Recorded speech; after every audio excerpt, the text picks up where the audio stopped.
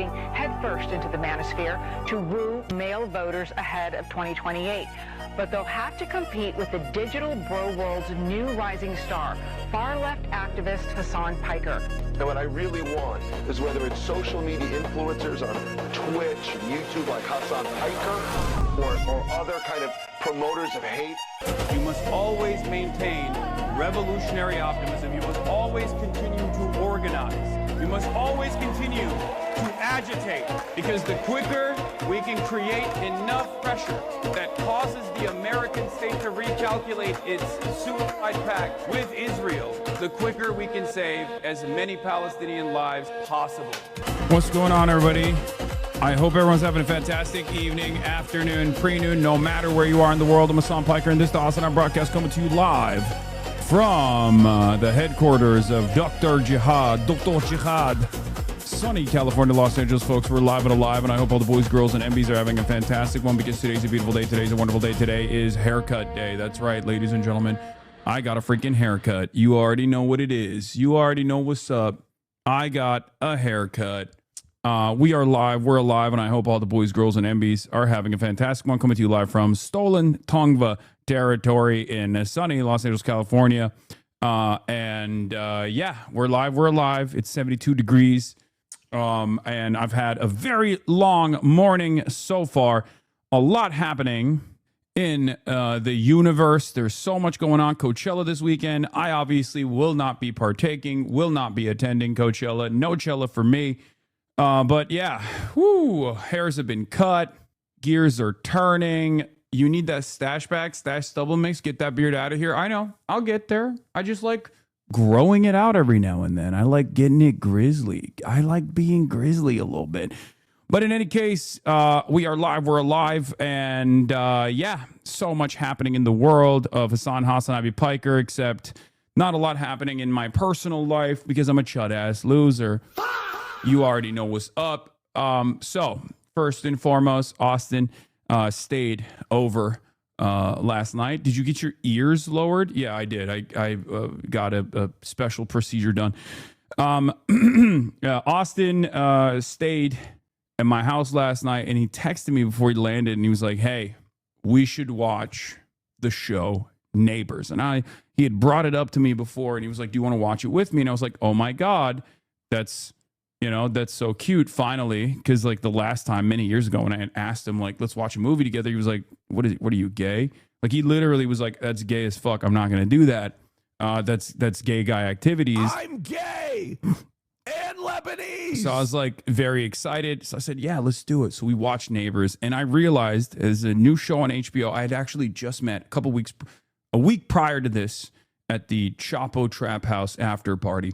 I had met the guy who made the show, right? He was the guy who made it, and he was telling me all about the process and stuff, and we were talking, and it was brilliant. I mean, I was already very excited. So when Austin brought it up, I was like, let's do it. And we watched the first episode and the second episode. And let me tell you, Neighbors is so perfect for both me and also for Austin. And the reason why I say that is because it has hogs, which we both love. It has America in its most purest form, which we both love. And I will tell you this much. It's a show about Austin versus Austin. Okay? If you appreciate, like if you're a Fear and podcast watcher, and then you really appreciate, all of the things that Austin gets into, Larry David style, but in his own way. That's precisely what Neighbors is. It's a show about Austin having disputes with other Austins. Every character is Austin. I've never seen something like it. Every single fucking character is Austin. You want to hear? All right, I got to give my plug real quick. Guys, for the next week, you can go check out Roll for Democracy. The stream is still up. Your donation, if you're in LA, will be doubled for Ray for mayor. If you wanted to watch what I was up to last night, I was with the very funny Brendan Lee Mulligan, along with some of the best D&D players in the world for a really awesome... Did you just follow me? Yes, I did. Why did you? Because I had to. You son of a bitch! So good. You son of a bitch! It's so good. It's just, but doesn't it feel like good? Because Like when I'm doing these speeches now, when I'm out and about and I'm doing these fucking speeches in my mind, I'm like, man, if there was a FA right here, like look. A battle brewing against not only the corrupt fascist forces of the Republican Party, but also against do-nothing Democrats that would rather sit there and collect paycheck after paycheck and fundraise from corporate donors that put your interests second to the interests of those very same corporations that point. Anyway. That's pretty good. What other ones do you have? Give me a rare one. Go to the full other side of the board. I'm just gonna push one. What's this one? Okay. Okay, but that one is that one. That's the. So there's Shia also Loon. there's this. May Allah awaken That's the a good one. people and help them to see the evil. Okay, I got one. Yeah, okay. I got one. All right. It's like wait a minute. Who is that? Is that the what? Is that President Barack Obama? Oh, And pussy too. What? Barack Obama, what are you doing he's here? talking about pussy. Why are you? Oh my God. Barack Obama, what have you been up to? You said you invented something? What did you invent? And pussy too. Oh, pussy too. Barack Obama, I hear you're in the newest Shrek movie. It's a sequel to Puss in Boots. What's it called? And pussy too. Oh! That's crazy. Pussy too. Wow. Yeah, it's wild. Anyway, I know you got to get to the news, but I never give plugs, but it's for a good cause. Plug. I don't have that, Ray- unfortunately. plug. I had to do that personally here. Ray is really inspiring. We want her to do well in her mayoral race. So the link will be somewhere. I know someone has the link here. Phil Debutante, if you're in chat, please give the link in Hoscord so they can go support Ray. Thanks for having me on. All right. All right. Enjoy the day, guys. See you later, buddy. Okay. Ladies and gentlemen, as I was saying, I watched neighbor versus neighbor disputes. It was Austin versus Austin, really. And it was a very fun experience overall. I enjoyed it. Great show. High key recommended. Oh, you guys find that angle to be weird, huh? Whoa. Are you wearing anti-billionaire merch? Yes, I am. I'm wearing the Anti-Billionaire Socialist Club merch from DSA New York. And did you guys cuddle? Did Austin and I cuddle? No, we just fucked. We just straight up had butt sex. Like, we versed it up too.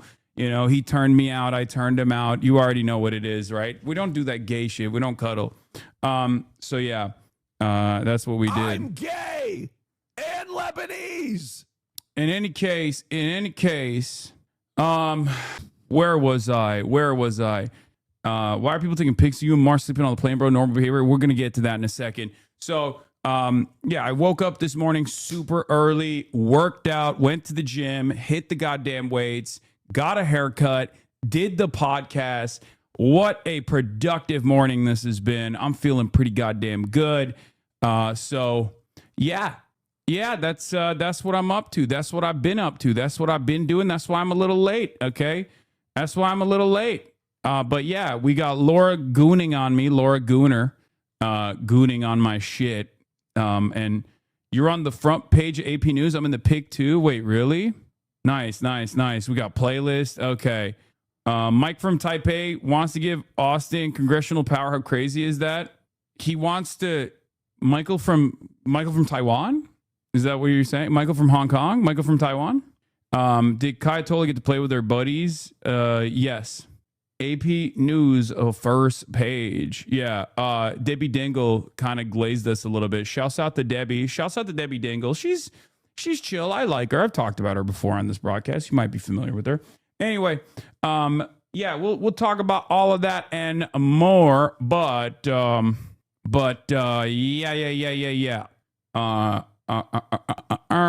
What was I going to say? What was I going to do? There's a lot going on.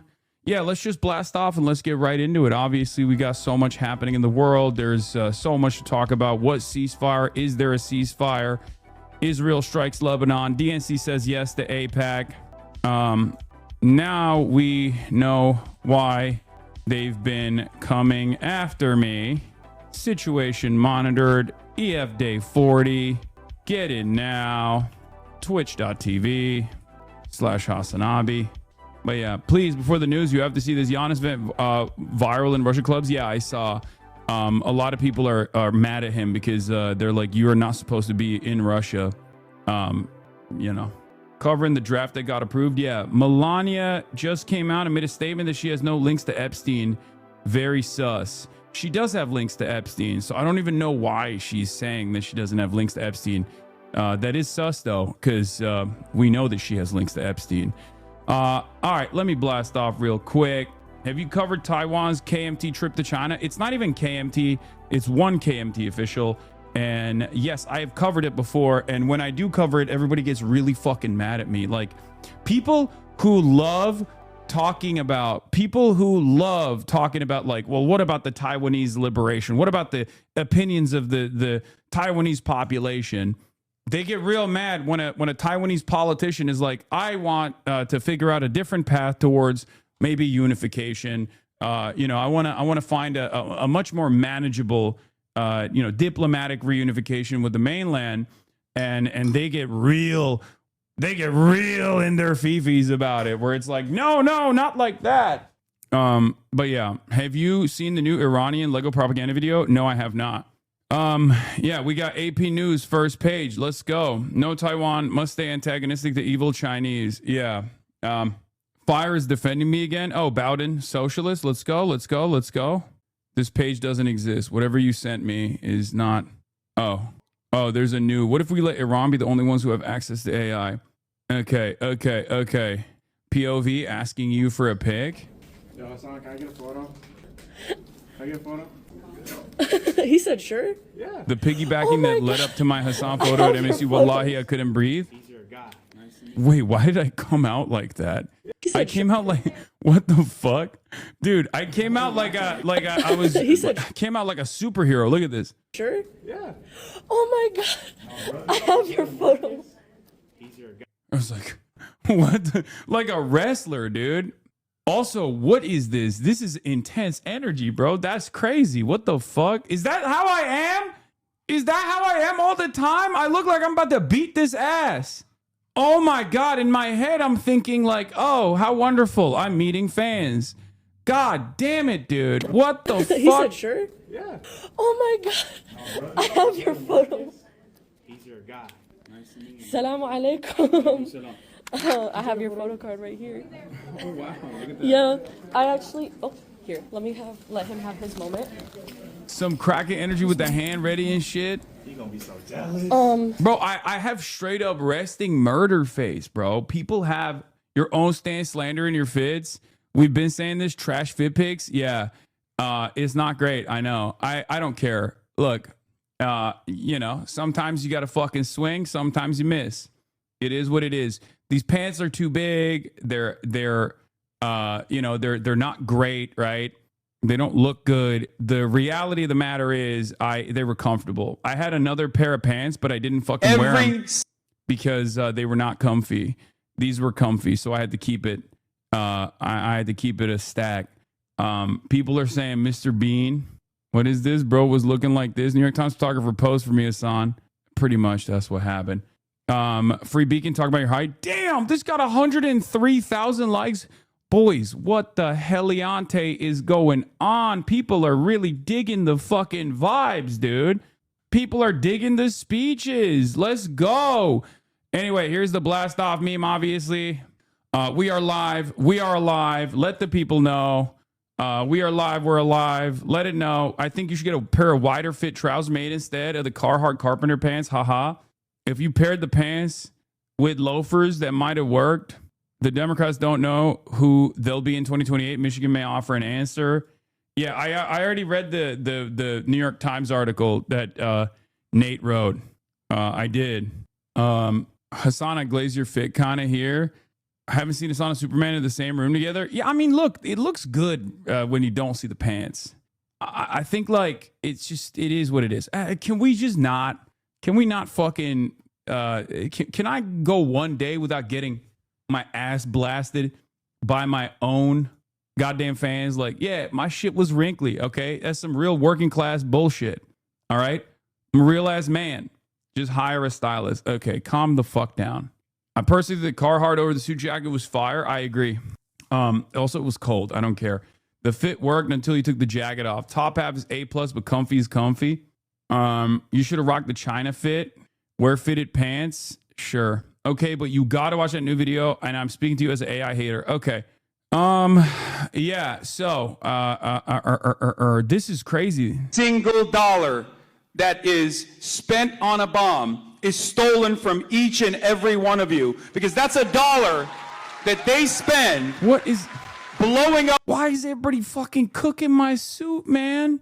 I don't know how people hate him. Focus, y'all. Oh my God, it really amazed me how far right America is. The label of Hassan Piker a radical left is almost at the center left position in some European countries. A school overseas instead of building schools in your neighborhoods.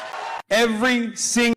It looks nice, like he stole his dad's jacket. It is my dad's jacket. Do you use a tailor? No. All of my jackets, most of my jackets are my dad's jackets. It's true. I did steal it from him. Yeah. I don't have a lot of the like fancy gear, dude. I don't wear a lot of that shit. I wear mostly like comfy stuff. You can't win. Either you too drippy in Cuba or not dripped enough in Michigan. Yeah. I gotta stop. The only thing I own that's tailored is the Mao Zedong suit. That's why it looks so fucking snappy. I really do need to get more tailored shit, honestly. I really do need to do that. I should reach out to the Chinese tailor, honestly, to get them to make more different colored versions of that same suit. Cause like that one's fire, you know? Okay, cute, but I think it's time for some fancy clothes. I do need to get some tailor shit for sure. Especially because we need to have you run for office. Bro, you hype mocked Abdul so hard they wrote a hit piece about it. I know, I saw. It's crazy. Your UBC suit isn't tailored to fit nice. Yeah, that one was too tight though. Like, that's what I mean. That one is like not tailored, but I felt like it was too tight. That's why I didn't wear it. That's why I don't wear that one. Also, never wear the China fit with Nike socks. Also a bad look. Okay. The UBC one might have been tailored at some point. You better come dressed to the nines with Z-Way. $100 tailored suit is 10x better than a non-tailored 1K suit. Yeah, no, I know.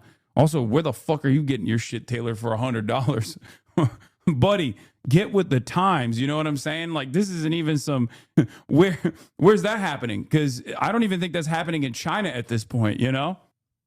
Bro said $100 tailor suit. Bro is time traveling from 2008, dude. Post-financial crisis, too. Like, right after... You're going on Z-Way, Godspeed? Yeah. Wait, how do you guys know that? Did I say that? Did I leak that? Anyway, yeah, I'm going on Z-Way. Yep. Yeah, I'm gonna be in New York for the upcoming week, and I'm also gonna be at Yale as well, Yale Union. There's this big debate happening at Yale Union. I'm gonna do that as well. Fuck it, it's it's leak time, leak HasanAbi. But yeah, how do you convince liberals that killing school children is bad? You can't. They love it, or at least they love countries that love it, right? They love countries that love killing school children. They do it for a hobby. Are you going to do taps again? Nah, he won't have me on. I'm too controversial. You live in LA. You don't got Taylor plug with a nice Mexican tia, Mexicano tia. I'm not debating anybody at Yale Union, but it's like a unique format where it's almost positioned like it's going to be like student on student violence, you know, and I'm going to be like a moderator. They'll obviously like be debating me too a little bit. And then anyway, let's finish this. I have a signature. Stop wearing dumb Gucci shirts and wear clothes made for you. Don't you know a bunch of smaller designers too? You're enough of an influencer. You could literally get clothes. Dude, can we not backseat my ass like this? This is so dumb. I haven't worn a fucking Gucci shirt since that one ugly Gucci shirt I wore. You're literally like, you're talking about 2021 cancellations, buddy. Calm down, okay? Fucking 41 month subscriber. He's like, bro, I don't understand. Yeah, it was ugly too. Yeah, that's the whole point. It's an ugly Hawaiian shirt. Sure. Oh, I've been a HasanAbi head for like 4 years almost. Hell yeah. Oh my god. All right. Anyway, let's move on from that. We need the new 2026, 2027 cancellations. Well, let's get started on that first and foremost. Ladies and gentlemen, as you guys already know, socialism is a lot of things. But more importantly, socialism, you might have thought that it's about seizing the means of production, moving society in a more egalitarian manner, allowing people's productive output to be utilized in a way that unlocks their potential. many different things, all of them wrong. Socialism is about not having things. It's about abiding by a poverty pledge. For example, socialism, you might have thought, was about not wearing clothes, and to a certain degree, it's true. Socialism is about wearing a barrel, an ugly barrel around your chest. Hopefully, you ethically source that barrel. Okay, if you wear clothes, socialism is not obviously is not happening. You're anti-socialist. You're fake. You're phony. You're a hypocrite. Turns out, socialism also is about walking to places. How did I find this out? Well, last night, Laura Loomer, my stalker, agent of Israel, Laura Loomer, Israel First, Laura Loomer, posted this while I was watching Neighbors alongside Austin. Austin went, "Oh my God, are these photos fake?" I jumped up from my seat. I looked over and I realized, no, that's real. Those are real fucking photos. Laura Loomer, exclusive pics. A source sent me these photos of Hassan Piker and his assistant. By the way, shouts out March, not my assistant, my cam op, my producer, but it's all good. Wearing pro-socialist clothing while sleeping in first-class seats on a Delta flight today from Detroit, Michigan to LAX airport in California. This is what we call champagne socialism. Piker was flying back from Michigan today, where he just campaigned with jihadist Michigan Democrat U.S. Senate candidate Abdul El Sayed. Anti-billionaire socialist club, they say, from their first-class seats. Now, of course, you know, this is incredibly creepy. I'm going to tell you right now, very strange thing to experience when you're, you know, traveling and you're sleeping and someone is taking a fucking photo of you while you're, you know, passed the fuck out in a 6 a.m. flight. Very odd that she also watermarked the titties off of this thing. That was also very weird. Don't know exactly why she did that. Okay. Very strange. Like, who's going to steal it? And then, worse, probably not the best photo of March. I'm going to be honest. I feel bad for March. So, yeah, he said, "Your creepy chud ass did me so dirty here. What the fuck? Just wake me up if you want to pick next time." Shaking my head. So, it's weird. I will admit it's a weird thing. It's a weird thing to find out in the aftermath, where like you're in a vulnerable state. You assume a level of safety, even though you're in public. Okay.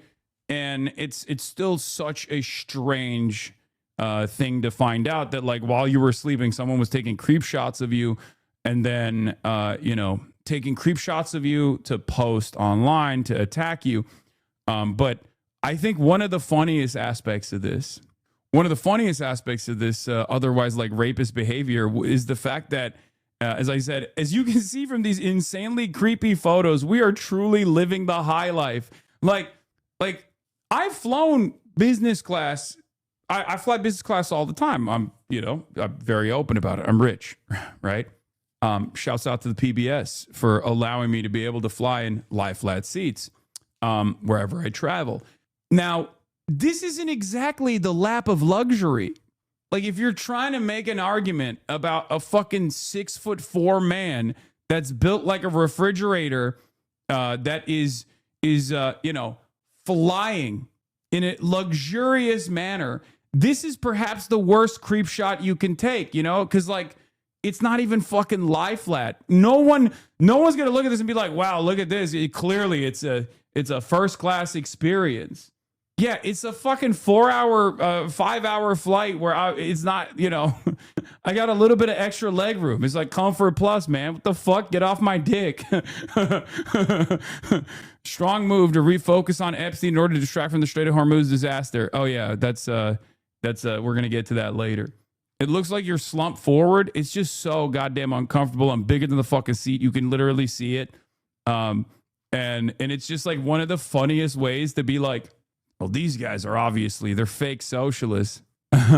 It's just like, what? This is the worst photo to post. This is probably one of the worst ways to make this argument. And yet, obviously, dumbasses were still like, "Oh, hell yeah, they're living the high life." Like, is this what you think super wealthy people are doing? Is this what you think super wealthy people are doing? They're fucking flying like this? What are you, insane? No, they're flying private, dumbass. You should know. You've flown private with the president. Who knows what you've done on that flight? in any case, the other, of course, the other side of this story is the fact that, I mean, a lot of people are too stupid to recognize this, but like, this is what happens when you run a cooperative corporation. And also, when you're flying, when I fly, my team flies in the same way, in the same exact manner. My family flies in the same exact manner. My team flies in the same exact manner. That's how it is, ironically enough. So even then, it's yet another instance where it's like it's a reflection of me quietly living out my values, I guess, right? And even Right-Wing Code, which normally is not a fan of mine, said, do they realize they just help Hasan when the hits on him are the grave crime of spending $400 on extra legroom on a Delta domestic flight or buying an ugly overpriced jacket? And I responded, I said, also, my producer makes more money than they do, co-op, and he flies how I fly. Laura Loomer has a lot of opinions on other people's transportation, despite the fact that she somehow got herself banned from Uber. Oof, that's true. Yeah, I fly my Twinks out first class, okay? Unlike some people that we know. I'm gay and Lebanese. Yeah, exactly. But of course, because Right-Wing Cope has like this incredibly annoying fuck Hasan style audience, immediately all these like liberals are chiming in to be like, actually, this is an ethical inconsistency, sir. It's not. You're a fucking idiot. It's funny to laugh at how hyper-consumer is the life he leads, but yeah, treating it like Oppo Research to fracture his platform is a terrible misread of his audience's loyalty. They fully bought into it's just shelter, it's just clothing, it's just transportation. Even Right-Wing Cub was like, as much as I think Hasan's outfits are jewelry kind of dookie stylistically, I just don't really see the appeal of it as an attack when the average right-wing scandal is some wild shit like Elijah Schaffer or Tim Pool literally taking money from Russia. Yeah, that stuff makes him look goofy, out of touch, and kind of hypocritical, but him being a lazy, narcissistic nepo baby who's never worked a day in his life and has had everything handed to him, paid for by his family's landlord empire, is not what makes him politically toxic brand. This would maybe be compelling in 2014, but probably not compelling when the average right-wing scandal is Elijah Schaffer banging Sarah Stock, his wife leaves him, takes the kids, and then he has a Joker Hitler arc on Twitter. Redditors need to fucking just let it go. It's very weird that they do that. Regarding your plane picture, for his thoughts to concentrate on what's in front of him. If you see a man hiding his eyes with his hat, he may be working through something you are not aware of. But when that man raises his head and shows you his true self, love him with all your being. True. That's me. That's why I hid my eyes. Yeah, like, these people are fucking chirping. Meanwhile, Kirsty Noem was getting her back blown out in the back of a fucking private jet that she chartered with taxpayer funds, while her husband had the biggest awoogas you've ever fucking seen in your goddamn life getting cucked on the taxpayer dime. Not one, but two private jets where she could fuck Corey Lewandowski and get cucked or cuck her fucking big awooga having husband. And you're over here talking shit about my domestic air travel. The fuck's wrong with you? Also, the motherfucking president was best friends with a goddamn international sex criminal that trafficked little children, okay? And he might have partaken in it. We don't know because they're fucking hiding the truth. And you're over here talking about, oh, socialism. Socialism means you can't pay $200, $300 extra dollars for some leg room on a 4-hour flight where you're clearly not having a good fucking time. Shut the fuck up. I can't. Look. I expect the dumbass right-wingers to run like this, okay? I expect the dumbass right-wingers to fucking operate with this mentality.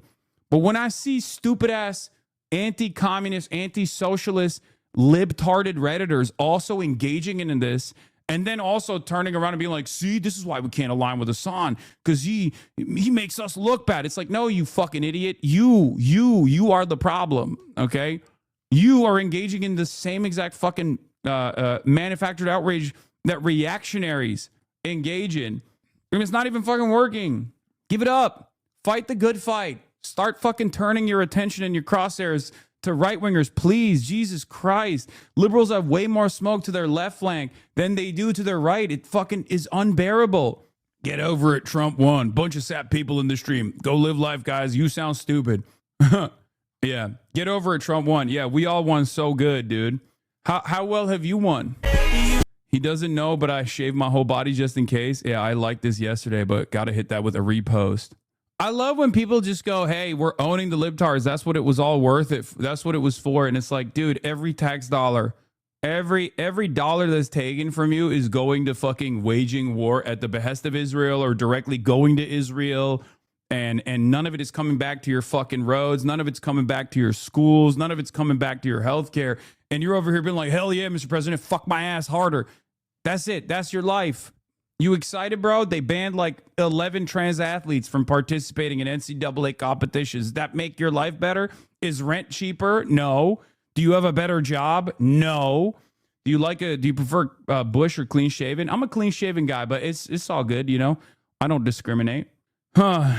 Your cousin got shipped out and is waiting in a goddamn forward operating base that might get peppered with Shahed drones any moment at the behest of Israel, and you're over here being like, hell yeah, dude, fuck yeah, I love this president. I can't wait to die for Israel. Fucking idiot. Anyway, I have no respect for you. You're a goddamn cuck. Have some self-respect. Have some decency. If you consider that every hit piece Fox News produces about you, the higher the chance Trump sees it, and then you get the tweet of a lifetime, I will frame it when it happens. I'm not even saying if, I'm saying when at this point. You know, State News, they asked the students. Yeah, damn, this photo goes hard. State News, Hassan Piker, a major draw for the El Sayed rally, students say. State News asked the students on the line who they were there to see or what they were doing. Obviously, that is complimentary to the Debbie Dingle article that came out on the Associated Press. What one campaign rally in Michigan reveals about young voters ahead of the midterm elections. We'll read both, right? Damn, this photo goes hard, Lamont. I mean, yeah, I need it. I need it. I need it. I need good ones. Because, like, let's be real. There's a lot of them out there that are not so great. And people are fucking cooking me. All right. All right. So what is this? Yeah. Hassan Piker could open a sweatshop. And when people brought it up, his followers would be like, when people bring it up, you mean? This guy doesn't even speak English. What the fuck? Isn't English his first language? Anyway. Hassan Piker could open a sweatshop, and when people bring it up, his followers would be like, oh, so being a socialist means you can't invest in money. Yeah. But he didn't open a sweatshop. All his products are union made in the U.S. Winky face. It's just funny to fantasize about, like, make something up about me and then get mad at the thing you made up. It's like 90% of Republican gripes at this point. Always trying to dress like a writer on the blacklist in the 50s. I mean, that's swag. Yes. That's swag. Anyway, that pic makes you look like a younger Jerry Adams. I like that. Baba ne bağırıyorsunuz? Her şey normal mi? İyi misiniz? Ne oluyor? My dad and mom are yelling in the other room. I'm like trying to figure out what the fuck's going on, but they're just, you know, there's nothing. Let's learn some reading comprehension. Clearly, OP is talking about how Hassan has done some of the most nasty shit. You guys still suck his dick like MAGA sucks Trump's dick. Oh, absolutely would. Like, I want his dick. Are you even serious right now? Are you stupid? Like, 1,000% I would suck his dick while he's on stream and let him sit his sodas on my fucking head and wear a shot collar. Don't be ridiculous. Jesus Christ. Gucci is definitely not union made in the U.S. Lamafau. His merch, sweetheart. Let us use our heads here. Gucci is made in Italy. Down bad, but also respect. Okay. She did not hold back on that. Yeah, I know. Photo Laura Loomer posted is edited, by the way. Bro, I get stalkers taking fucking creep shots of me while I'm sleeping on a goddamn flight, and you still find a way to cook my ass. Who needs haters when I got fans, bro? Who needs enemies when I got friends like these? I swear to God, y'all suck. Anyway, Hassan Piker, a major draw for El Sayed rally, students say. For many of the Michigan State University students who crammed into Anthony Hall Tuesday afternoon for U.S. Senate candidate Abdul El Sayed's campaign stop, his guest, leftist Swiss streamer Hassan Piker, was actually the main attraction. Most of the 13 students the State News interviewed at the rally, which also featured Pennsylvania Rep. Summer Lee, said they had attended the event because Piker would be there, but were open to hearing El Sayed's message. I honestly heard about this just from Hassan because I've been watching him for years, political science senior Caroline Anderson said before the rally. I'm excited that he's here doing this because I never expected MSU to be one of the schools he would come to. Digital storytelling senior Rachel Kozlowski said she also heard about the event from Piker. It is really inspiring to hear so much of what my generation is feeling coming from people with more power and reach fighting for us, Kozlowski said. Since 2018, Piker has grown his fan base on the live streaming platform Twitch to over 3.1 million followers. Over 37,000 people logged on to Twitch to watch the rally on at MSU Live. In the days before the rally, Pike said that his appearance at the rally could help attract disengaged members of the electorate. For some students who showed up, his presence indeed acted as a sort of megaphone for El Sayed's platform, attracting potential voters with enticing slates of policies. I really love that Piker endorses candidates because I especially believe in his message for Medicare for All, said nutrition senior Aisha Alvi. This is not the first time Piker has endorsed a candidate. During 2025 New York mayoral election, then candidate Zohran Mamdani was interviewed by Piker on his Twitch channel, and Piker was spotted at events hosted by the Mamdani campaign. Some students said El Sayed's message on combating the influence of corporate lobbying and politics resonated with them. Anthony Bennett, geology graduate student, said kicking corporate money out of politics is what drew him to the rally. Lee, the representative from Pennsylvania, delivered an impassioned speech emphasizing the need for Gen Z to involve itself in the upcoming midterm election. That energy found a receptive energy. That's a crazy way to write. Okay, no disrespect to statenews.com. That energy found a receptive energy Tuesday afternoon. Kozlowski said Lee brought a fire energy that can stand up to the strong personalities on the right. Agency was a repeated theme during the event, with Lee's calls for youth engagement and Piker adamantly rejecting nihilism as a response to the political moment. I really enjoyed it, especially in the time right now when it feels so hopeless and you think everything's going wrong in the world. It's really nice to see that beacon of light, Alvey said. So that was, at least you know it's not AI. That's true. Shouts out. This newspaper is still writing articles the old-fashioned way without relying on AI. I read the Guardian piece by Bhaskar. Why do elite Democrats fear Hasan Piker? It was really good. I read that yesterday. Highly recommend that article. What one campaign, this is the AP piece. This was really good too. What one campaign rally in Michigan reveals about young voters ahead of the midterm elections. Okay. This one is also very interesting and good. It's on Associated Press. Ann Arbor, Michigan, as students banged on desks and stomped their feet. Baba, telephone. Baba. I don't know why. He has like two phones and they're always like on full, the ringer is always on and they keep ringing for hours. Okay. And he just places the phone like right next to my studio for some reason. I don't know why. It's very funny. He just loves it. It's a classic parent thing to do. Yeah. One for the plug and one for the hose. Exactly. That's why he's got the trap phone. Trap phone stays ringing. Okay. Anyway, as students banged on desks and stomped their feet inside a packed lecture hall at the University of Michigan, someone decades older stood in the back, quietly taking in the scene. Debbie Dingell, a longtime Democratic congresswoman, was there to watch progressive U.S. candidate Abdullah Sayed campaign with Hasan Piker, a popular yet controversial online streamer.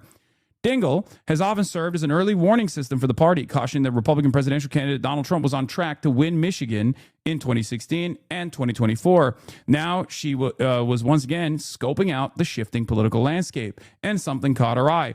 Debbie Dingell said, "Quite frankly, I haven't seen that many people outside an event yet this year," said Dingell, whose district includes Ann Arbor, who said her attendance wasn't an endorsement. A line of mostly young people stretched out the door and down the street, hundreds waiting in the cold evening air on Tuesday. Some had backpacks slung over their shoulders after coming from class, while others had traveled from afar. Although they were there to see a progressive candidate, attendees didn't fit into any ideological box. Instead, they showed a common dissatisfaction with both major parties. Their frustration was a reminder of the anger that has coursed through modern American politics and now appears to be simmering with a new generation ahead of the midterm elections that will determine control of Congress.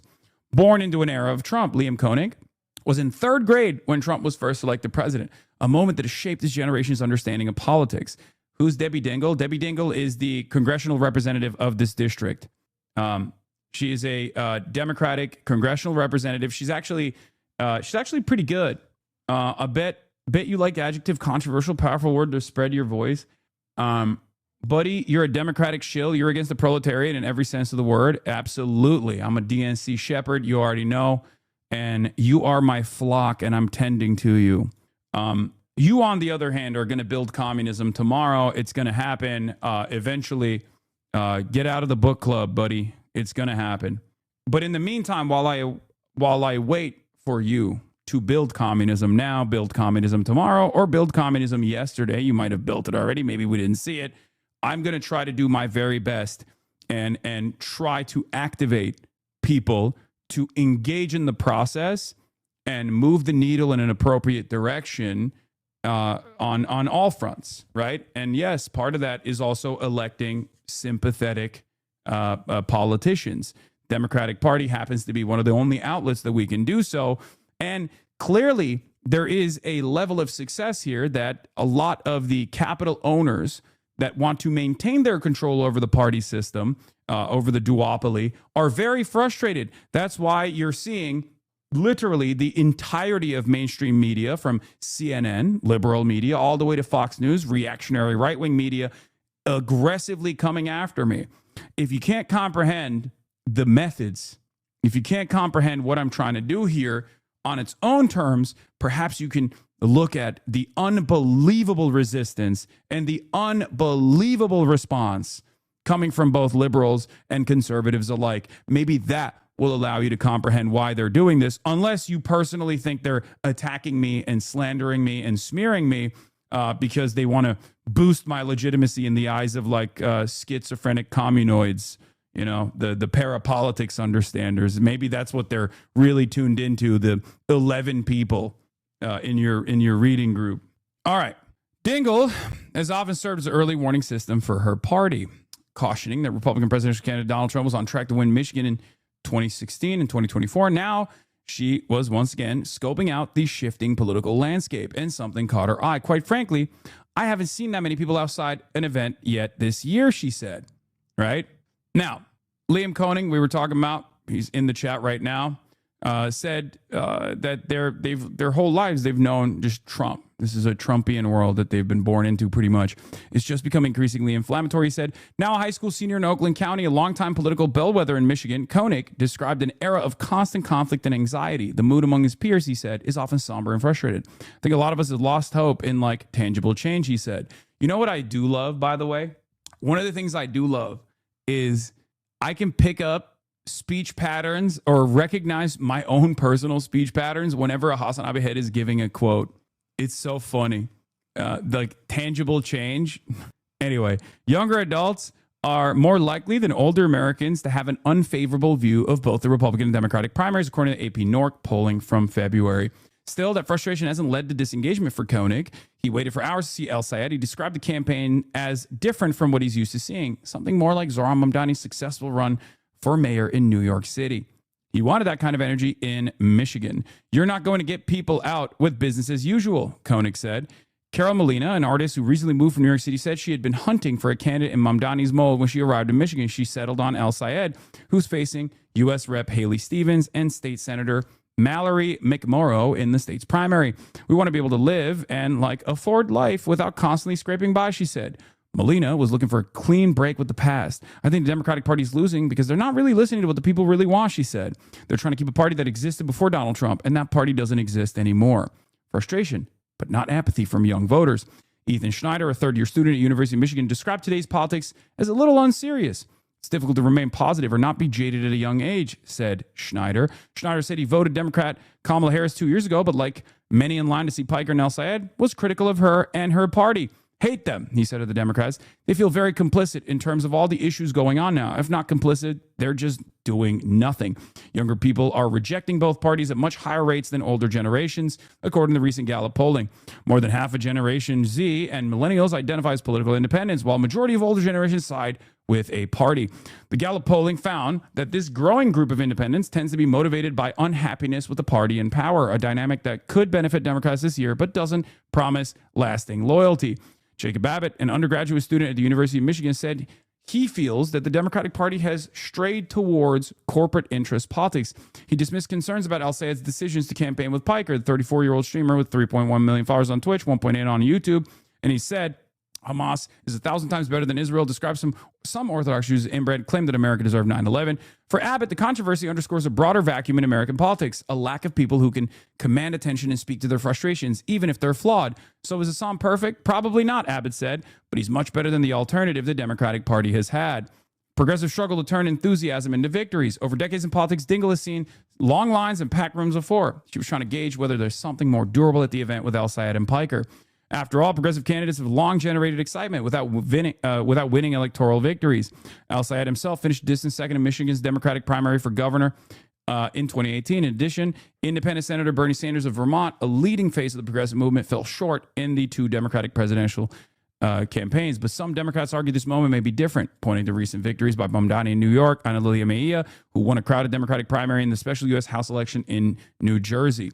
There should be a progressive running everywhere that one exists, said Pennsylvania Representative Summer Lee, who also appeared with El Sayed. Every year, every race, she added. We might not be victorious, but every single time we have to call the question. Dingell said she'll be looking to see what happens next. Is this something for the kids to do, or is it going to connect? She said.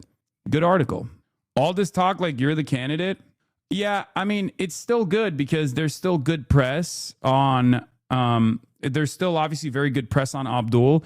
And one of the biggest problems with the Abdul candidacy is that he is, out of all of the new crop of talent that is propped up on the left flank candidates, he is one of the best. He has experience. He has a fantastic background. He's a fucking Rhodes Scholar, right?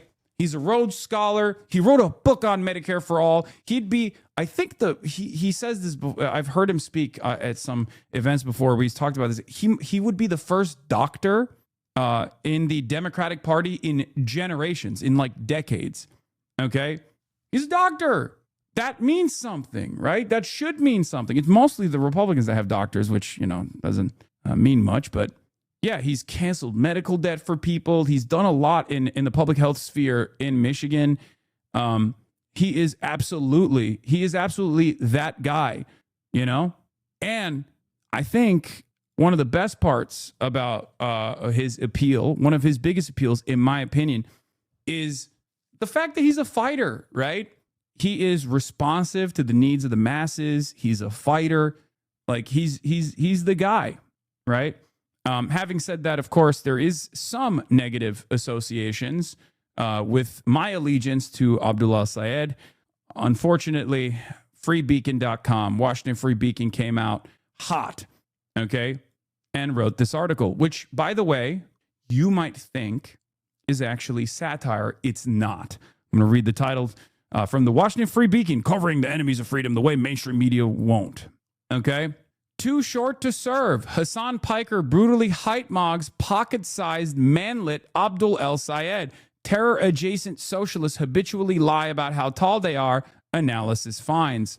Abdul El Sayed, the left-wing Democrat running for U.S. Senate in Michigan, was brutally height mogged by pro-terrorist influencer Hassan Piker during a campaign event this week, raising serious questions about the pocket-sized candidate's fitness for federal office. El Sayed, a Rhodes Scholar, who also sympathized with terrorists, was listed at 5'9" and 195 pounds during his undistinguished career at the University of Michigan's club lacrosse team. In 2006, El Sayed failed to register a single statistic despite appearing in 15 games. Lacrosse is widely regarded as a trashy sport that serves as a natural refuge for society's most loathsome creatures.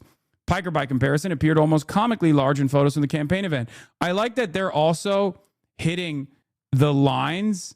They're hitting both lines where, like, I am also comically large. Like, it's fucked up how large I am.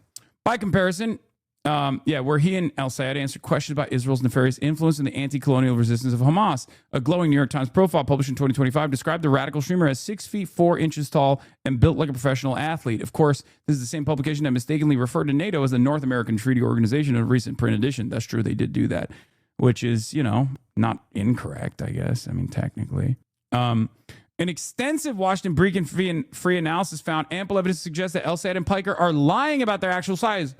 I'm lying too. In September 2015, Piker was photographed alongside former NFL wide receiver Drew Carter, who was officially listed as 6'3" throughout his career. A visual analysis determined that Piker was at least 1 to 2 inches shorter than Carter. However, because Piker's feet were not visible in the photo, we were unable to rule out the possibility that he was wearing lifts or standing on a box. That's crazy. Wait, what? Extrapolation? I'm 5'8"? Zoran is 5'9", and therefore I'm 5'8", and El Sayed is 4'10". Okay, yeah, no, this is not serious. This is not serious. Listed 6'4", actual 5'8", listed 5'9", actual 4'10". That's okay. Wow. I'd like to apologize to people in Michigan for this misrepresentation. While my aura may suggest I'm 6'7", I'm in fact only 5'9" in shoes. I ask what the press and the public give my family and me space in this trying time. Yeah, also, Abdul El Sayed is a goddamn monster. I mean, he was doing 3 plates. He can put up 3 plays, chat. That's it. It don't matter what his height is, okay? He's a goddamn Rhodes Scholar. No, that's not satire. That's a very angry little man who wrote that article. Very, very angry little man. All right, but that's all we got. There's also a Mondo Weiss article, but like a lot of people are catching up or are totally aware of exactly what's going on in mainstream media. It's actually there's a tie-in to one of the things I'm going to be talking about in a little bit, which is what the DNC did earlier today, as they struck down a provision demanding that Democrats actually bar AIPAC money from their elections. Perhaps it offers a little bit more insight into why so many prominent Democrats have actually fucking lost their minds over the last 3 weeks, as like Donald Trump has been doing incredibly insane things, ruining global energy markets at the behest of Israel, all the shit. Very strange that the Democrats, alongside Republicans, have created this like weird, unholy allegiance. Weird, unholy allegiance. But before we get to that, let's move on. There's another Fox News article that came out. What the fuck? How many Fox News? Bro, what the fuck? Donald Trump, the fascist hired himself. For the last 2.5 years, they smeared people like myself and people like yourselves and said that we were radical, said that we were wrong. And yet, we persevered. But now, I can easily say f*** them because I'm no longer alone. Neither are you. Donald Trump himself is not the disease of our politics. He's just the worst symptom of the disease of our politics. Now, I know it was hard to tell, but the last person who was speaking was the candidate, almost also at a fever pitch. So they are together, no matter what that candidate says. He said he just wanted a kind of a different voice on the campaign trail with him. Oh, no. You guys are close. Radical left influencer Hasan Piker was the first man you saw there, deepening the divide among Democrats headed into the midterm elections. Last night, appearing on stage at 2 Michigan campaign rallies with the Senate candidate Abdul El-Sayed. Some moderate Democrats have condemned Piker for his long history of offensive and anti-Semitic comments like this. This is so insane. America deserved 9/11, dude. I'm saying it. I don't have any sort of patriotism in my heart for America, but just in general. It doesn't matter if rapes happen on October 7th. Like, that doesn't change the dynamic for me even this much. So he's anti-American and he's proud of it. No place in his heart for this country. That's not enough for El-Sayed to keep his distance, to say that he and Piker are not together. Piker has millions of online followers that could translate to voters. Are there any views that Hasan holds that you disavow while you're with him right now? I'm not here to disavow people's views. I'm here to have a conversation about how to get money out of politics, put money back in pockets, and pass Medicare for all. That's the conversation that folks are here to listen to. This whole gotcha game, platform policing, cancel culture, I thought we were over it. Those lawmakers on the far left, like Senator Bernie Sanders and House members Ro Khanna, Rashida Tlaib, Pramila Jayapal, and Summer Lee, are backing El-Sayed's Senate bid. Garrett Tenney is in East Lansing, Michigan. This story is red hot there, Garrett. Yeah, Harris, if Abdul El-Sayed is going to win his party's primary, it's likely going to be with support from young progressives. And we saw last night that Hasan Piker is someone who can help him do that. Hundreds of students lined up and packed into these rallies, and they ate up the anti-war, anti-capitalist, and anti-establishment messages from both Piker and El-Sayed. Here's a bit of what some of those students told us. I don't think it's too far left. I think the Democratic Party has gone so far right. Democratic Party was also against Zoran campaigning with Hasan, and we see how that went. I think that they're really just trying to shut down Abdul's race early because I don't think they want another Zoran, and I think that they see Hasan as a way to do that. Let's go! Because of his, statements that are framed as controversial. At the rally, El-Sayed said, we love and revere our Jewish neighbors and that no one will fight harder against anti-Semitism than he will. But at the time, he was also campaigning with Piker, who even some Democrats describe as an unabashed anti-Semite. After the rally, El-Sayed told me Piker's audience is more important than the streamer's controversy. Also, this is the other problem, though. Like, it's already established in the news that I'm like an unabashed anti-Semite when that's not the case. And all these people know that that's not the case. And most of these outlets that even write that know that that's not the case. At least like the New York Times will be a little bit more careful when they say like controversial streamer. They won't say like he's an unabashed anti-Semite. Fox News obviously doesn't have any issues because especially on the commentary side. Like on the commentary side, they'll just be like, oh, he's the most radical anti-Semite you've ever experienced. The problem is not that it matters, obviously, like this stuff is bullshit, right? And people know it's bullshit, so it doesn't have the impact that it used to. But one of the problems with this kind of thing, with this kind of like with the response from some of the candidates is that if they don't also like say this is totally ridiculous, like you just say that about anyone who's fucking anti-Israel, give me a goddamn break. If you don't say that, then all of a sudden it looks like you're making excuses. You're making excuses for why you have to appear alongside an anti-Semite, and that is not the best message, in my opinion. I do know that the people who listen to Hasan are engaging in faith. They want a way forward into our politics. Do I agree with everything he said all the time? The guy streams for 8 hours a day. You could take a lot of things out of context he said that I disagree with. And at the same time, I want to have a conversation about the things we do agree with. National Democrats are really concerned that while Piker could help Democrats win this primary, or El Sayed win this primary, when it comes to the general election, they are concerned that that relationship could hurt their chances of holding on to the Senate seat. Both Piker and El Sayed told us last night that is not something they are worried the least bit about happening. Harris? Garrett, thank you very much. I want to bring in focus now. Clay Travis, Outkick founder. Look, you are an expert in the digital world. And you're also a lawyer. Yeah. No, definitely. This is our digital world expert, dude. So I have to ask, when you hear Hasan Piker say there's not any kind of a place in his heart for America, there's no confusion around. Wait, what? That's not, what the fuck? When have I said that? They're just, I love that all of this is just a game of telephone where they just completely, at this point, like I was saying, they went from like, Hasan said America deserved 9/11 to like Hasan said he did 9/11 and he would do it again, right?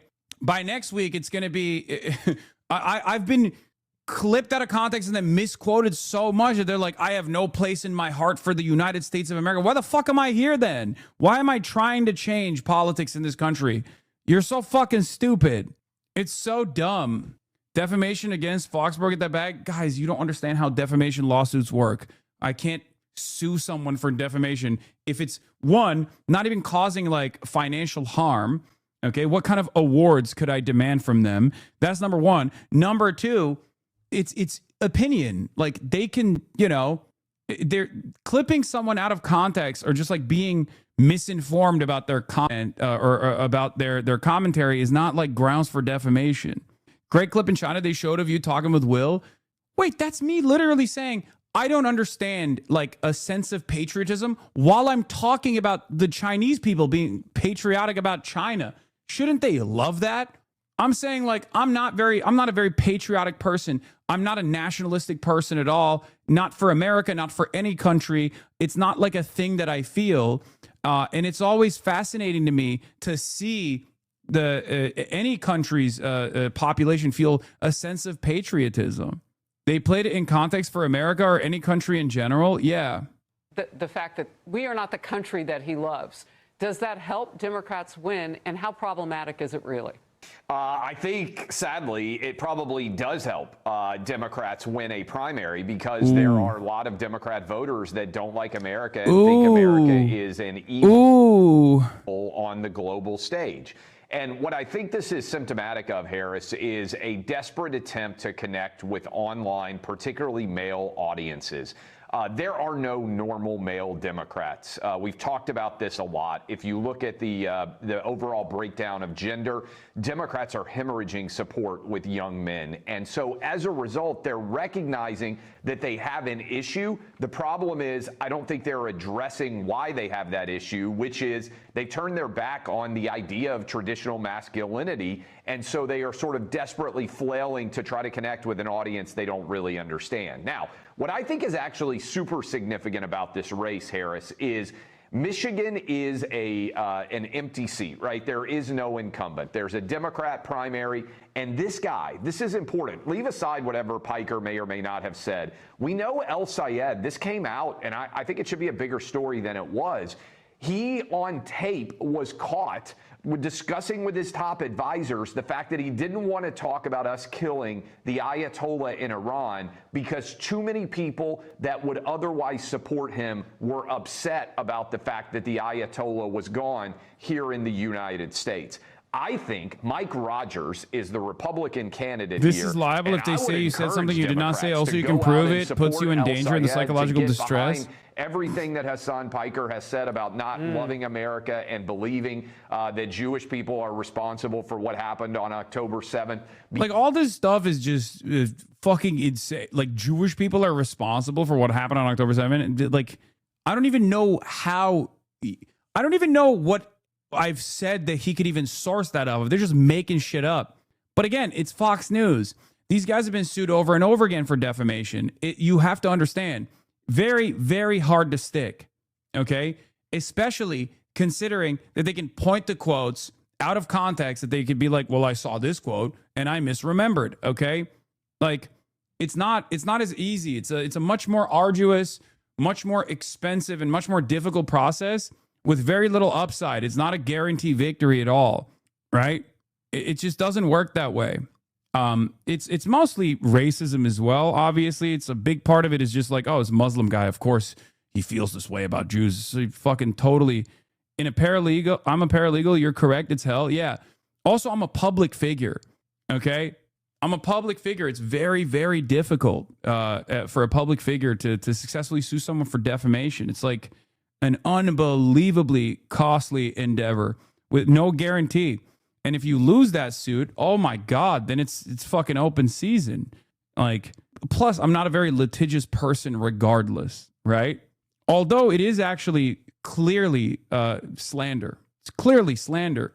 It doesn't work that way in an American court system. This is precisely what I'm trying to explain to you, and you guys simply refuse to understand it. Because guess what? The average swing voter in Michigan is not going to respond well to this, Harris. And remember, if Michigan goes red, if Mike Rogers wins this race in Michigan, the map is over for Democrats. There is no way that they can even contend in the Senate if they lose Michigan, Georgia, or New Hampshire. Especially considering that this is like, all right, I'm skipping this. Especially considering that this is, Will Cain did another piece on this. What the fuck? Bro, this guy, every day this motherfucker's talking about me. What the hell? You have to stop saying you're just a Twitch streamer and don't have any substantial influence. It's clearly not the case any longer. It doesn't matter. I'll let my fucking influence speak for itself, okay? I'll let my influence speak for itself. Obviously, if I wasn't fucking influential, I wouldn't know who Pikey is if it hadn't been for mainstream media talking about him. Is this dog shocker? Oh, the drama. Why doesn't Will have him on a show? He could ask him questions, then talk over his answers and cut him off like the hack that he is. It's quite clear they're standing next to each other and supporting each other. Can't be clear, but be obvious. Use the right words and speak eloquently. Say what you mean and mean what you say. No room for misinterpretation. Oh, if only it was that simple. Said it in the previous log, but I've had to answer who you are after 5 family members just asked this week. Great. It's a great opportunity for you to educate your family members about what I actually represent. This is a great entry point because most people have a distaste for mainstream news. Liberals hate Fox News and Republicans hate CNN. I'm getting the same angle of attack from both parties. And you know what else most people hate? The nation state of Israel. Why am I getting this bipartisan attack from mainstream outlets? Why am I being slandered as an anti-Semite? Because I am a prominent critic of the nation state of Israel. That's it. It's an argument that most people can even recognize on their own without too much explanation at all. You don't even need to explain it. You could just be like, obviously, you know why. Because a lot of these guys are pro-Israel. They love Israel. They hate when Israel is criticized. And this guy is one of the most prominent critics, one of the most visible critics of Israel in American news, and they can't control him. He's not a controllable entity, and they get very frustrated. They want to fucking take him down a couple pegs. They want to warn people and stop people from encountering him. They want to poison the well ahead of time. It's not working, right? Yeah, they hate me because I criticize their boss, the nation state of Israel. It is very funny, though. It is very, very, very funny to do this at a time when, clearly, at a time when the public is so unbelievably mad about our seemingly unlimited loyalty to the nation state of Israel. But this is also another thing I wanted to show you guys. There was a clip compilation that HasanAbi Productions put out there. He said, this is why the establishment Democrats and Republicans are terrified of Hasan. To which I replied with, this is why all the mainstream media smears and manufactured outrage on here means nothing. We have a wonderful community in the real world that go out and plant the seeds for trees they'll never see in the shades of. So, let's look at this 1 minute compilation real quick, and then we're going to move on to situation monitoring. But first and foremost, we're going to be monitoring the Melania situation. We're going to need all the help we can get. My name is Zach. I work for the campaign. I'm a huge fan. I'm one of the volunteers tonight. I was actually getting people to try to sign up to canvass. Watching your stream made me get off my ass. I'm a public defender now, and it's all. Oh, hell yeah. I've been watching since 2020. Hell yeah. Now I'm an employment law paralegal. National Lawyers Guild Legal Observer with the merge. I'm a 4-year sub. You put me on game. I got my mom on game from you. One of my heroes now. I watch this team all the time. Thanks for being you changed my life, for real, bro. I used to be a Republican. You kind of changed my whole trajectory, so thank you. So I want every single person here, every single HasanAbi. What the fuck is this music though, bro? You couldn't have used like my man slapped the worst like non-copyright music of all time onto this shit like it's a CapCut video, the automatic music that plays. Especially, not only organizing your workplaces, not only organize with your communities, but also organize to get responsive politicians elected. None of those are free until all of us are free. Is it American Pie? It sounds different. Is Coco Melon music? Don't hate. Yeah. This is American Pie song. Holy shit. Is it? I couldn't tell. Anyway, but that's what it is, right? And there are, thousands of examples like that, thousands of encounters like that in every single stream that I do when I'm out in the real world, right? And that's part of the reason why it's much easier for me to just like block out all that fucking noise out there. Block out all that noise on the internet. And you also should refuse to abide by you couldn't tell because you're so anti-American. That's true. You shouldn't listen to these fucking chirpers. Like, you have to remember, there's a lot of people that are either misguided or there's a lot of people that just like don't pay attention to anything. I was talking to someone this morning and I was talking about Iran. I was like, did you see the thing that Donald Trump said about Iran the other day? He had no idea, bro. He had no idea. Donald Trump was like, I'm going to genocide the Iranian people. Like, he just didn't even know. There are so many people like that out there that just go about their day. They have no idea what the fuck's happening at all, right? So you have to remember that when you encounter people on the internet, they're like, I fucking hate this guy. This guy fucking sucks. Who gives a shit? Maybe you don't feel it, but your bravery has been hugely inspiring for me, being loud and proud when appropriate about my beliefs. Hell yeah. New Kyle Kalinske. It's kind of Brigadier General Kyle Kalinske. Let's go. Literally 57 seconds ago, no views whatsoever. We're in here, dude. We're in here watching as it comes out. We're in here watching Kyle Kalinske, the commander of Dark Woke, the commander of the Dark Woke militia before he makes these videos. Holy shit. It's still rendering. Kind of crazy right now to me. It kind of low-key feels like we live in a simulation as I'm witnessing our politics unfold, because look at this. This is so crazy. Fox News ran 5 different segments on That was the first day. They've done like 10 more since then. It's crazy. They the same day Trump announced he's going to wipe out Iranian civilization. This is not a joke, y'all.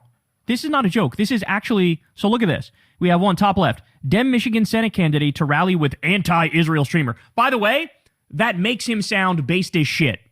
Like that most of the country looks at that and they go, oh, cool, anti-Israel. I'm down for that. The other one on the top here, Hasan Piker's history of anti-Semitic remarks, not enough to keep some Dems away. Well, that's bullshit. He's only said a quadrillion times that he's anti-Zionist, not anti-Semitic, and he's made countless arguments defending Jews.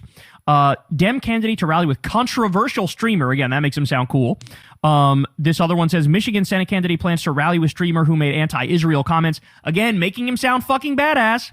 And then we have this one. Why are Dems appearing with Hasan Piker? And you have fucking Chip Roy with his two first name having ass and his bald ass head sitting there fucking going against Hasan. And then the other thing I find funny is that they're using all these good pictures of Hasan, right? They're like, here's a picture of Hasan looking like a hunky dream, and he's anti-Israel and controversial and edgy. They don't know what they're doing. They're accidentally doing a favor for us, okay? This is heightening the contradictions and the difference between fucking Mallory McMorrow and Abdul El Sayed.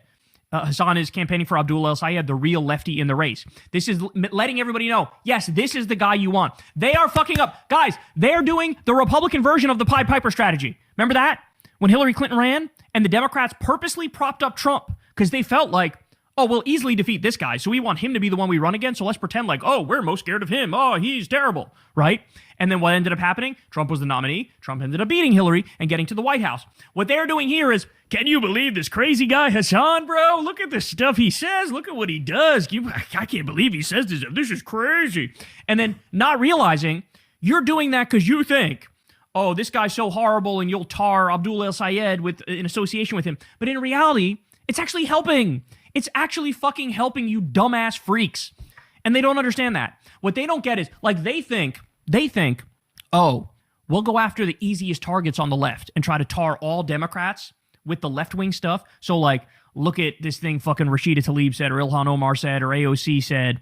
Look at this thing fucking Hasan Piker said. And they think, like, aha, we got him, guaranteed to win now. But what you don't understand is, it's like a reverse Trump type thing where left-wing ideas are actually liked. They're actually popular. When you show Hasan talking about we need to fucking tax all the billionaires or shove them in the gulag, people are going, hell yeah, brother. That's what they're thinking. When he's talking about Medicare for all and free college and a living wage and ending the wars and taxing the rich and arresting the Trump regime thugs and all the good stuff, they think like, look at how extreme that is. But Americans listen to that and they go, I fucking love that. Finally, somebody's saying some real shit. Finally, somebody's saying something different. When somebody says Benjamin Netanyahu's a war criminal, he should have been motherfucking arrested years ago. That's something everybody, oh yeah, absolutely. It is pretty funny that they constantly go, look at how bad this guy is. And none of these Democrats that, like all of these Democrats that you fucking despise hate him. And the only Democrats that you find palatable love him and constantly do appearances alongside him. Like, it is pretty funny to do that. Obviously, like, you know, yeah, we got our own lane here, but it's so funny to be like, yeah, the most popular politician in the country, Bernie Sanders, who also happens to be Jewish too, is defending Piker. Like, what do you mean? Like, how do you think that's a coherent narrative that's going to undermine whatever the fuck I'm trying to do here? When you keep doing that, most people are gonna be like, oh, wait, what the fuck? I love Bernie. I didn't know who this guy was, but you're saying he's an anti-Semite, but Bernie's his favorite politician. What the fuck is that? You know? Absolutely. I fucking agree with that completely. And so it's backfiring. And by the way, let's be serious here. This is Donald Trump is literally destroying the entire country. Yes. Destroying the world, if we're being serious. An illegal and offensive war waged against Iran, a country that didn't attack us, is not a threat in any way, shape, or form. Doing it with Benjamin Netanyahu, the axis of Epstein, is what we're talking about here. Destroying the global economy, inflation going up, unemployment going up, gas prices skyrocketing, grocery prices skyrocketing, no idea how to open the motherfucking Strait of Hormuz, ICE rounding up innocent people, shoving them in concentration camps, authoritarianism skyrocketing. And here we are, and instead of talking about any of the Trump shit, they're going, can you believe this edgy streamer said something edgy in fucking 2019, bro? Can you believe that? They did the RNC research account the other day tweeted Hasan from like 2019 telling some like Vietnamese, or some old Vietnamese immigrant lady who said some right-wing shit to suck his dick. And they were like, oh, can you believe he said, like, what are you doing, bro? What are you doing? They're fucking up. Because in the same way that when, liberal media attacked Trump and tried to portray him as uncouth, it kind of helped him. The inverse is happening now. You're trying to portray these like leftists as uncouth, but when people actually listen to what we're saying, it's funny, it's edgy, it's interesting, and there's also some there at the core of it, because we're arguing for good politics that will improve everybody's life. Hasan was at the thing with Abdul El Sayed, and he was saying the exact right thing. He was going, every single motherfucking dollar we spend to blow up a little girls' school in Iran is a dollar that does not go to your healthcare, does not go to your education, does not go to free school breakfast and lunch for kids, does not go to university. In some ways, it low-key is the Trump method, right?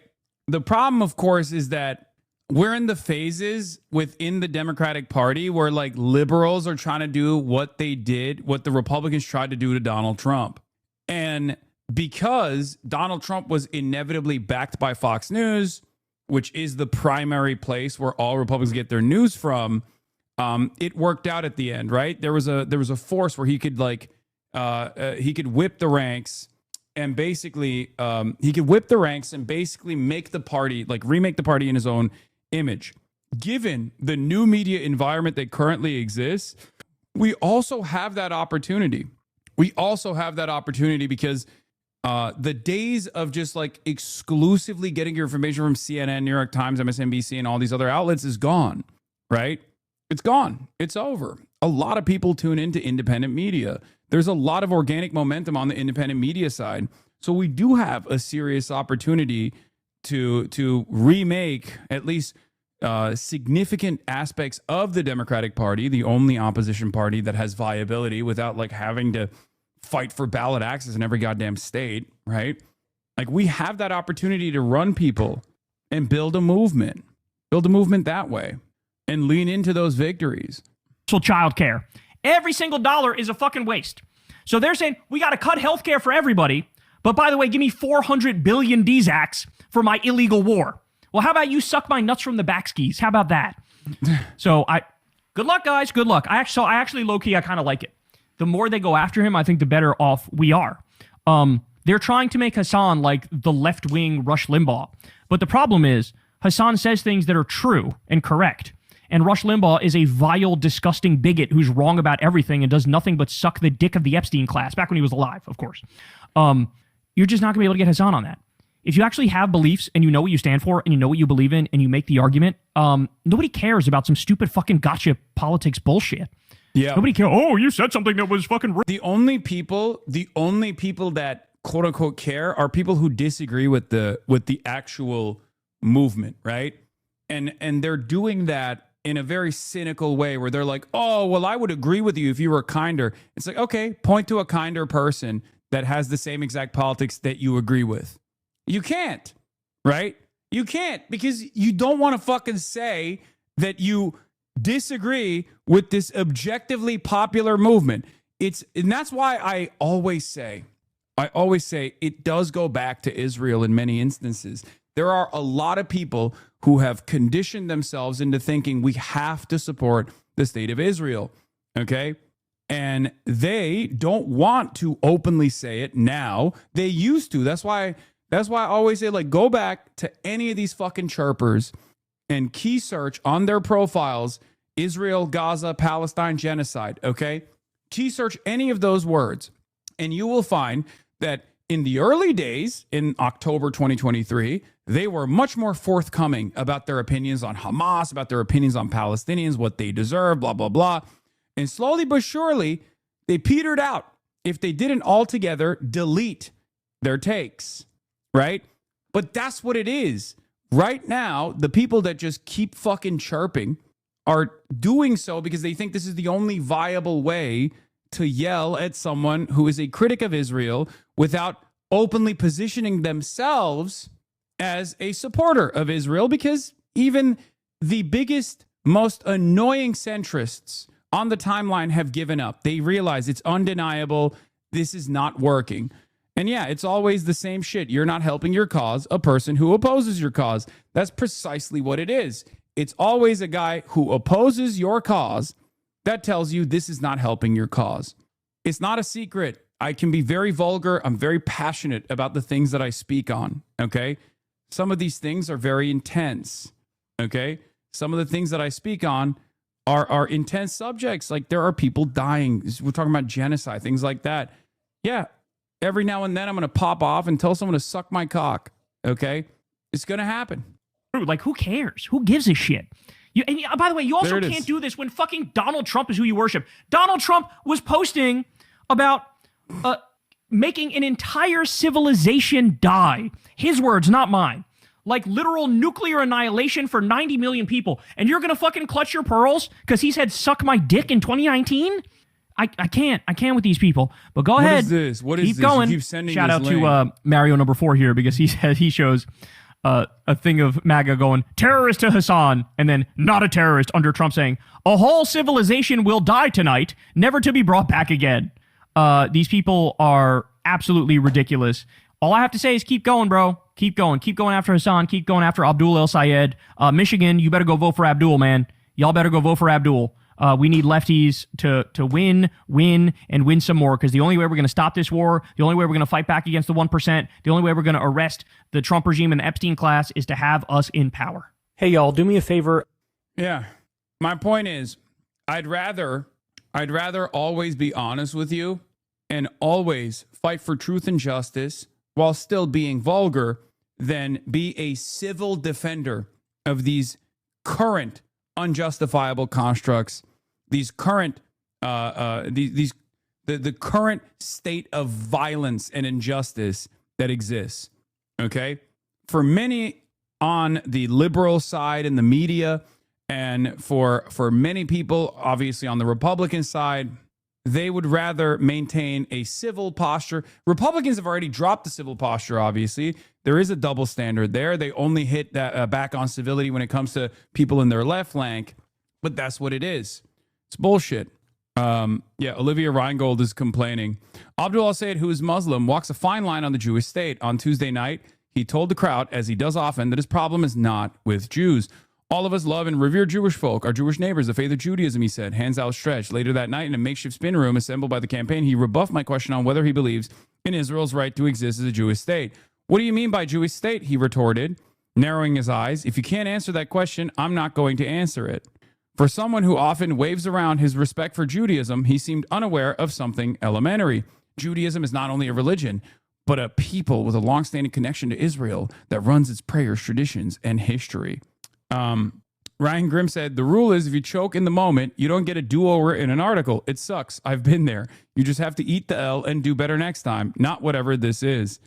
It is funny, though, because, it's funny because she also misquoted Abdul. And there's also this weird thing where she's narrowed his eyes. He didn't do that. It's on fucking video. Abdul Al-Sayed, who is Muslim.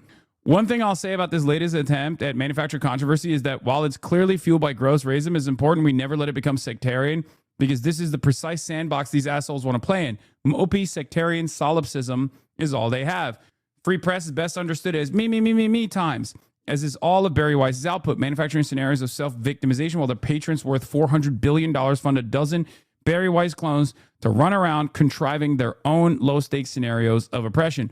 Incidentally, hats off to the guy who rebranded an ethno-supremacist state premised on ethnic cleansing, dispossession, apartheid, constant colonial migration, and mass killing as Jewish self-determination. It sounds so left-coded and liberatory and benign.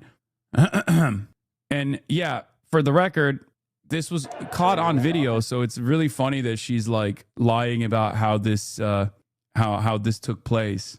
But I will say it does.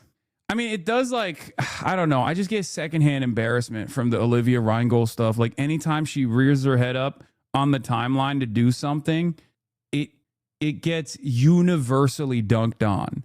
Abdul Al-Sayed, who is Muslim, narrowed his eyes Mohammedanly and contorted his face into the shape of the sword of the Saudi flag before retorting Islamistly, Allahu Akbar, Sister Olivia Reingold, and peace be upon Muhammad, Allah's truest messenger, and curse the non-believers. Yeah. What do you mean by Jewish state? There are different answers to that question. It can mean a homeland where Judaism plays a special/cultural role. It can mean a system of Jewish supremacy at odds with the basic fundamentals of liberal democracy and universal rights for all.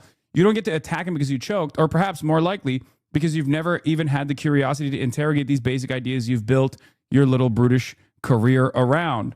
Yeah, he was standing there Muslimly. I mean, she did literally say that. Abdul al-Sayed, who is Muslim, my problem is not with Jews, he said brownly, stretching out his hands out, presumably in the direction of Mecca.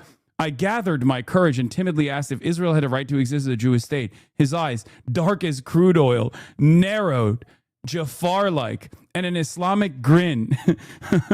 It's just like, it's so fucking clear. Yeah.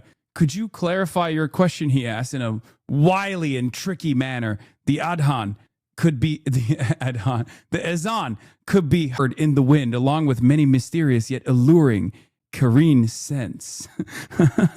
Yeah, it's like as soon as he speaks, Senate hopeful Abdullah Sayed claims he's running on affordability. So why did he just appear on stage with anti-Israel radical Hasan Piker? Much of what I saw felt more fitting for a MAGA rally, only instead of immigrants or trans people, the target was Israel. Yeah, I wonder why we would be talking about Israel, because it's a pretty fucking profound litmus test for who is brave enough to say the fucking truth and actually represent the interests of the masses, and not just the base of the Democratic Party, but just like the masses of the American population at this point, and who is a corporate stooge terrified of saying the fucking truth that people want to hear. It's a great litmus test. It was a litmus test in 2024. The Democrats failed it, and it's still a fucking litmus test. It's become even more perverse that the Democratic Party is not responsive to this question, right? And for the record, that brings me to one of my stories I must talk about today, and that is that the Democrats have congregated once again in person. The DNC got together and made some decisions, okay? The DNC got together and made some decisions. One of those decisions was, of course, on AIPAC. We're going to be talking about that. Let me find it real quick. Here it is. DNC committee shoots down resolution condemning AIPAC. I said, Lamout, 90-10 issue for the base and 1090 for our representatives. I wonder why.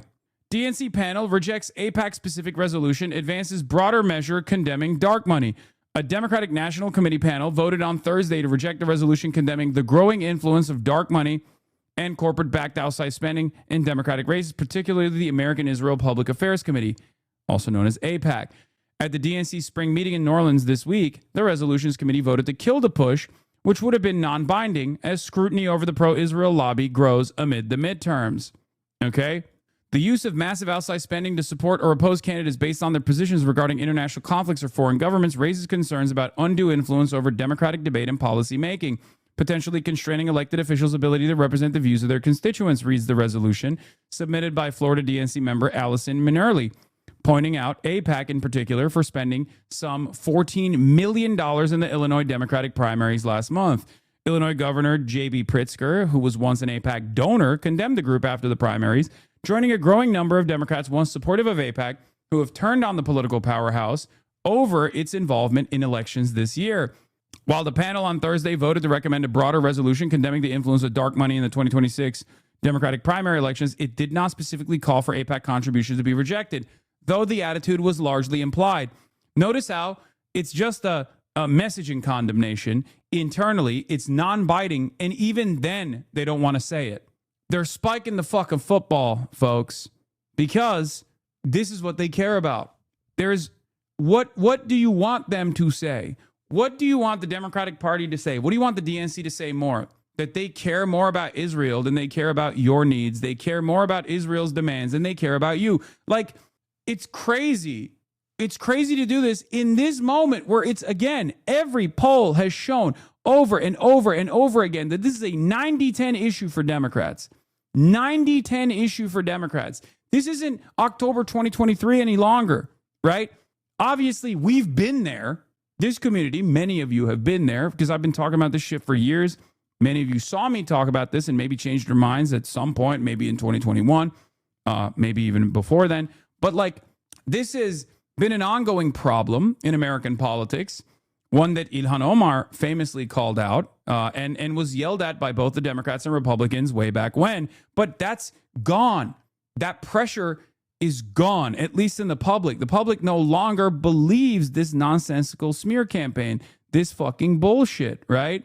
At this point, it's abundantly clear that voters want them to distance themselves from Israel and that doing so would actually help them with elections. That they still won't is a testament to the Israel lobby's influence, which deserves much more attention. Okay?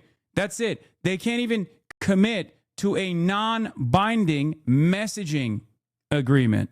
What more do you want? Employees vote against cutting their salaries in half. I mean, true. That's it. If we don't participate in these fucking primaries, listen, I've done door knocking, especially during primary season, okay? Even in a general election, right? Even for the presidential election, people don't give a shit about primaries, but it's the most impactful for changing the direction of the party. We have a unique opportunity because the moment is here, okay? The moment is now, I promise you, unlike ever before, where people have an appetite for change, okay? There is no, this is a gift. You have to receive this gift. You have to use this gift to show people, look, these fucking guys are going to lie, cheat, and steal. They're going to try to find the best possible message for you. You have to reward the people who have been there. You have to actually lean into the people that are going to be honest and represent your interests and not the interests of corporate donors and not the interests of a foreign lobby. Okay? That's it. Mallory McMorrow is a great example of this. Someone who is trying to desperately find the perfect message. But when you try to craft the perfect message, when you're trying to win an election, okay, all that focus tested nonsense, it shows that you don't have backbone, right? That's what it is. That's why I keep stressing the importance of going out and doing your very best to canvass for these candidates, to door knock for these candidates, to phone bank for these candidates, to fundraise for these candidates, and do everything you can to put as many anti-corporate Democrats as possible, as many left-flank candidates as possible, and put their asses in those seats and forcibly change the makeup of this party. Okay? Because they're not going to do it. They're not going to do it. As a matter of fact, Democrats are much smarter than the way they present themselves. The party as an institution is absolutely not oblivious. Okay? They're not oblivious at all. They're cynical. They want to maintain the controlled opposition framework. Okay? They want to be the controlled opposition party. And that is the reason why they're attacking me and attacking candidates that are representative of that left flank that will force the rest of the Democrats to have to respond to more public pressure from their constituents who go, why the fuck can't you be like Zoran? Why can't you be like Abdul al-Sayed? Why can't you be a real fighter? Okay? That is the real threat for many Democrats who are, old, corrupt, calcified in their positions, that just want to sit down and collect checks and put your interests last. Back in 2021, I went to Ohio to campaign for Nina Turner when she was running for Congress in that special election. I asked AOC about how Israel was beginning to intervene in primaries then to stop the left. This happened before October 7th. Exactly. That's why the Warrenite wing, even though Warren actually, supported Graham Plattner in Maine, that's why the McMorrows of the party are also very dangerous in many respects. In some races, a Mallory McMorrow style candidate will be the best possible candidate. Make no mistake, will be far greater than the rest of the field, right? If Mallory McMorrow is running against Henry Cuellar, I'm with her all the way. But when there is an opportunity, when there is a real opportunity out there for someone like Abdul al-Sayed, of course you have to take that, right? And I'll tell you this. If Abdul al-Sayed was running against just Haley Stevens, it would be a blowout, okay? It would be a no-show race, basically, for Abdul al-Sayed. Haley Stevens is obviously a charisma void. It would be a fucking landslide, Plattner-style condition, okay? If Abdul al-Sayed was running just against McMorrow, it would be a much tougher race, I'll admit, but he would still win because McMorrow would reposition herself as being, someone who is more sympathetic to Israel to be able to, get as much support from AIPAC adjacent donors to the best of her ability to win that race. And it would eventually expose the differences between these two candidates. Okay? 100%. But the race we have ahead of ourselves for Abdul El-Sayed in the primary on August 4th is one where there is the Haley Stevens, the ultra conservative Democrat that is super pro-Israel, and the McMorrow that is positioning herself as like the modest, moderate adjacent, moderate friendly, Democratic Party backed, progressive-ish candidate versus Abdul El-Sayed, who is the disruptor in the race, who is the true left voice. That's precisely the reason why Chuck Schumer has quietly said that she'd be fine with McMorrow winning, recognizing that Stevens is not going to win, right? That's why you have to lock the fuck in.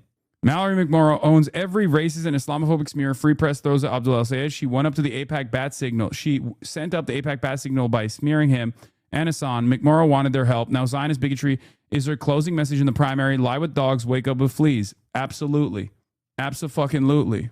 Actually, you know what? I'm going to say, will Mallory McMorrow condemn the racist attacks Abdul El-Sayed has received so far since she sat down with Jewish Insider and called and compared me to an avowed neo-Nazi Nick Fuentes? I'm adding her too.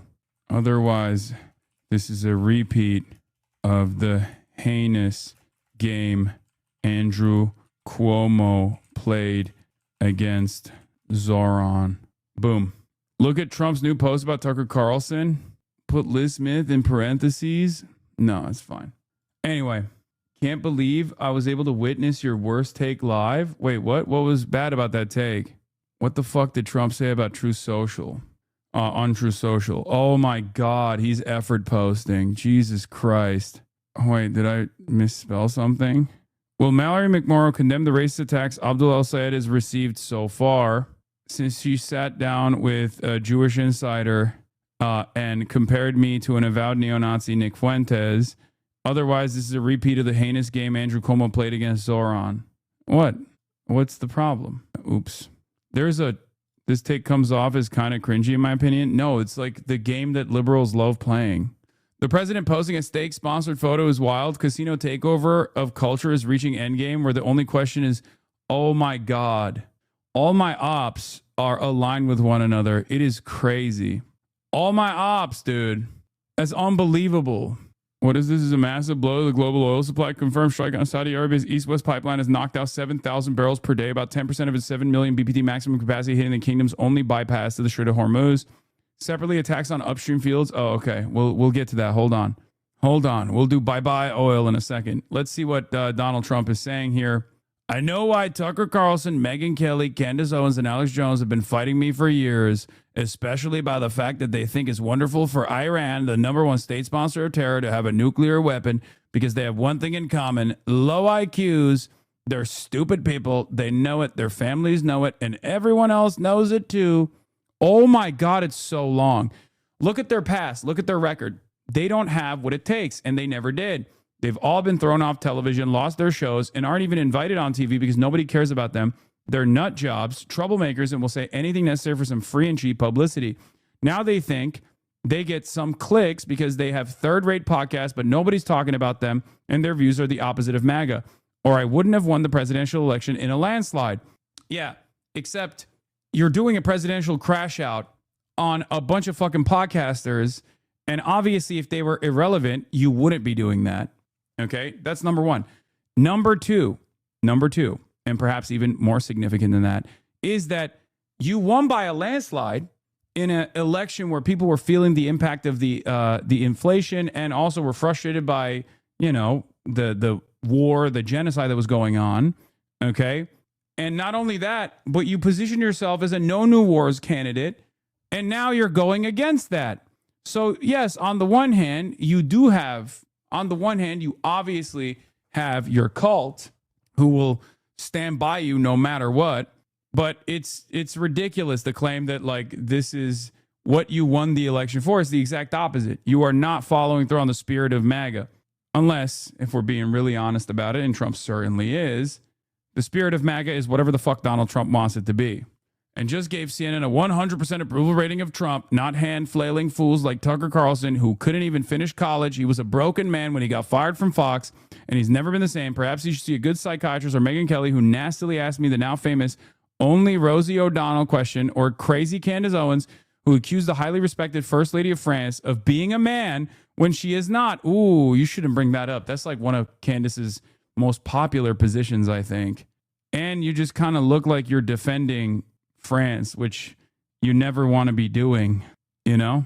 And will hopefully win lots of money in the ongoing lawsuit. Oh my God, you're hoping that a French person that is associated with Macron defeats an American conservative commentator in a lawsuit about false accusations of being trans. Oh my God, this is worse than Trump being like, I love Israel, I put Israel before Americans. From the perspective of like his own fan base, he could just get away with saying like, I love Israel, Israel's the greatest country on earth, whatever, right? They also are evangelical Zionists anyway. But this unironically hits, dude. This hits Trump's base directly on the head. He's coming across like he's in support of not just any Frenchman, but Macron. He's coming across as disparaging trans panic adjacent rumor, which again his base eats up. It's very crazy. Actually, to me, the First Lady of France is a far more beautiful woman than Candace. In fact, it's not even close. It's crazy. Or bankrupt Alex Jones, who says some of the dumbest things. Okay, again, he's bankrupt because he fought for conservatism from the perspective of like Republicans, right? Who says some of the dumbest things and lost his entire fortune, as he should have, for his horrendous attack on the families of Sandy Hook shooting victims, ridiculously claiming it was a hoax. You might as well yell at Alex Jones for being an anti-vaxxer next. What the fuck? Buddy, you went on a show after he did that. Oh my God, what a fucking fake friend he is. I don't know how to feel about this. I feel like this might actually cause a real fissure in the base. It's clear that he's been watching the movement taking place on the independent media side. And he knows that like independent media is fully pulled out, right? The podcasters don't fuck with him no more. Even Joe Rogan is like anti-Israel now, or anti-Israel curious at least. He's clearly been bottling up all of this anger and resentment about his most loyal servants in independent media. And he's basically lost them. Who does he have on the Republican side? On the independent media side, who does he have remaining? Ben Shapiro? Ben Shapiro's done. He's dead. He's got nothing. It doesn't make any sense. He's got Kat Turd and Erica Kirk and Ben Shapiro. Patrick Bet-David, I guess. This is the bridge day he was talking about. He's burning all of them. Yeah, it turns out he's not burning bridges in Tehran. He's burning bridges in the United States of America. These so-called pundits are losers, and they always will be. Now, fake news CNN, the failing New York Times, and all the other radical left news organizations are hailing them and giving them positive press for the first time in their lives. They're not MAGA. They're losers just trying to latch on MAGA. As president, I could get them on my side anytime I want to, but when they call, I don't return their calls because I'm too busy on world and country affairs. Oh, my God. He sounds like such a bitch. I'm too busy doing presidential work. I'm too busy being president. I'm dealing with the country and the world. I don't have any time except for writing this long effort post about them.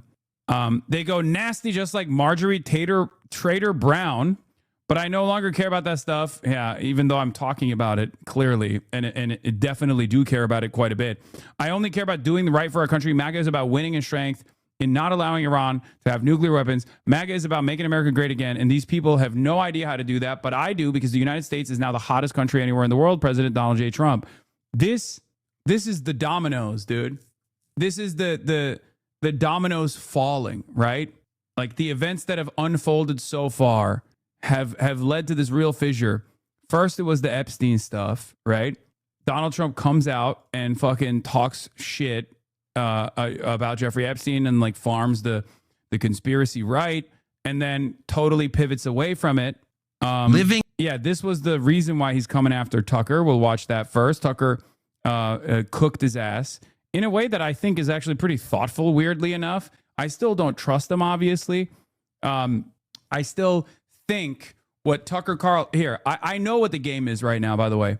I think what Tucker Carlson is doing is establishing as much legitimacy and credibility as possible in the anti-Israel flank so that he can either personally run and take over the MAGA base, which he will be able to, regardless of what Trump is saying right now, or potentially he will lend that credibility to like a JD Vance. Okay. He's already positioned himself as like claiming that there are voices inside of the White House that are actively fighting against Donald Trump waging war in Iran at the behest of Israel. And you can tell he's talking about JD Vance without openly saying it. So I think Tucker Carlson is either going to lend his credibility to JD Vance that he has developed in this space. He will be either a kingmaker or he will run himself. Okay? Who do you think you are? You're tweeting out the F word on Easter morning? You'll be living in hell. Just watch. Praise be to Allah. So obviously you're mocking the religion of Iran. Okay. If you seek a religious war, that's a good idea. But by the way, no decent person mocks other people's religions. You may have a problem with the theology. Presumably you do if it's not your religion, and you can explain what that is. But to mock other people's faith is to mock the idea of faith itself. And dude, he is so, God. I can feel as soon as this is published, as soon as this video is published, I can literally sense every Bangladeshi unk spreading this far and wide in every WhatsApp group you have ever thought of, and many you will never even see. Okay? This is a fucking nuclear bomb for the ummah. Okay? The entire Islamic world saw a white man who looks white as shit, by the way, like not just any white man, but one of the whitest, sitting in his log cabin, wearing a poplin shirt, shitting on the president for disrespecting Islam. I'm telling you right now, every fucking unk, every will forever be every Muslim unk will forever be a fedayeen for Tucker Carlson. Okay? Like they already love Jackson Hinkle, right? They love Jackson Hinkle. And they now forever will demonstrate absolute loyalty to Tucker Carlson. Should never mock that, because at its core is the acknowledgement that we are not in charge of the universe. We did not build it. We won't be here at the end of it. We can destroy life. We cannot create it because we are not God. The message of all faith. Yeah, there's two things that will give you forever praise from Muslim unks and aunties all around the world. If you're a white guy or a Christian and you revert to Islam, it's over, okay? It doesn't matter how fake or phony it is. Andrew Tate is a great example of this. He never actually converted to Islam at all. He just simply said it, and then everybody loved it. They literally went crazy mode for him. Muslims love a white Christian or just any Christian converting to Islam. They will literally put you on the highest pedestal possible. That's number one. Number two, if you defend against Islamophobia, if you defend Muslims against Islamophobia, if you defend the faith, oh my God, as a white guy, as a Christian, oh my God, is the highest praise of all time. At the biggest picture level is the message in our Bible, which is you are not God. And only if you think you are do you talk this way. But it's not just mockery of Islam. And no president should mock Islam. That's not your job. This is not a theocracy. We don't go to war with other theocracies to find out which theocracy is more effective. We are not a theocracy. And God willing, we never will be, because theocracies corrupt the religion. No, this is a mockery not just of Islam. It's a mockery of Christianity. To send out a tweet with Christianity, to send out a tweet with the F word on Easter morning promising the murder of civilians and then saying praise be to Allah without explaining any of it, you are mocking me and every other Christian because we're Christians. We can't support that. That is evil.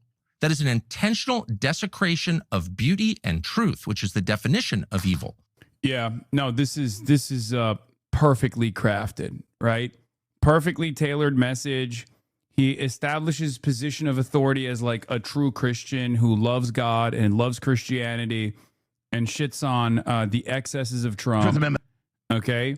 But here are the other reasons, right? Like, number one, Candace Owens, the 25th Amendment needs to be invoked. He's a genocidal lunatic. Our Congress and military need to intervene. We are beyond madness. Okay. Candace Owens said that, 114 likes. I can't even like it because I'm blocked by Candace Owens. Candace Owens, unblock me. I'm a clandestine operator. I've given you money. Please. Then Megyn Kelly. Megyn Kelly also had some choice words about the predicament in Iran, right? Let's hear what she had to say. I don't know about you, but I am sick of this shit. I'm sick of it. Can't he just behave like a normal human?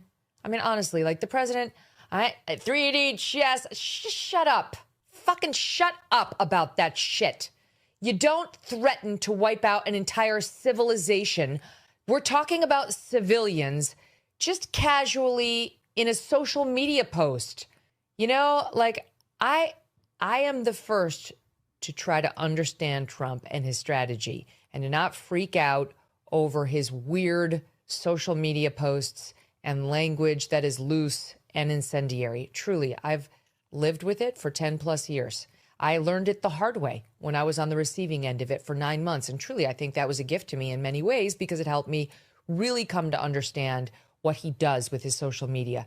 But this is completely irresponsible and disgusting. This is wrong. It's wrong. He should not be doing it. I don't care that it's his negotiation tactic is to kill an entire country full of civilians, men, women, and children, an American president, so that the Strait of Hormuz will be opened. It's just wrong. It's not hard to say it. It's not hard to recognize it. I wish he would stop doing this. For the record, some of you will remember Megyn Kelly defending the concept of pedophilia in an effort to justify Trump's allegiance with Jeffrey Epstein. She did that famously, right? So you might be asking yourself why this is a bridge too far. And to all of you, I say, sorry, that's not what I say. To all of you, I say, it's because Israel is so unpopular that it's becoming unpopular in the only resilient base of support for Israel in this country, not Jews, mind you. Many of you might think Jews are the most supportive of Israel. It's not correct. This is not the correct assessment for two reasons. Number one, not that many Jews. Okay. Number two, even Jews are split on the issue of Israel and defending Israel. There's one group, however, that is massive and has outsized influence in the base of support of the Republican Party. And they, at least until recently, were not split on the issue of Israel. And I say recently because there's a fissure there as well. And that is evangelicals, white evangelicals. Okay? Now white evangelicals are also separating themselves from Israel. And it feels like Donald Trump is the last to notice, but these guys are noticing it. So they know the ship is sinking, okay? And they're fucking pulling out. Like, he can't negotiate without doing this? What does that say about him? What does that say about the position that our country is in right now in these negotiations? He's got to say this. He can't be a dignified, strong leader without threatening a bunch of war crimes. Yeah, no, that's it. She knows the Iran war is unpopular. It will be reflected on in an unpopular way. And so she's pulling out. I can't believe I find myself agreeing with every word of this from Megyn Kelly. Thank you, Megyn Kelly, for saying what everyone is thinking. She went on Piers Morgan and also continued this rant against Donald Trump. But what's really frustrating to someone like myself is, what are the top Democrats doing in this moment, right? What are the top Democrats doing in this moment? Because Republicans are, either because of their loyalty to Donald Trump or because of their theological justifications for, attaching themselves to whatever Israel's ambitions are still very supportive of Israel, right? But the Democrats don't have such considerations. As a matter of fact, Democrats have completely dropped Israel off a map. They're saying cut ties with Israel, right? And unfortunately, the National Democratic Party is not presenting those needs, is not representing themselves as responsive to those needs. And that's very frustrating. Part of the reason why it's obviously frustrating to me personally is because one of the manifestations of their inability to address this issue has led to them attacking me aggressively. Okay? This creates a massive information vacuum. It creates a massive messaging vacuum where the top line, the top line figureheads are always going to be the people that have the most credibility on this issue are always going to be the Tucker Carlson, Candace Owens, Megyn Kelly. It's fucked up because for years they've gotten unlimited support from the base. Not only have they been legitimized, they've gotten mainstream approval from the base. So they already have an established legitimacy with the rank and file of the party. So now they can pick up all of the other people on top of that from the center and from the left. And they are doing that right now. They're doing that at this moment. Okay? Someone like myself, on the other hand, has been consistently outcast from the base, cast aside, pushed aside, yelled at, been presented as a pariah figure, or never really looked at all until the 2024 election happened and the failures were very obvious. And the Democratic Party and the liberal media apparatus was desperately trying to find a Joe Rogan equivalent, only to then turn around and be like, oh, fuck, we didn't like the Joe Rogan thing at all, actually. Shut the fuck up, Hasan. You are a danger to the party. Okay? The Democratic establishment needs a hard pivot starting yesterday on Israel. Unfortunately, still not there yet. Meanwhile, the worst people, Tucker Carlson, Candace Owens, and Megyn Kelly, are expressing the majority opinion, self-destructive and political incompetence for what? See, here's the issue, okay? Here's the other problem here. Here's the other issue. When people like Bassem Youssef and other prominent figures that are on the anti-Zionist, anti-Israel side actually lean into these figures, like Candace Owens, like Tucker Carlson, when Norm Finkelstein leans into these figures like Tucker Carlson and Candace Owens, you have to understand something. From their calculation, Israel is far more dangerous right now. And it's true because from their perspective, they see some of these people look at, really horrible ideals, dangerous ideals, like anti-Semitism and bigotry of other sorts as somewhat irrelevant as opposed to the real danger that is currently slaughtering people. Okay? That argument, there is legitimacy to that argument, right? It's like the equation between Randy Fine and Nick Fuentes, right? Randy Fine and Nick Fuentes have all of the same opinions, except Randy Fine is pro-Israel and Nick Fuentes is anti-Israel. And if you look at a figure like Randy Fine and you look at a figure like Nick Fuentes, okay, the reality of the matter is, given that they are literally identical in every opinion, Nick Fuentes' anti-Israel opinion, especially at a time when Israel is slaughtering people by the tens of thousands and taking over other countries, and on top of that, like goading America into going and waging war in Iran and destroying global markets, that gives a competitive edge to Nick Fuentes over Randy Fine. And Randy Fine is a sitting congressman.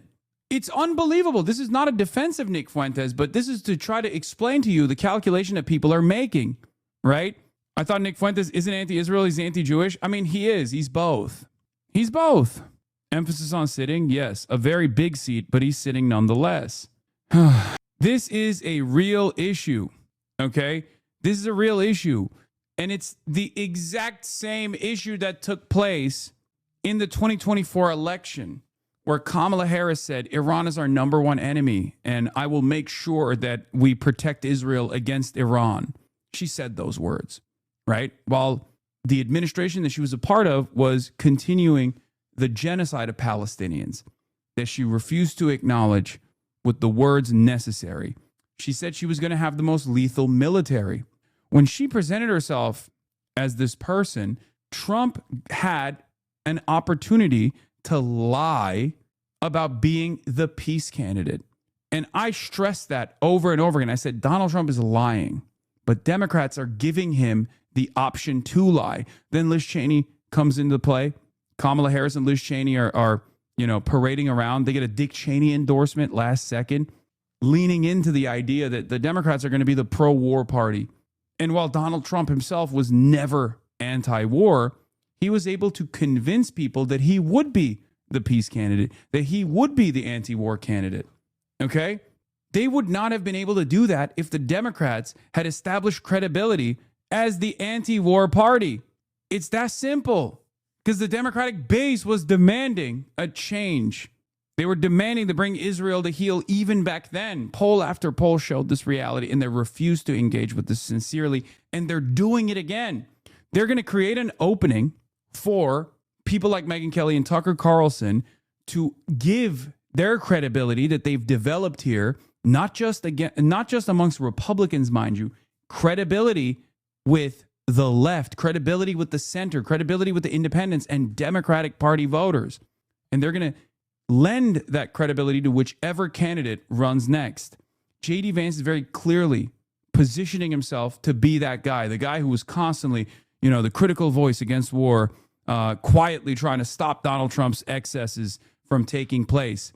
If you can't see that right now, you're fucking delusional. And the Democrats, regardless of what their base is fucking demanding, refuse to lean into the moral position. They refuse to lean into the majority position.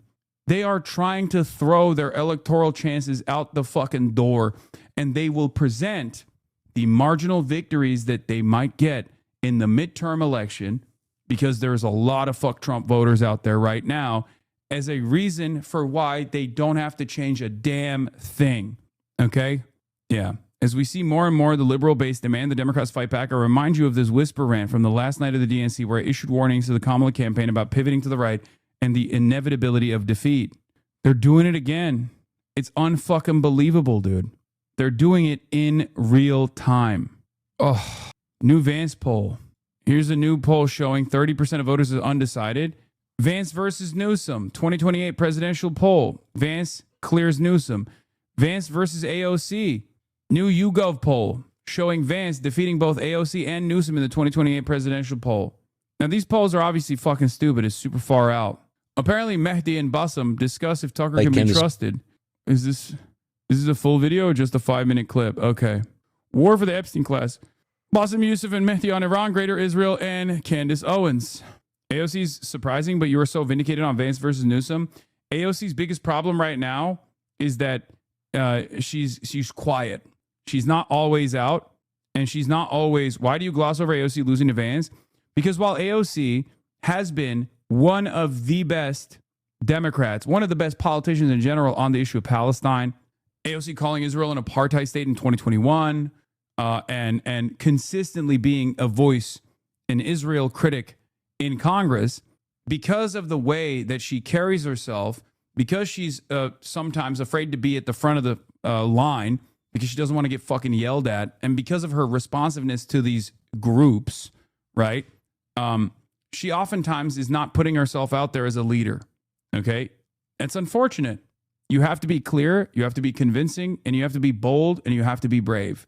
But that is precisely the reason why the polls reflect her losing to someone as bad as J.D. Vance currently. Now, that might change. That might change. That will change if she chooses to seize the opportunity, if she leans into that lane, right? But even in this community, there's a reason why anytime we bring up AOC, and this is something that Michael from Taiwan has to deal with as well.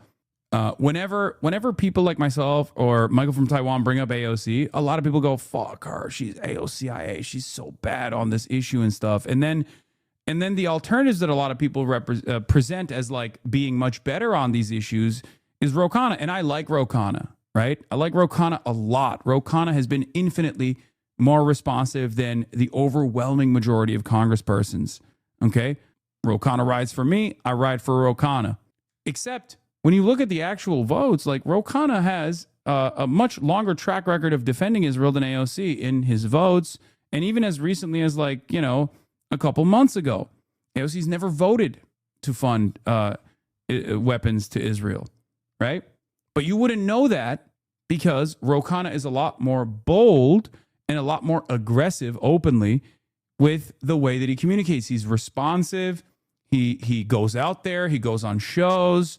He appears. He's constantly in the media. He's had very high profile legislative victories, one of the most consequential being the Epstein file reveal. That was huge. Okay.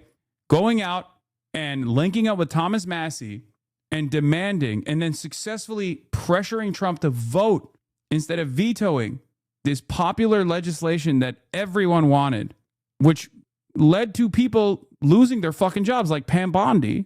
That's huge for Ro Khanna. He deserves the praise. He deserves the praise for that.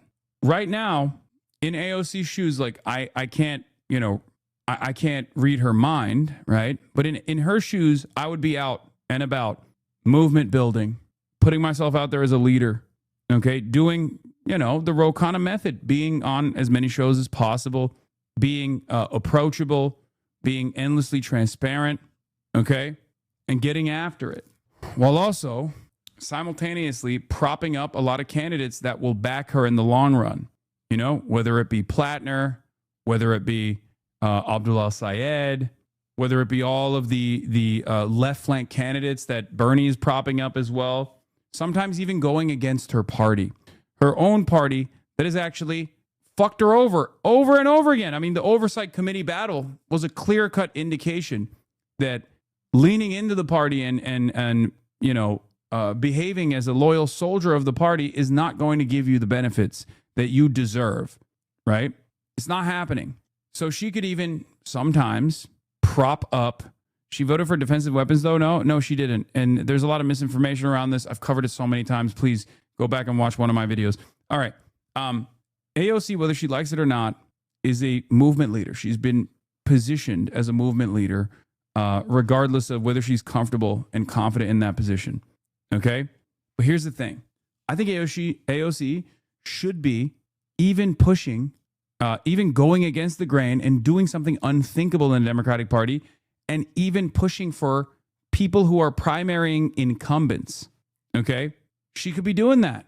Like Nida Alam was a great example. If she just said, fuck it, fuck the process, I'm throwing a dagger at the heart of this party that has fucked me over, and propped up Nida Alam, she would have won, right? She would have destroyed Valerie Fouchi, the 80-year-old incumbent, and that would have given her unlimited prestige and unlimited credibility. However, it would have made her life a lot harder internally within the ranks of the Democratic Party. Everyone would have the knives out for her. They would fucking actively try to destroy her. But that's a battle that we have to fight.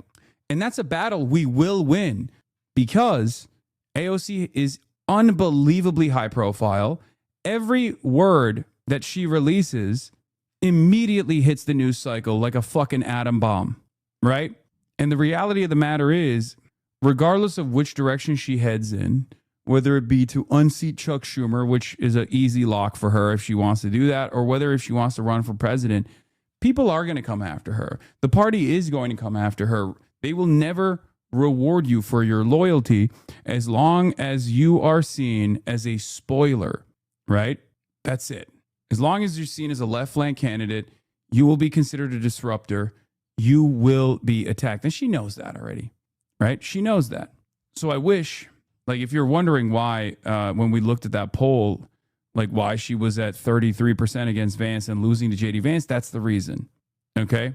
Has shocked you most or surprised you most about the Epstein saga? The blatant gaslighting. I think they're either blackmailed. I think they're even blackmailed. First of all, you can't blackmail Donald Trump. He has no shame. The man's in the Epstein files. What would you blackmail him with? When we talk about stuff that's happening in the world and then you get called anti-Semitic, I have a problem with that, because basically you're calling out the truth. The truth now is anti-Semitic. Bassem, why can't you be careful then in your language? What, are you doing it for clicks? I'm not saying that my reaction is wrong. Oh, this is just the Tucker stuff? Okay. The Owens and Tucker Carlson. Because they've said some horrific things over the years. So what? I mean, why don't you like Ben Shapiro? I mean, Piers Morgan has said the horrible things over the years. He's not said anything close to what Tucker Carlson has said about Muslims, about Arabs, about immigrants. And why can't we be strategic and use their platforms? You can. Yeah, but like some people do. You don't like that. You don't like. No, it's not that I don't like it. It's that my worry is that for the sake of one important issue, Gaza is a huge issue. We're giving a pass to these people to launder some of their other objectionable. Like I said just now, they're not disowning Trump. Actually, Marjorie Taylor Greene, I'm gonna have to go home and take a shower after this. I give her credit out of all of them, because she actually picked a fight with Trump. She gave up her political career So she actually put her money where her mouth is, to use a phrase. The rest of Tucker doesn't say a single anti-Trump word. He acts like the war in Iran came down from the skies. We wouldn't be in this war in Iran had Tucker not promoted Trump for president, had Candace not promoted Trump for president, had Megyn Kelly not promoted Trump for president. We're in this war, and Joe Rogan, Theo Von, all these guys. Did you watch Joe and Theo the other day saying they're fucking terrorists, Israel? I can't believe we're in this war. You guys gave us Trump. You said Kamala Harris is going to do war. Trump is anti-war. How did that work out? I think it's all an act. Well, whatever it is, they got their acts fucking wrong. Well, they're actually not. They're doing very well, and they're reaching a lot of people, and they're affecting a lot of people. But they're affected badly. I could argue that Joe Rogan helped Donald Trump win, so Joe Rogan is the reason we're in the war, Iran. If I wanted to, I'm just saying, if I took that argument to its logical conclusion. Do you think Joe Rogan would help? Like the Democrats, they would never stand up for his opponent. What was her name? Kamala Harris. He was a Bernie guy once, but then he got red pilled. She's that useless. Red pilled. Maybe she's that useless. But you're missing my point. My point is these people helped give us Trump, and that's why I have a problem. Because they don't. I only respect the people who own it. If you're Marjorie Taylor Greene, I was wrong about Trump. I was wrong about fine. Right? But if you're like acting, hey, how did this all happen? This war in Iran's bad. I can't believe they're doing it. Hey, it happened because you told people falsely that Trump would be anti-war. So what's your point? My point is you asked me why I don't like them. I'm telling you why. The problem is like Mehdi looks like a lib in this situation because for a lot of people, if they're, if they're just like, bro, Israel is slaughtering people, who gives a fuck what people have said in the past? Like, we're desperate for allies here. Yeah, they don't look at that situation and think like, I'm just going to cast aside people like this, especially because a lot of people are read as earnest on this issue, right? Ta-Nehisi quotes on Tucker Carlson and other right-wing figures vocally criticizing Israel. These people will turn on you in a second. I agree with Ta-Nehisi on this, right? Ta-Nehisi on this. The key, I've been thinking a lot about the time period in light of this rise of Tucker Carlson and Marjorie Taylor Greene as right-wing figures who are being very vocal about Palestine. They're talking about Israel. That's a very important correction. Yeah, I'm sorry. I don't want to be too. See, here's the problem. Being anti-Israel is being pro-Palestine. It's true. Okay? A lot of these guys won't stand with the Palestinian resistance, but they're anti-Israel. They'll say anti-Israel things. It's two sides of the same coin at the end of the day. I'm sorry. I don't want to be too.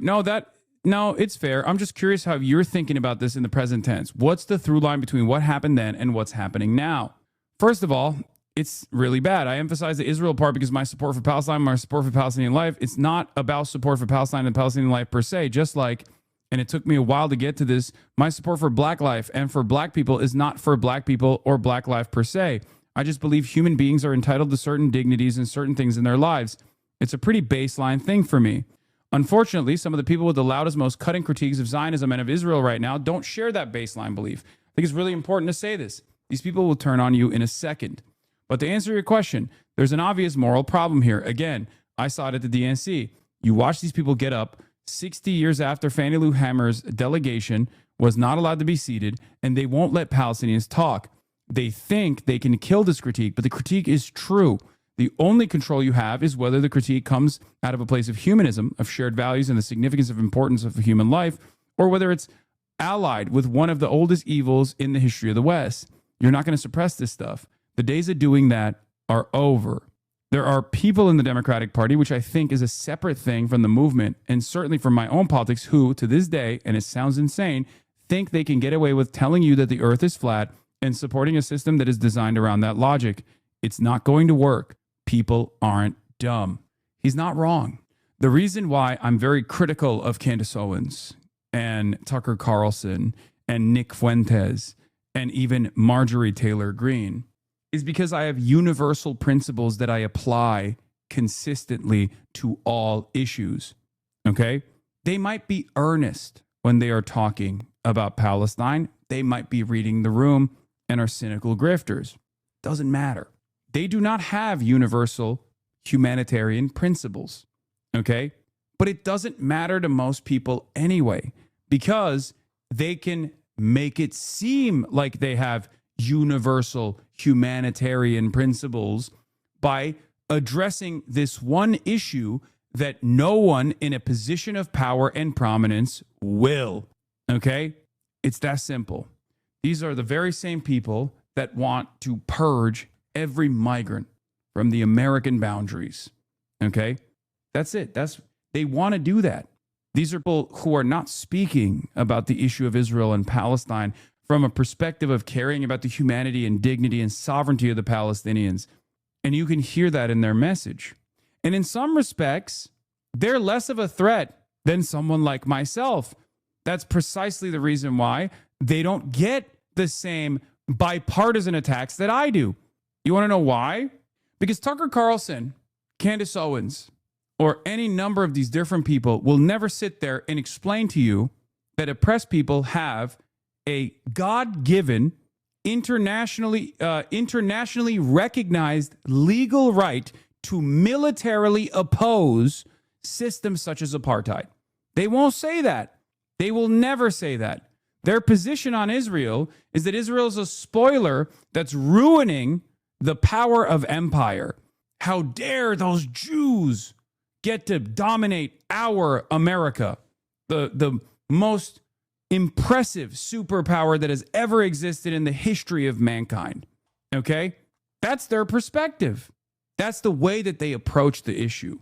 And you can kind of tell if you are a real one, if you've been around, if you've been an anti-Zionist for many, many years prior to October 7.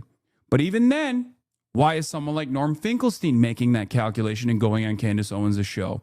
Well, from his perspective, it doesn't matter. It's a massive audience, and it would be good for that massive audience to hear from the likes of Norm Finkelstein. Aren't you for infinite rehabilitation of people? Absolutely I am. Abso-fucking-lutely.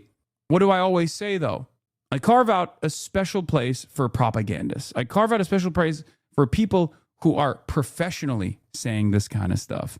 And the reason why I carve out a special place is they can still change. They can still reform as well. But you have to be extra careful to hear what their message truly is. We are not representatives of single issues. No human being is. No human being can be, unless they're obviously directly under the crosshairs, directly under fire. If you're Palestinian and in that instance, obviously, emancipation is your primary focus, but that's not what we're talking about right now. No group is a monolith, and no human being is a representative of one singular issue. You have to look at all of the other issues that they advance. Okay? From the perspective of Tucker Carlson and Candace Owens especially, or Nick Fuentes especially, it's very obvious that they might have, or they might say the right things on Israel, but ask them about immigrants, and you will hear basically Zionist arguments, you know? The arguments that you would hear from the average ultra-Zionist living in Israel, and the way that they talk about Palestinians. These guys talk about Mexicans and Guatemalans. It's that simple. That's what Ta-Nehisi Coates is talking about here.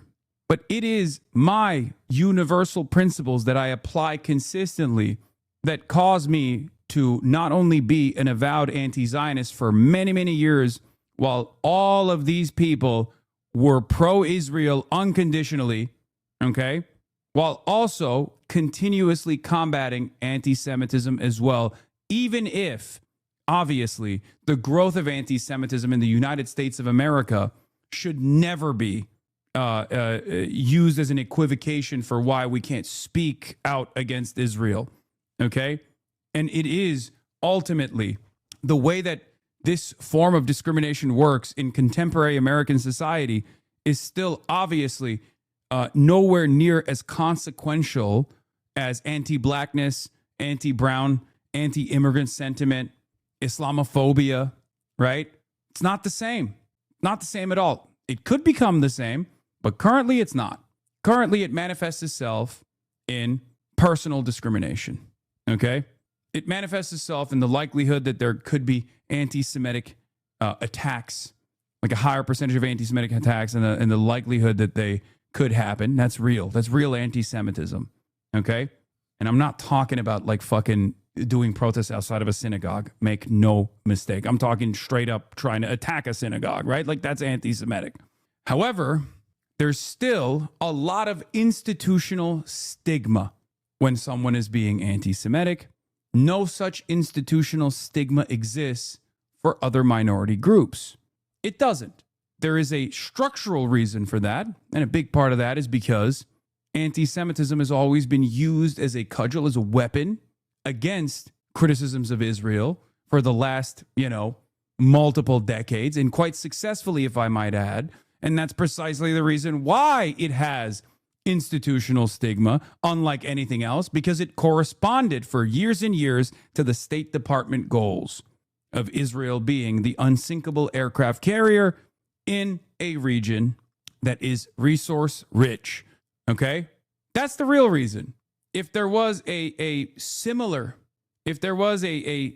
situation where we could place the same level of confidence in Saudi Arabia as we have done so to Israel, Islamophobia could be, and it's ironic to say this right now, and it's impossible to think about this hypothetical because that's just not the case, and that will never be the case, especially in the aftermath of the global war on terror. It's virtually impossible to envision this hypothetical.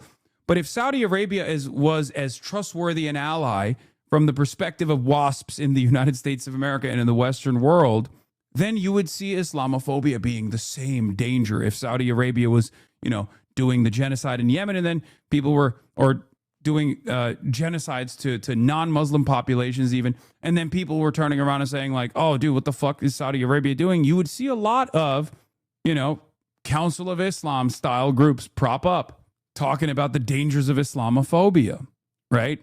Criticizing Saudi Arabia is criticizing Islam itself. After all, Mecca is right there. It's the holiest site. The Kaaba, the holiest site for billions of Muslims, is right there in Saudi Arabia. You dare disparage the good name of Saudi Arabia? How fucking Islamophobic. I feel like I would have had better tools discussing conversations with Jewish people if I had someone like you to follow way back in the 2000s. Wow, Enfant Door giving me praise. What the fuck is going on? Hell has frozen over. Enfant Door with praise. Oh my God. Thank you, Enfant Door. I do really appreciate it, especially on an issue that pertains to defending marginalized communities. Wow. I do appreciate it. I appreciate your honesty, and I appreciate your charitability, and I appreciate that you have admitted in the past sometimes when you're, unnecessarily antagonistic. You say Malcolm X didn't mince words when he talked about his oppressors. Why should anti-Israel critics be forced to mince words about the people who are doing the modern Holocaust? Great question. The answer is simple. If you're in the game of convincing people, you sometimes have to talk to them on terms that they understand, on terms that are unfortunately more palatable for them. This is something that this is a delicate tightrope that I try to exist on top of, and oftentimes fail to do so, especially in impassioned moments where I pop off and then, look at the way people treat it, right? Look at the way people treat those moments, those vulgar moments, right? Unfortunately, for a lot of Americans, especially because we're so far removed from the consequences of our actions, the consequences of the actions of our government, we don't care. We're very selfish people. That's just the reality. We live in the heart of empire. We're sheltered from the worst impacts of our actions. And therefore, we have a very different attitude about stuff. We have the capacity not to see what's going on. We have the capacity to turn a blind eye to these atrocities. And therefore, you have to talk to people in language that they understand. Sometimes you have to exhaust the contradictions. Sometimes you have to you have to literally talk about issues from a selfish perspective, right? The idea that like all of our tax dollars are going over there to blow up schools and not building schools here, right? And yes, Malcolm X also was a lot more measured than people give him credit. So here's another piece of commentary from Tucker Carlson, reported by Asen, senior digital editor for Midas Touch. 31,000 likes. A lot of liberals leaning into what Tucker Carlson is saying. Hello, Hasan. Do you really just support Russia just because it's anti-West? I do not support Russia. I don't know why you're saying that. Well, I know why you're saying that, because there's a lot of people who claim that falsely. I do not support Russia's invasion of Ukraine, if that's what you're thinking. And this is a thought-terminating cliche. The idea that my politics are just anti-America, anti-West, or rather, not questioning why I might be critical of the West, why I might be critical of America's actions, even at a time like this, right? You don't want to ask that question, so you just go, oh, he just hates America. His only politics is America bad. It's one of the dumbest things that people say. People who present themselves as like intellectuals, brilliant thinkers, who spend every waking moment not only defending the West's unconscionable actions, but also even Israel's unconscionable actions as an extension of the West, will turn around and go, "Puh, you just hate America. You just only say America bad." They never ask why I'm saying that. I give plenty of examples. And as a matter of fact, a lot of people also understand those examples now.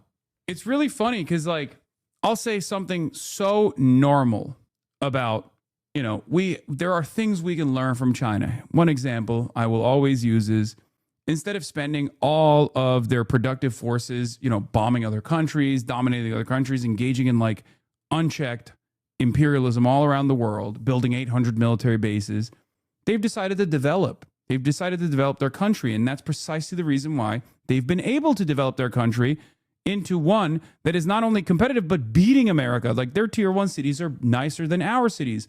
There's 10, 20, 30 million people living in those cities as well. And they were able to do that in such a short period of time. That's a very valuable lesson that America should learn from, right? But when I bring that up, people go, "Oh, dude, you love China. You love China. You hate America. You love China because China's anti-America." You're a fucking idiot, right? You are a fucking moron. You are so desperate to not hear what I'm saying. That's why I always stress the importance. Like, if I hated America, I'd be a Trump supporter. If I hated America, I'd be a Republican, okay? Republicans are terrorists. Not just terrorizing the rest of the globe, but certainly terrorizing Americans as well. But people always operate on this team sport mentality, right? People always operate on that. It's much easier to think like that. Anyway, let's take a look. And it's time. Yeah, I remember Vosh used to say that your arguments were only America bad a lot back in the day. That seems so stupid nowadays. Yeah, from what I've seen a couple choice quotes from Vosh. He's caught up to some of those arguments now. Anyway, let's hear what Tucker Carlson had to say.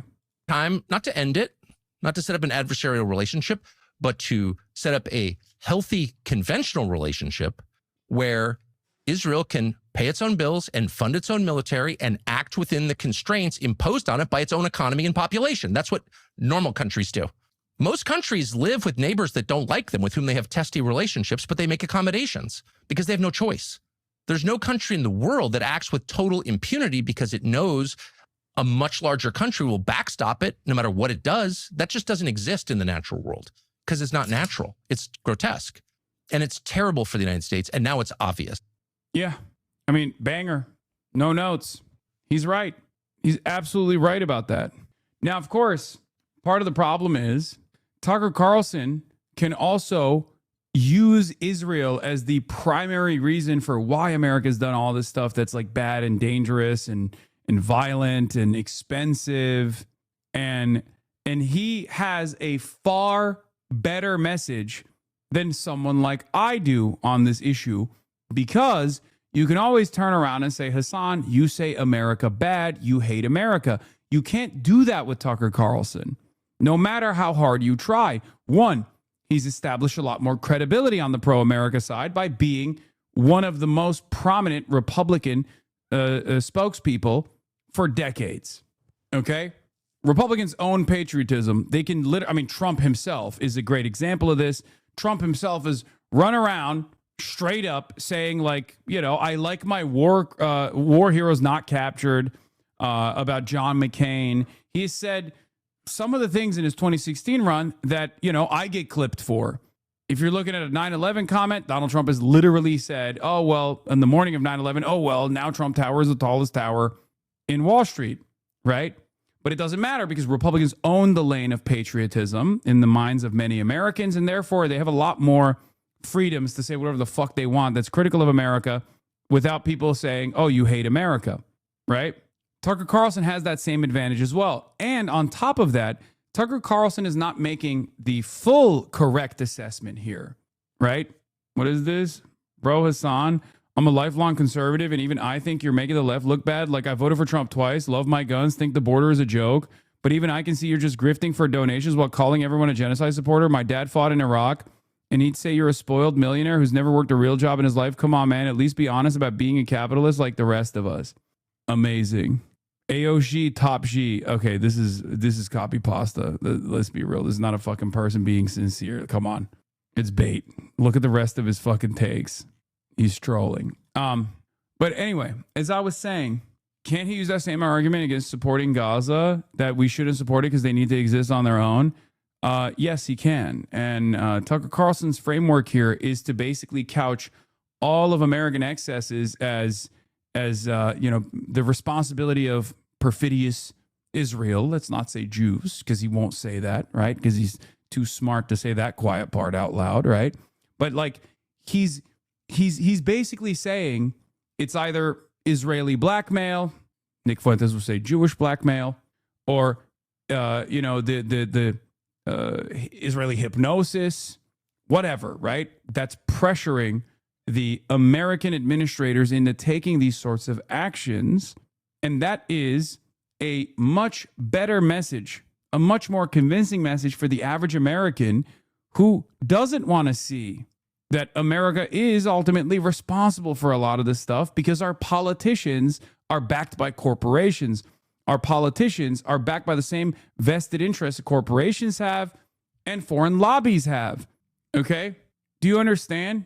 Tucker Carlson can just say, oh, we went to Iraq. Here, Iraq is the best example of this. Tucker Carlson can sit there and say, we went to Iraq because of Israel. That's bullshit. But it's actually a narrative that a lot of Americans it's a narrative that a lot of Americans can get on board with, because it takes away the responsibility from us, right? Because Americans don't want to think that our government might be making the wrong decisions. Our government is not interested in defending us. Our government is a representation of us. So our government can't fail. It can only be made to fail. It can't make objectively violent decisions. It can only be convinced into making objectively violent and unnecessary and unproductive and wasteful decisions, right? This is something I've warned against, right? This is something I warned against quite a bit. Not because I have some, Jewish exceptionalism in my heart or whatever, and want to spare the feelings of Jewish chatters or Jews that are watching who might be convinced. I truly believe that Judaism and Zionism are separate, even if Zionist forces have actively convinced many American Jews and Jews in the West that it has to be the civic nationalist religion of Reform Jews in particular, even if that message has been very convincing, okay? But the very fact that that propaganda needs to exist implies that Jews are not monolithic. And the very fact that there are still disagreements around what Israel means to American Jews implies that even in spite of that propaganda, it's still fucking failing to achieve monolithic status. While yes, all the Jewish institutions, from synagogues to Hillel to Chabad to all of the different Jewish advocacy organizations are almost singularly invested in defending the nation state of Israel. Obviously, Jews are not as singularly focused on it at all. But it's this is why I say, like, Jews also have a very important responsibility here to make that separation, to demand that separation internally from their own communities, right? That's important to do. But as long as Jewish Zionists openly defend the state of Israel and say that all of its critics are anti-Semitic, as long as Jewish advocacy groups that masquerade as Jewish advocacy groups but are actually just Israel advocacy groups continue to operate with that singular focus on defending the interests and the integrity of the nation state of Israel, Americans are going to learn the wrong lesson. You've taught Americans that there is a real conflation between Zionism and Judaism. You've spent millions of dollars making said conflation, okay? You've taught Americans for decades that Israel is the Jewish state, and everything Israel does, it does for Jews. And Jews love Israel in return, no matter where they are. And that message was fine as long as people were not paying attention to what the fuck Israel was doing, as long as people were not aware, of this relationship and how much Israeli lobbyists actually get to not only dictate American foreign policy, which is Now we're in it. Now we're in the worst version of that, where Israel is in the driver's seat of our foreign policy, right? And there is a very real divergence in their interest versus ours. But also, now that people are aware of Israel and they don't like it, they don't like this loyalty pledge that people have to take. They don't like this unlimited support that people are making, their politicians are making to the state of Israel. Now that conflation between Zionism and Judaism that has allowed all these Jewish advocacy groups to masquerade as Jewish advocacy groups while simultaneously defending Israel, that conflation could have been used as a weapon to wield against critics of Israel for the longest time. Now that conflation is a dangerous one. It was a false conflation from the start. But now, not only is it a false conflation, but it's also a dangerous one that has taught many Americans who are not Jewish and have never been around Jews that this is all Jews give a shit about. This is why it's exceptionally important. If you care about anti-Semitism, if you're Jewish and you care about your children, if you care about your family members, you have an additional responsibility, unlike ever before, to make that separation be known, to demand it from your communities, to get together with other like-minded Jews, and to absolutely rid your organizations of this conflation. Because at the end of the day, I'm only an outsider, let's be real, and an outsider from the worst possible group. I'm a Muslim outsider. And Zionism is a very racist ideology, and its primary focus, its primary outgroup are Muslims and Arabs and Palestinians. So no matter what happens, the reality of the matter is, it's like a black person trying to convince a white supremacist not to be white supremacist. It's just not going to work. It's going to be very difficult, right? There will be some successes, like that very famous guy who would befriend the Klansmen and then like take their robes and stuff. Like there are some successes, but it's just not going to happen. It's not. I have very little opportunity to do this, especially for someone who is much older. Yeah, Daryl Davis is the guy. Thank you, chatters. Right? But that's an outlier. Daryl Davis is an outlier. It has to come from within. On the left is ADL declaring it is anti-Semitic to say Israel pulled the U.S. into this war. On the right is New York Times reporting that Netanyahu directly persuaded Trump to attack Iran. Anti-Semitism is real. Thanks to ADL's crying wolf, nobody will care when it really matters. Anyway, I don't know. I've never learned anything productive about racism from a white person. No, but white people that learn about racism from black people can then take that message to other white people. I'm one of those people. I'm a white person that educates a lot of other white people that are in the margins and have the capacity to demonstrate anti-blackness to not do so. I think I've achieved a lot of success in that field, as a matter of fact, regardless of what my naysayers might cynically claim. You know, whenever they say Hasan is anti-black, he's anti-black. I honestly think half the chatters in here who are confrontational with you are just being so because they want your attention and response. Yes. Anyway, they say you're anti-Jew too, yet I'm a Jew and love you. Yeah, it's fucking lies. It's just all lies. One day they say I'm anti-white. The next day they say I'm anti-black.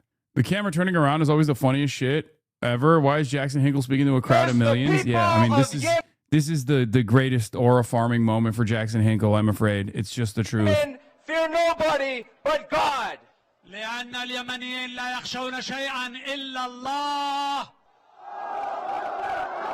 I mean, I'm sorry. This is like the coolest. It's literally the coolest thing he's ever done.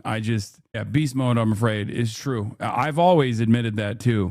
This is the type of shit you need to be on low key. Brother, there's no person that can do that and then come back into the United States of America where they live, right? I live in the United States of America. That's straight up. Like, you do that, and if you come back to America or the Western world, you're going to fucking jail. Trump watched us learn it. And so what led Trump, at 79 years old, to sit in there in that Situation Room when Bibi Netanyahu was seated as an equal? Yeah. Trump didn't even sit at the head of the table. Trump sat at the side of the table, and Bibi was across from him as an equal in the American Situation Room. What led him to sit there and buy what that guy was selling, hook, line, and sinker? I wonder. When every other president was able to see through. Isn't he CIA though? You said. I thought he was, but I think he's not CIA. I think he's he works for the Russian state. I think that liar. What was it? Because he was told the next day by our own top advisors, from the chairman of the Joint Chiefs to the Secretary of State to the Vice President, that these are lies and that these objectives are not going to be attainable. Don't believe him. We might be able to wipe out the Ayatollah, not regime change, Ayatollah. And we might be able to decimate some portion of their missiles and their military. Okay, that's true. But the goals as stated by Trump when we actually did pull the trigger were all over the board. And to this moment, he's pushing the BS claim that we affect. Why can't he be a sincere dumbass? You mean Jackson Hinkle? The reason why I say that is because Jackson Hinkle was defending Benjamin Netanyahu back in the day and said that Benjamin Netanyahu and Israel will play a formative role in the multipolar universe because they were pro Vladimir Putin. They still are. And not only that, but I mean, those guys are so unserious. Like, they've literally leaned into every nationalistic sentiment they possibly could have. He does so now. I'm not informed. I don't think he does any longer because he would never be able to fucking win the unks if he said anything remotely pro Netanyahu now. But like, they don't have a consistent principled belief system. And that's precisely the reason why they would always like jump from, new wave to new wave and lean into like Andrew Tate. They would literally constantly talk about how dope Andrew Tate is. And talk about whichever like right-wing charlatan was in the fucking news and popping off, they would immediately lean into that and be like, yeah, that's what we're going to do. We're going to promote communism to these people. I mean, the idea that like some of the most reactionary people, MAGA, have any sort of communist beliefs or could be convinced into taking a principled stance against capital is insane, right? It's just totally ridiculous. We shouldn't just like drop them, right? I would never advocate that should be like, fuck them, across the board. But the reality of the matter is, you can't drop your other principles. Diagnosing these kinds of things might be beneficial since the course of action, if he's an op or a dumbass, is different. No, yes, I don't think he is a dumbass. I think he's an op for sure. I mean, he might be a dumbass too, but certainly an op. Bro, it's absolutely frying me that you spent 30 minutes talking about how Tucker Carlson's a grifter and you have to be careful handing out forgiveness only for chat to immediately dick ride Vosh and Jackson Hinkle. Yeah. Regime change. No, we didn't. We it's the same regime, just different players. There isn't somebody more moderate in there at all. We have no reason to believe that. In fact, it looks like the Iranian Revolutionary Guard is in control now, which is far more radical. And the fatwa that had allegedly been issued by the Ayatollah on developing nukes is gone. Iran is more powerful economically. It controls the strait and now is demanding the lifting of all sanctions against it. And what Trump did with that 10-point plan was go from Monday saying, no, not good, to Tuesday saying, very workable, we can do it, as a means of saving face to bail off of his insane threats about annihilating an entire civilization. So I don't know how we got here, Piers. I'd like to know just as much as anybody else, but all I can think in my head, based on what I've read in the paper, is we got here thanks to Bibi Netanyahu, Lindsey Graham, and Mark Levin. And ultimately President Trump. That's not to take agency away from the president, who was bamboozled. I don't know why. He was too weak to say no. He was too gullible to see through the lie.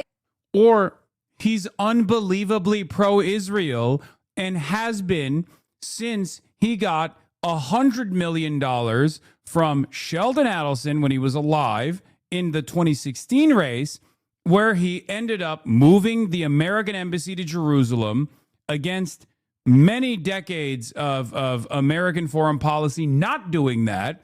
And then also on top of that, recognize the permanent annexation of Golan Heights, which is Syrian territory, directly at odds with the rest of the world, which no one said a goddamn thing about, and set up the fucking Abraham Accords that completely sidestepped Palestinian sovereignty from the conversation and erased Palestinians from the conversation, directly causing, or not causing, but like, normalizing openly and publicly relations between Israel and all the fucking Gulf states.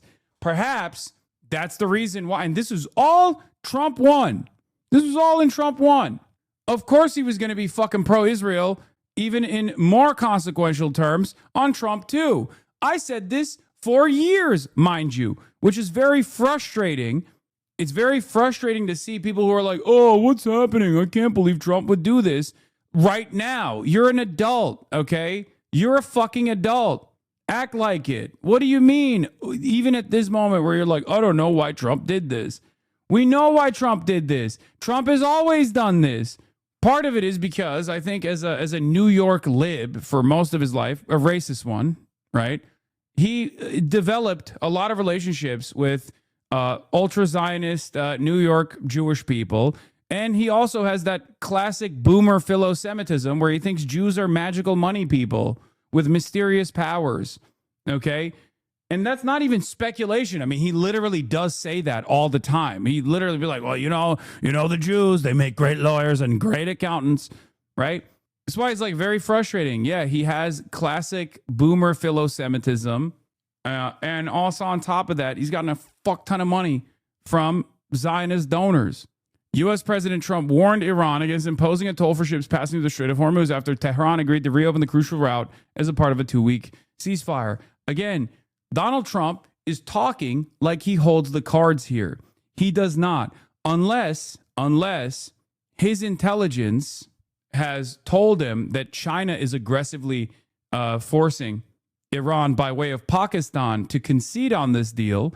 There's no way Iran is going to do that. And even if China wants Iran to stop, doing this shit, there's no guarantee that they'll stop doing this shit. Iran is a sovereign nation.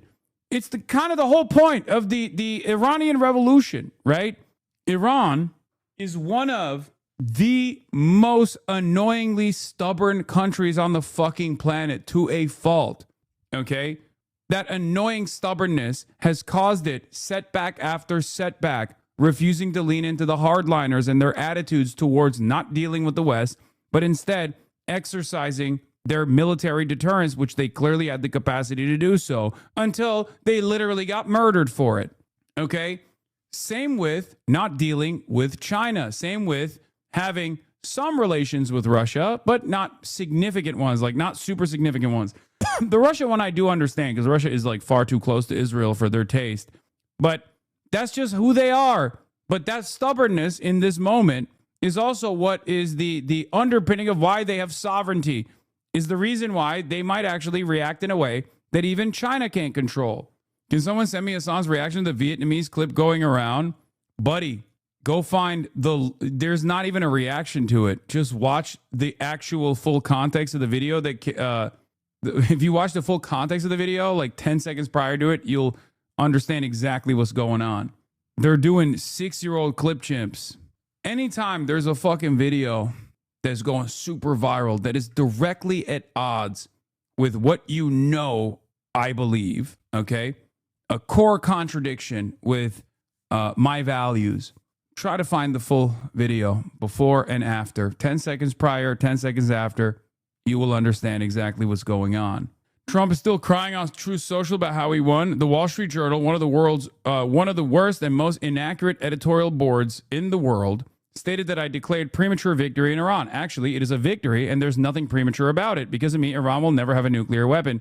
Okay, did you take their enriched uranium? No. So I guess it is premature. And very quickly, you'll see oil start flowing with or without the help of Iran. And to me, it makes no difference either way. The Wall Street Journal will, as usual, live to eat their words.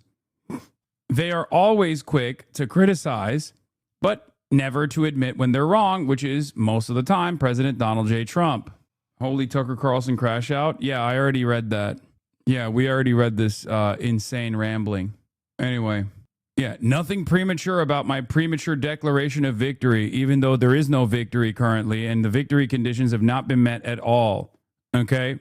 Yeah, there's also some shit going on with the Pope. The Pentagon summoned the Pope's ambassador, told him the United States has the military power to do whatever it wants, and warned that the church better take its side. They even invoked the Avignon papacy, a dark chapter in history when a government used military force to bend the church to its will. So where exactly does this end? If the Pope refused to fall in line, what will be the next move? Bomb the Vatican? In 1303, Pope Boniface VIII was arrested by King Philip IV of France. The Pope was jailed and beaten for 3 days straight, 3 straight days, leading to his death a few weeks later. To even make a passing reference to that period takes a level of evil we haven't seen on earth for a very long time. Boniface. What did the Pope even do? He's been far too critical of America's fascism. Despite being an American, the Pope has actually been very impressive. I was far too suspicious of the American Pope, saying that I feel like an American shouldn't be a Pope. You know, it just doesn't feel real. It feels kind of fake, which is ironically another clip that's going around. But he has been super woke and super impressive, and I was wrong, and I can admit that. You know, he's Peruvian. Dog, he's literally from Chicago. What the fuck are you talking about? He is from Chicago. He lived in Peru for a very long, for extended periods of time, but he is American, man. Come on, he's the Pope. I don't know why Twitter might be broken again. It's not loading. Chatter. Israel is evil and a curse for humanity while peace talks are underway in Islamabad. Genocide is being committed in Lebanon. Innocent citizens are being killed by Israel. First Gaza, then Iran, now Lebanon, I think. From Kawaja M. Asif. But I can't click on it because Twitter is broken. Yeah, Twitter's busted completely. Anyway, Trump demanded Iran stop charging a fee, a toll for the tankers. But I guess the Iranian response would be, well, you couldn't stop us last time. What makes you think you'll be able to this time, right? Israeli Prime Minister's office, Pakistan Defense Minister call for Israel's annihilation is outrageous. Oh, okay. Well, we can't see what these quotes are because fucking Twitter is busted. Is Twitter busted for you guys too, or is it just for me? Yeah, it's down. Clear your cache. How do I refresh? How do I refresh the tab? Control-Shift-R to force clear your browser cache. It didn't work. It's not working. I think it's mine is broken for some reason. It might be like a regional problem. Anyway, did they IP ban your ass? I doubt it. All right. Let's look at what Alex Jones also said. I forgot. Out of all the people that were yelling, Alex Jones was another one of the people. Control F5, big dog. I did that too. Still not working. I think it's just down for me. It's fine. It's not the end of the fucking world. Everybody calm down. You're being really annoying. How do we 25th Amendment his ass? The problem is to get the 25th Amendment. It's harder than impeachment. You have to get 2/3 of the House and 2/3 of the Senate. So what do we do? Tackle Trump and pretend, let him pretend he's president and Stop. I can't deal with 37,000 people giving me IT advice right now. It's fine. We just won't use Twitter for the time being. Please stop.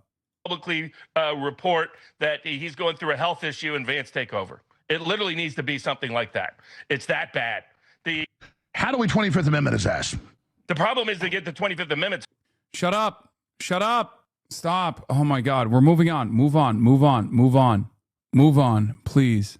Ken Martin also had a take. Let's be clear on what really happened today. The Resolutions Committee voted to pass a resolution condemning the corrosive influence of all dark money in Democratic primaries. We had various resolutions that focused on different industries and groups, and instead of going one by one, we passed a blanket repudiation. I've made my position on this clear from day one. We must end the influence of dark money in our politics and restore power back to the people. Yeah, they just did not want to officially condemn AIPAC, okay? It's very obvious. Even though it's not even like the condemnation is non-binding, and they didn't want to do it. They didn't even want to do a fucking non-binding condemnation of AIPAC. It's crazy that call it out by name.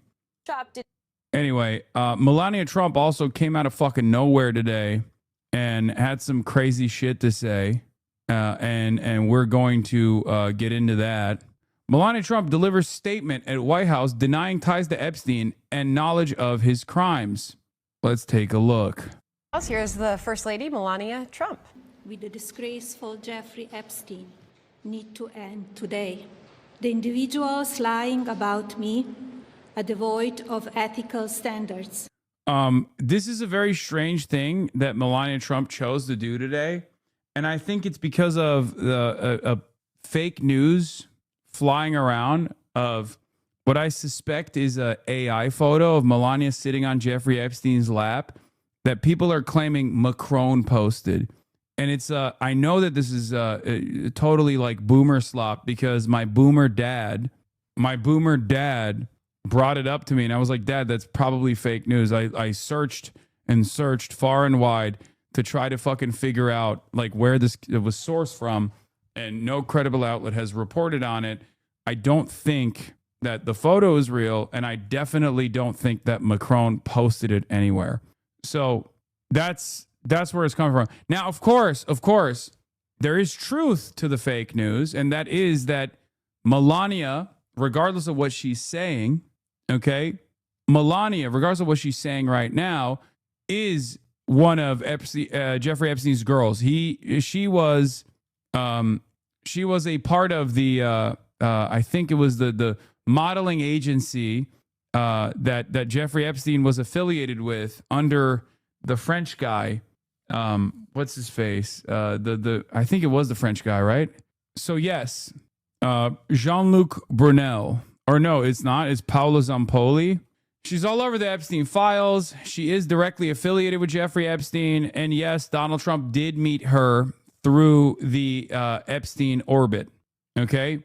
Yeah, Melania director Brett Ratner pictured cuddling woman in Epstein files, and I that's not. I guess people are claiming that this is Melania Trump, maybe, but the reality is Melania is affiliated with Jeffrey Epstein, and Melania did know Jeffrey Epstein very well. That's a lie that she says she doesn't know Jeffrey Epstein, and Melania met Trump through Jeffrey Epstein's orbit.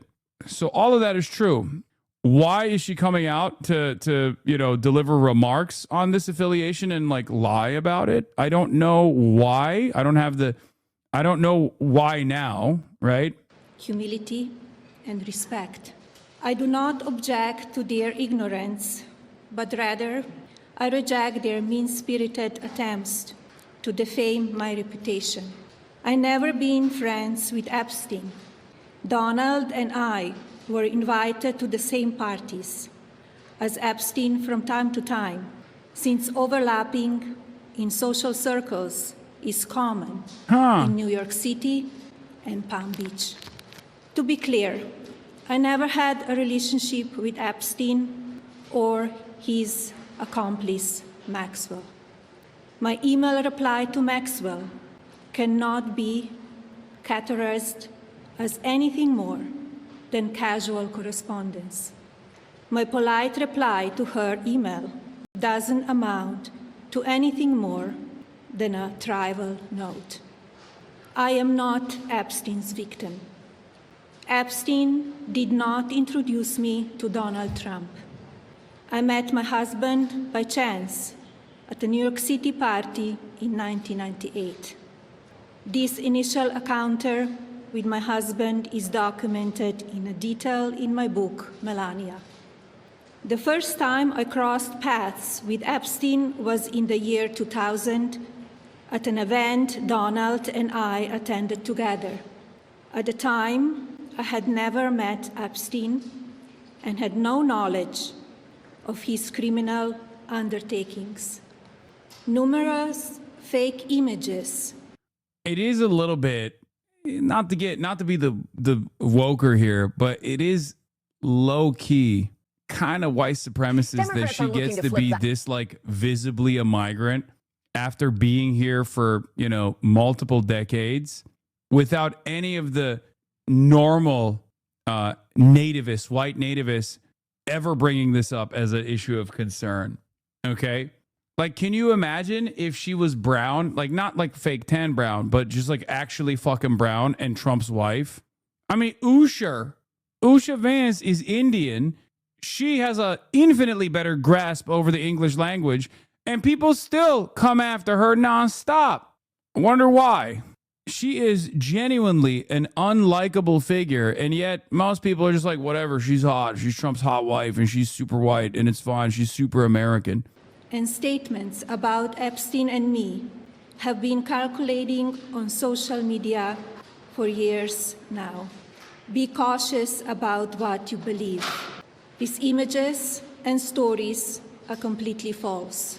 I'm not a witness or a named witness in connection with any of Epstein's crimes.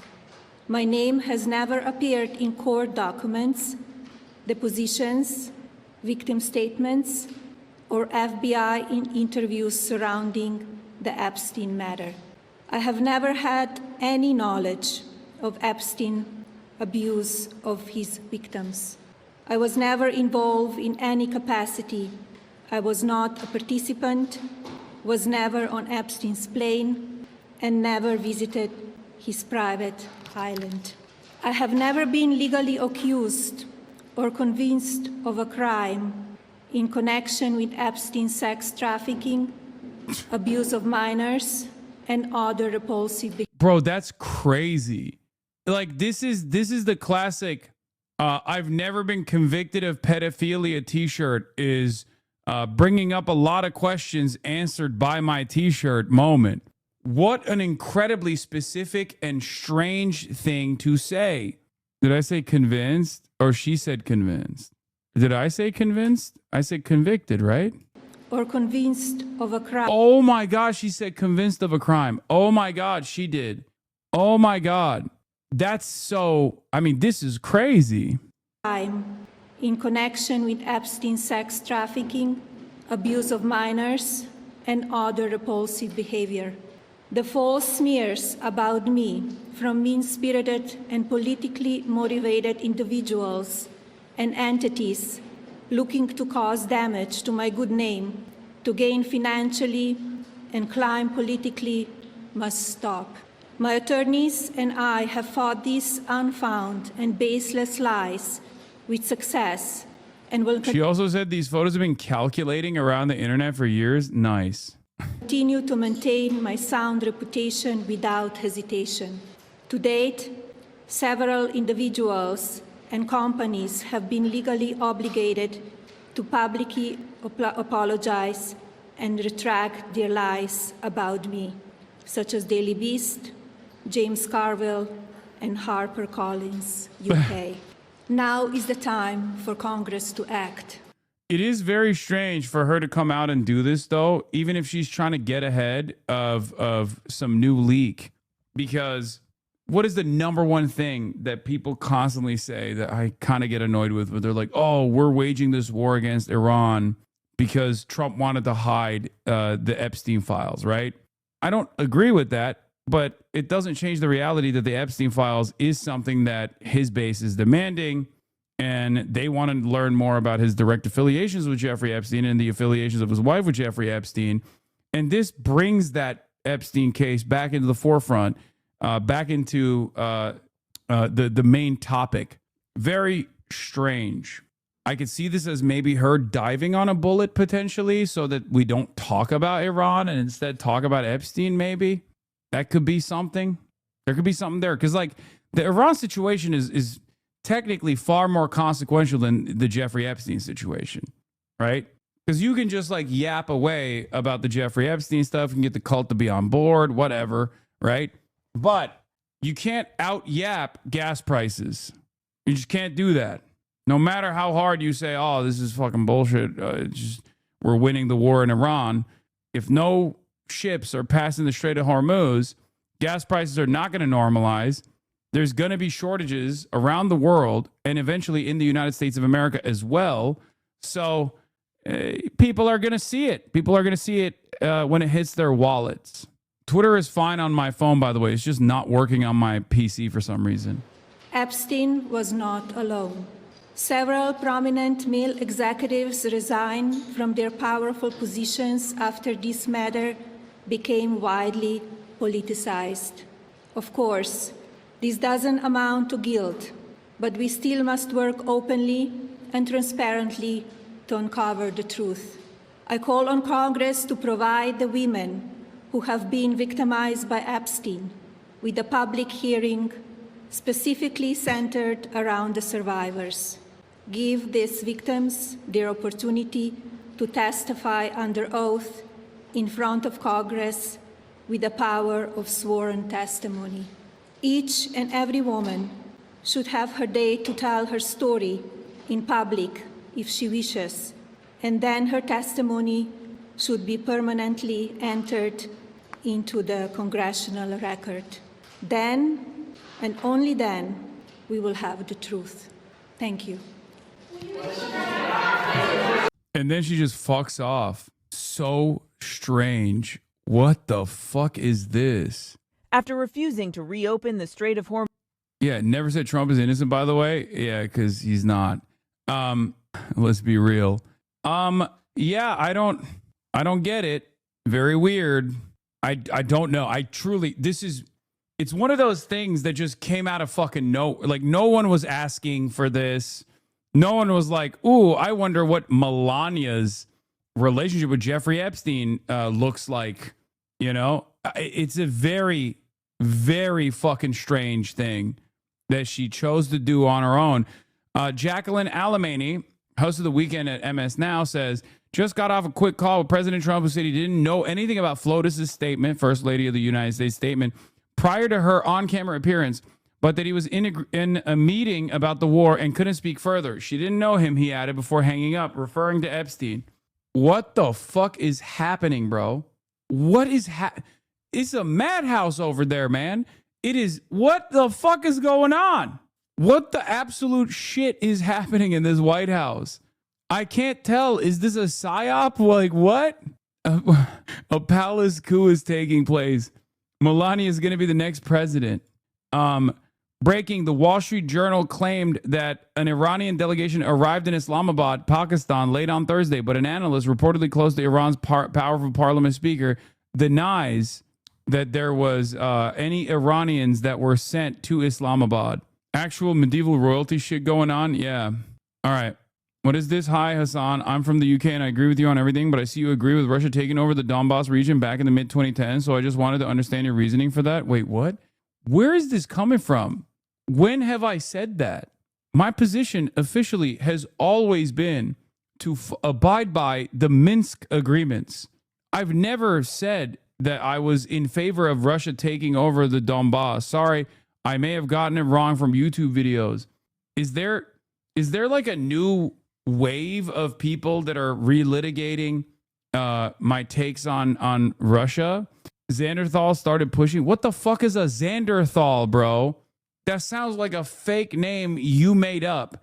Xanderthal started pushing these rumors and it went viral. That literally is like, it just sounds like Xylitol made it up, dude. You didn't hear? You didn't hear about Xylitol? He's been pushing this stuff.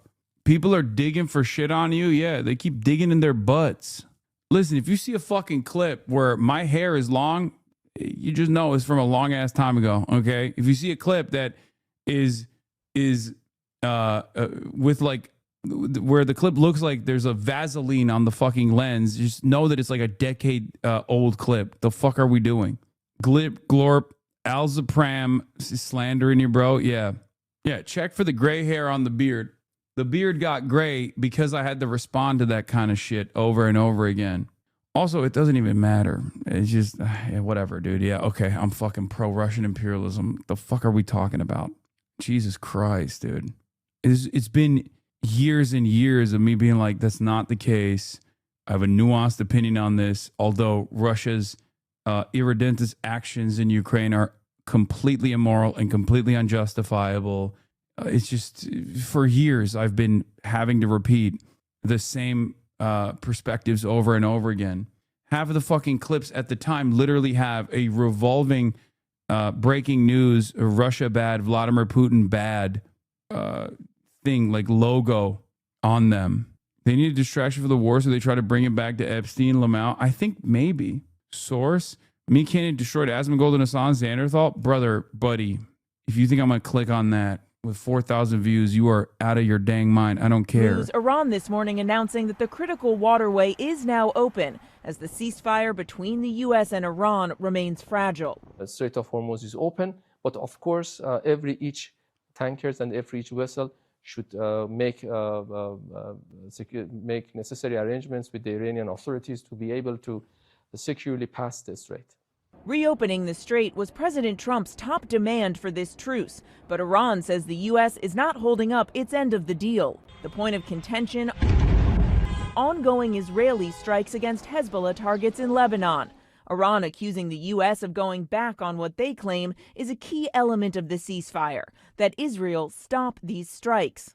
But the U.S. and Israel say Lebanon wasn't part of the deal. The vice president, who is now leading negotiations and eager to tout this truce, says the ceasefire is, quote, in a good spot. He's chalking it up to a, quote, misunderstanding. I think the Iranians thought that the ceasefire included Lebanon, and it just didn't. We never made that promise. We never indicated that was going to be the case. Talks are set to begin this weekend in Pakistan, but this morning, the Iranian president says continued Israeli strikes against Lebanon will render negotiations meaningless, adding our hands will remain on the trigger.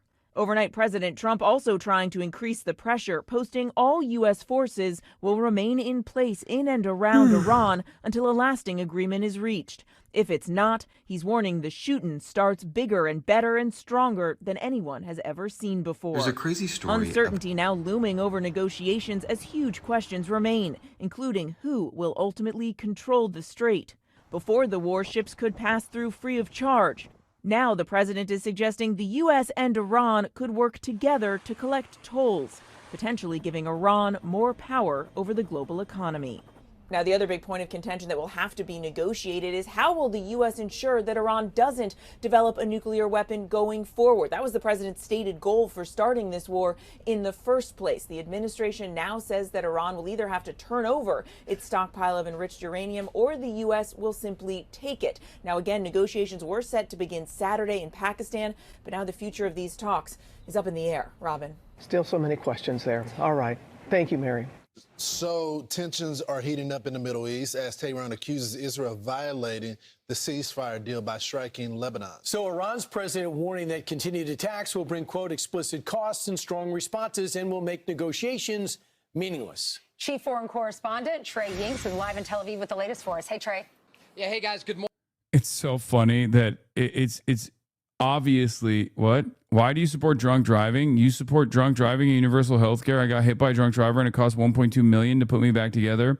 Stop supporting that harmful behavior. Do better. No, that's why I support universal health care. So it shouldn't cost you $1.2 million. That's a joke. They're not being serious, I don't think. I don't think anyone is stupid enough to like actually to take that seriously, right? Morning, a significant statement just now from Iran's President Masoud Pezeshkian saying that if Israeli actions in Lebanon... Xanderthal also said that? Yo, y'all are joking, right? There's no shot. Why do you support drunk driving? I almost got killed by one. Stop saying drinking and driving is fine. Drinking and driving is bad. Oh my God, this guy unironically, this guy genuinely, legitimately watched a fucking video and actually was like, oh, this guy must be sincerely defending drinking and driving. Are you okay? Nah, this is a psyop. Don't fall for it. Saying drinking and still replying, he's not okay. He almost got killed by a drunk driver. Yeah, I mean, the more people are bored and watching other Hasan hate channels, it seems. Yeah, maybe. It is pretty crazy. I saw one of those like fucking neo-Nazi accounts repost Zoran Mamdani saying like, oh, fast and free buses won't be achieved this year. And it was an image of me looking sad with a Fell For It Again award or whatever on it. And I'm like, bro, I don't even live in New York. Like, how is your entire understanding of American politics anchored around what you perceive is going to be offensive to me? Like, that's crazy.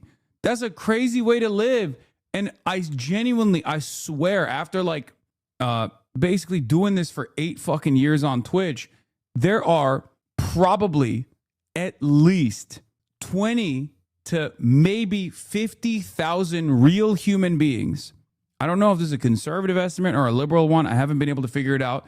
That absolutely anchored their entire worldview around whatever I'm doing and taking the opposite position.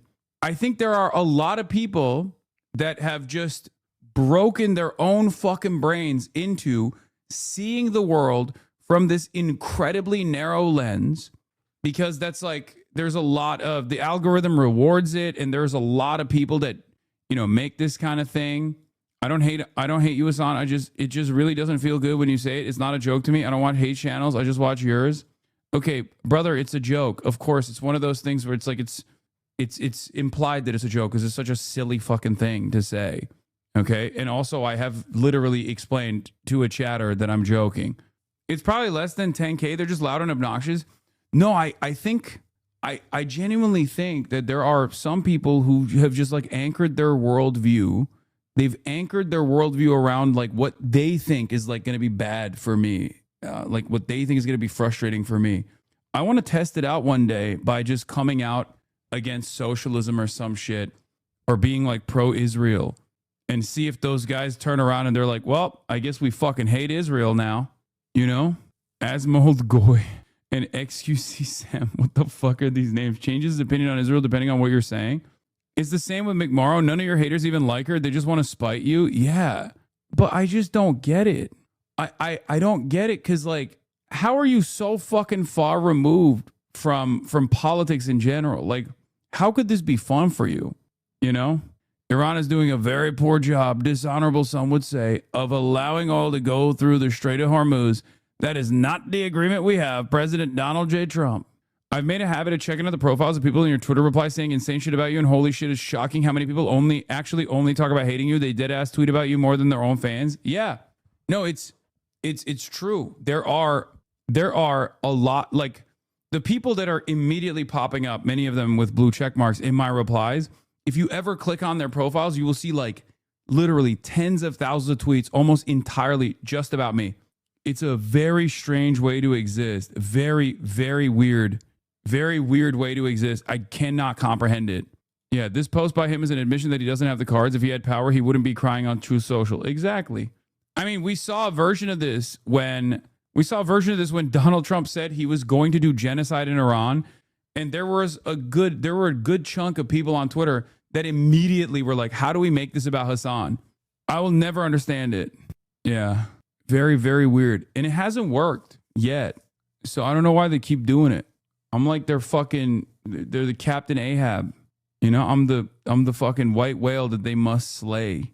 Captain Arab. What is this? By the way, Twitter's broken because of ad blocker. Wait, really? Let me try. Row on the DNC stuff today. I know, he literally sent it to me. Oh my God, it is because of that. That's so funny. You guys sent this to me at the same time he did. Okay, chatter, you're goated. Shockingly, the DNC just voted down a resolution condemning AIPAC dark money spending. How out of touch do you have to be? AIPAC spent $14 million of dark money in Illinois primaries. And you know what? 2 presidential candidates for 2028 lobbied DNC members to get them to vote this down. Let me be pretty clear. Anyone who hopes to lead this party must condemn and reject AIPAC money. And anyone who hopes to lead this party must be against another dollar going in military aid to Israel. Final point. We as Democrats need to reject all super PACs in Democratic primaries, whether running for the House, the Senate, or the presidency. Yep. Again, always on message. Always good. Always on message. Always a good message. All right, let's get back to this, though. The fragile truce. It will render the negotiations that are set to take place on Saturday in Islamabad meaningless. Yesterday, we know the Israelis conducted dozens of airstrikes against Hezbollah positions inside of Lebanon, not just striking the southern Dakhla neighborhood in Beirut, but really the entirety of the country, including the Bekaa Valley and closer to the Israel-Lebanon border. The IDF says they also killed Ali Karshi, the secretary to Iran's largest proxy, Hezbollah, and that is the secretary to Hezbollah, and not the secretary general, but of course this is a top official. And Israel's Prime Minister Benjamin Netanyahu says these types of strikes will continue with more goals to complete. Take a listen. We have more goals to complete, and we will achieve them either by agreement or by renewing the fighting. We are prepared to return to fighting at any moment necessary. Our finger is on the trigger. With talks this weekend scheduled in Islamabad, Pakistan, the president overnight took to truce. They should send Nick Shirley to Islamabad with J.D. Vance to negotiate. Yeah, maybe Abbas Arakshi could teach Nick Shirley how to speak English. That could be cool. Social to say, quote, all U.S. ships, aircraft, and military personnel with additional ammunition, weaponry, and anything else there is appropriate and necessary for the lethal prosecution and destruction of an already substantially degraded enemy will remain in place and around Iran until such time as the real agreement reached is fully complied with. Now, there is a lot of focus today on the Strait of Hormuz. Yesterday, 4 vessels were allowed to pass through, but the Iranians are still saying publicly they're in control of the strait and that it is closed right now. Vessels have to check in with the Iranian military, and other reports indicate they'd like to charge a toll for vessels to pass through this critical thoroughfare. Vice President J.D. Vance yesterday talking about new threats against Iran before the negotiations begin. I encourage the Iranians to come to... Yeah, Ghalibaf, Speaker of the Islamic Republic of Iran's parliament, said made these 3 conditions, and now is saying time is running out, for the record, just now. Once again, the cards are in their hands here, okay? The only pressure that I can foresee them getting from a different country, from an outside nation, is probably China, because China doesn't want to destroy the Gulf. China wants the Gulf to not be destroyed. Israel doesn't care about the Gulf being destroyed. Iran might listen to Chinese demands, but there is no guarantee that they will actually fully abide by Chinese demands, right? Because they are unbelievably stubborn when it comes to sovereignty and making sovereign decisions. The table seriously. We've seen some signs that they're going to do that. We've seen some signs of bravado. Fundamentally, we're in a good spot. They're reopening the straits. We have a ceasefire. And frankly, if they break their end of the bargain, then they're going to see some serious conflict. Yep. China pressed Iran towards ceasefire, Iranian officials say. Beijing appeared to have helped push Tehran to accept a 2-week deal with the United States, reflecting China's growing influence and its stake in avoiding a wider war. For years, China has been one of Iran's most important lifelines. China has bought almost all of its oil exports, shielded it diplomatically, and helped it weather international isolation. Now, according to 3 Iranian officials, Beijing has used that influence for a different purpose, to press Iran to accept the ceasefire with the United States. Is this a China L? Yes and no. Okay. This is not China demanding that Iran stop blowing up the Gulf because they have interest in the Gulf. Obviously, that's part of it. But the reason why this is an L is because they're not applying any pressure to Israel, and they're not applying any pressure to America through back channels to say, hey, you have to, cut a separate deal here that actually makes sense for Iran. China should be applying infinitely more open pressure to the state of Israel for spoiling the fucking ceasefire deal. A ceasefire deal that they're aggressively pursuing. And they're aggressively pursuing the ceasefire deal because Israel doesn't give a fuck about the GCC. If it blows up, it blows up. They don't care. They're fucking crazy. And America obviously has a lot of interest in the GCC remaining intact. China has the most amount of interest in the GCC remaining intact. The only fucking actor that's spoiling this deal is Israel. And the only demand that Iran has that America is not abiding by, as far as we've seen, is literally bringing Israel to heel. It's crazy, but the assessment here is, unironically, that the entire world is basically begging America to put Israel in its place, okay? And Israel's like, nope, we're unbowed. And America's saying, yes, yes, sir. You do whatever you do, okay? They need to put the shock collar on Israel, go, Israel, place. A dynamic so insane that it lends credence to Zog-style theories for the uninitiated, okay? It's unfucking believable. It's unbelievable that America still hasn't been like, all right, dude, you got to restrain yourself a little bit. Like, it's out of control. Can you please stop joking about shock collars? I almost hit a drunk driver because someone triggered my shock collar. They're going to clip you to hell for that one? I don't care, dude. That part is fine. China could cut the West off from chips if they want, especially with the U.S. pulling ordnance out of that area. They could easily blockade the island nations on their coast. Nations in parentheses is true. I mean, that would be a devastating predicament. I don't think they would try that. CBS, Trump had been told the ceasefire would apply to the Middle East, and he agreed to it, including Lebanon. Mediators, Iran's foreign minister and Pakistan prime minister also believed it did. The U.S. position reportedly shifted after a call between Netanyahu and Trump. Oh my God, I'm done. I can't do this. I can't do this anymore. This is so fucking crazy. It's just, it doesn't, I don't know what to say. I don't know what to say. It doesn't make any fucking sense at all, dude. It does not make any sense at all. This is so far beyond like the aircraft, unsinkable aircraft carrier, the unsinkable aircraft carrier theory. It's unbelievable. We don't hold the cards. We are incapable of achieving our strategic military objectives.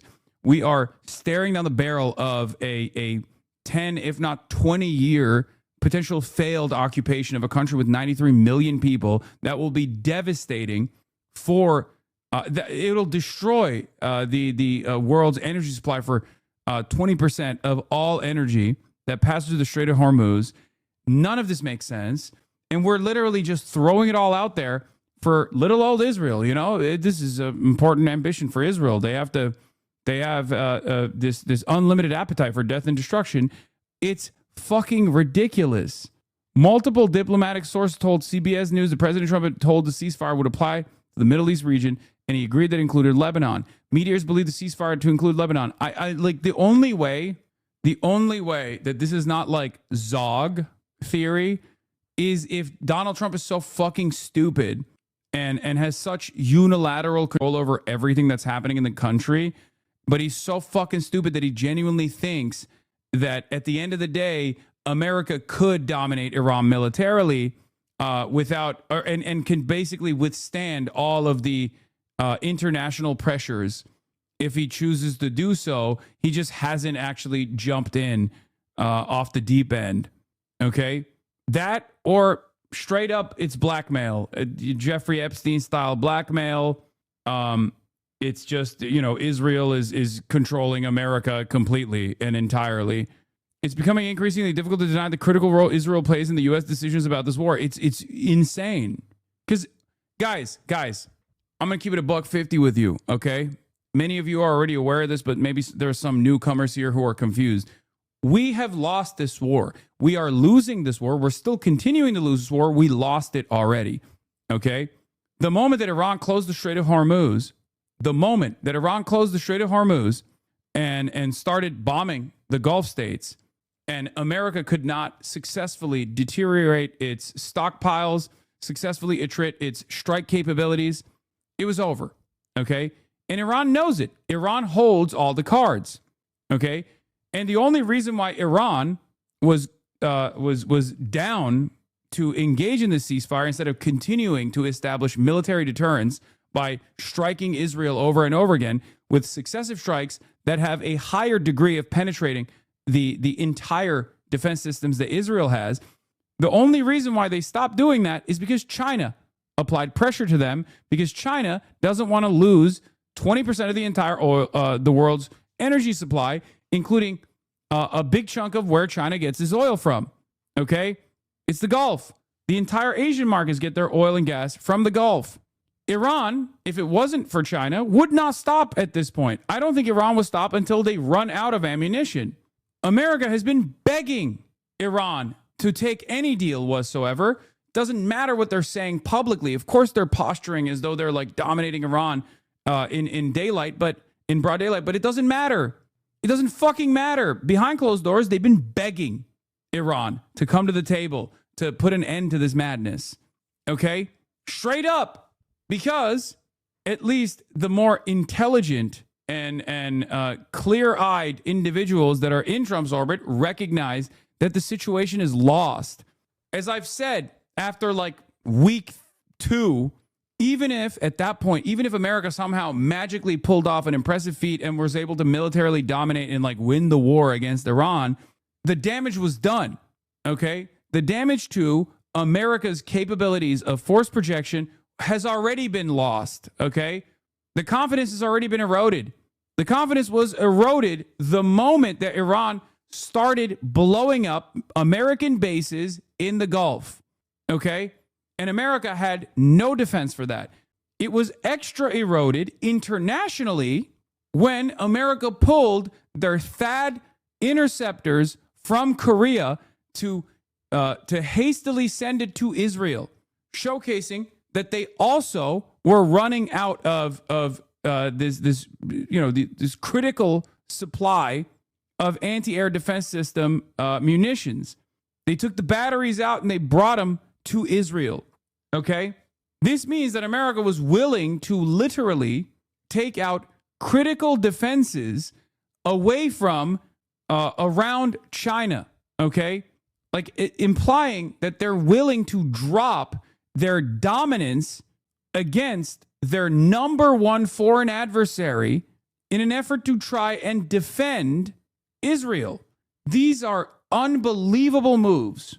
It doesn't make any sense. They asked Poland to. Poland said, fuck off. It's clear that the United States is overextended.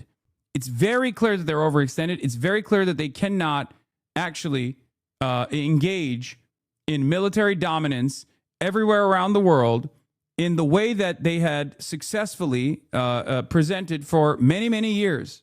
Also, Israeli missile interceptors have also dwindled to double digits, Trump administration official tells DropSite News. Okay? So Israel can't even defend itself successfully, and yet they're still fucking up this deal. At this point, it's foolish for Iran not to continue this war. It's foolish for Iran not to continue pummeling Israel. Okay? The only thing holding them back, I suspect, would be the fact that Israel is crazy enough that they could just nuke Iran potentially, which again does not actually stop the pain. It does not stop Iran's capabilities of blowing up Israel continuously with more force and with more successive strikes, especially if their defenses are if the Israeli defenses are completely depleted. So it is truly the Führer bunker moment for Benjamin Netanyahu, where they're doing a final push, even if that is completely suicidal. Okay? It's unbelievably suicidal. America should get ahead of Israel and restrain Israel for Israel's own sake, not only for its own sake, to save face and to not destroy the energy markets around the world, but it just does not make any fucking sense. It does not make any sense. Iran holds all the fucking cards. I know that that's not what it looks like if you only read American news, but I've been saying this since the end of week one.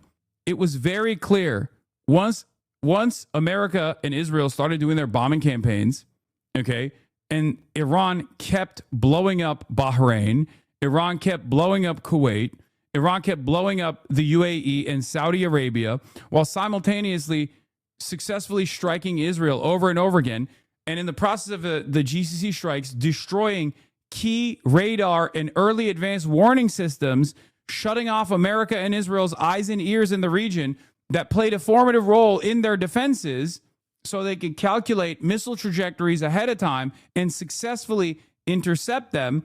Once Iran was able to do that, it was over. It's only a matter of time until they are continuously pummeling Israel. If Iran right now dug out enough TELs and do the same volleys that they did on day one, okay, Israel would be done.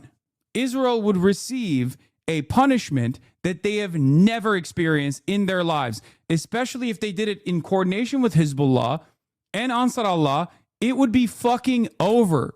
So the fact that they're still keeping up with this, even if it goes against their safety and security, is understandable if you understand what fascism looks like. It's understandable if you understand what what a suicidal ideology Zionism and because fascism is, right?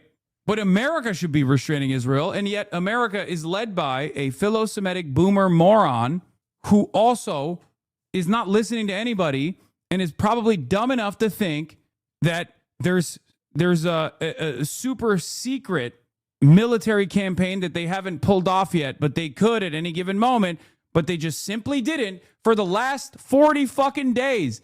Okay? They had the capacity to do so, America, but they just didn't do it. And that's stupid, right? It's obviously stupid. If they had it, if they were capable of doing this, then they would have. Now you're being pro-Israel, bro. What are you saying? Bro, Mossad watches you up close. Stop explaining it to them. Okay, dude. Yeah. all of that, America doesn't leave soldiers behind bullshit only applies when the U.S. is trying to mask their failures with a PR stunt. American troops have been sitting ducks in the Middle East. Their leaders couldn't care less. No fortifications, hiding in hotels, etc. It's true. Yeah.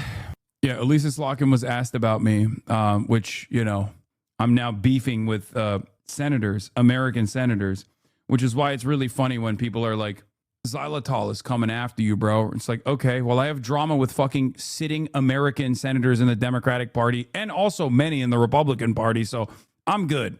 Yeah, a CIA agent too. Yeah, xylophone dissed you, bro. Okay, well, so did fucking Elisa Slotkin, okay? I feel like there's, one probably is more important than the other. Anyway, this is so anger-inducing. The idea that, like, Benjamin Netanyahu fucking, like, this is the type of shit that I get mad about and think that is probably happening behind closed doors. But to read it on CBS News, Israel's #1 propaganda outlet, by the way, is unfucking bearable. It's insane. It's insane. The notion that Benjamin Netanyahu can make a fucking boss call. Trump says Netanyahu told him he'd low-key it. That's not going to work, is it? Yeah, the Israel lobby, honestly, has significantly undersold the issue of state capture by organized foreign interests, and it's also clearly gotten much worse since then. I suspect an update will be written. Yeah. I think the Israel lobby doesn't even explain it any longer. Like, this is so fucking beyond the pale. Obviously, most Americans are cattle and are completely oblivious to everything that's going on, and they have no understanding of what this means for the might of the American military, what our capabilities are.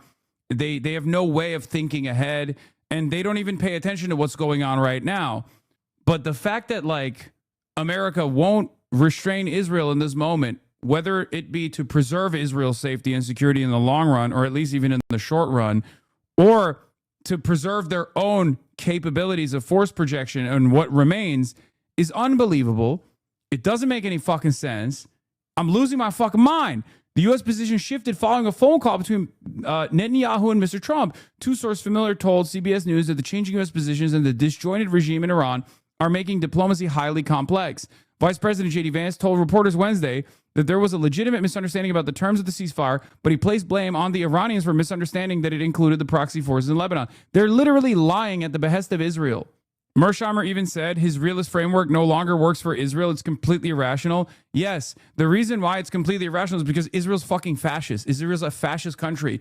It was not rational for Rhodesia to try to do what it did. It was not rational for Nazi Germany to try to do what it did. Okay? It's not rational because they're fascist. It's that simple. Fascism is a suicidal death cult. It's a suicidal ideology. At the end of that, you have unlimited appetite for death and destruction against all of these enemies that you are dominating, that you think are lesser than. And ultimately, you're going to fail. You're going to overextend. You're going to bite off more than you can chew. And if you don't actually restrain yourself, eventually you're going to die. You're going to kill your population. Your regime is going to end. Of course, from my perspective, right, from my personal perspective, like, I don't want Israel to go through this process because that process is going to be incredibly bloody and incredibly violent for everyone else that's in the crosshairs, right? So that's the reason why I'm like, America needs to restrain Israel. America needs to stop, to bring Israel to heel. But it's clear that Israel doesn't give a shit, and they just keep pummeling every other country in the fucking region. The Iran ceasefire is already breaking down, says Robert A. Pape. Strikes continue. Hormuz is unstable. Forces are on edge. This is not de-escalation. It's a pause inside of a system still moving. Most people think Trump will avoid escalation. That misses the point. He's not choosing freely anymore. Each step leaves him with two options: escalate further or accept a bigger defeat. Exactly. There's one real decision left. Ground operations. Cross that line. Long war. Avoid it. Iran consolidates power, nuclear capability, leverage over global energy. Either path reshapes the system. What matters now are signals, not statements. U.S. force movement, control of Hormuz, Iran's nuclear posture. I'm breaking this down live and take questions today at 7 p.m. So, yeah, I do agree with this. AI generated? Potentially. But I think, I mean, this is what I've heard him say already. So it's not new. Kamal Karazi, former Iranian foreign minister and senior advisor to the Supreme Leader, dies from airstrike injuries. Karazi, the head of Iran's Strategic Council on Foreign Relations, had died from injuries sustained in a U.S.-Israeli strike on his Tehran home on April 1st. His wife was killed in the initial attack. The 81-year-old served as Iran's foreign minister from 1997 to 2005. As an ambassador to the United Nations from 1989 to 1997, he was a senior advisor to the late Supreme Leader Ali Khamenei and continued in that role in his successor, Mojtaba Khamenei. At the time of the strike, Karazi had reportedly been working with the Pakistani intermediaries to arrange a direct meeting between Iranian officials and Vice President J.D. Vance, making him a central figure in the diplomatic channel that ultimately produced the fragile ceasefire now under severe strain. Yeah. No. Cool, we killed another 81-year-old is what some people in the chat are saying. This is a very significant 81-year-old, okay? What he represented was a pathway towards a ceasefire. So you know Israel fucking killed him for that reason.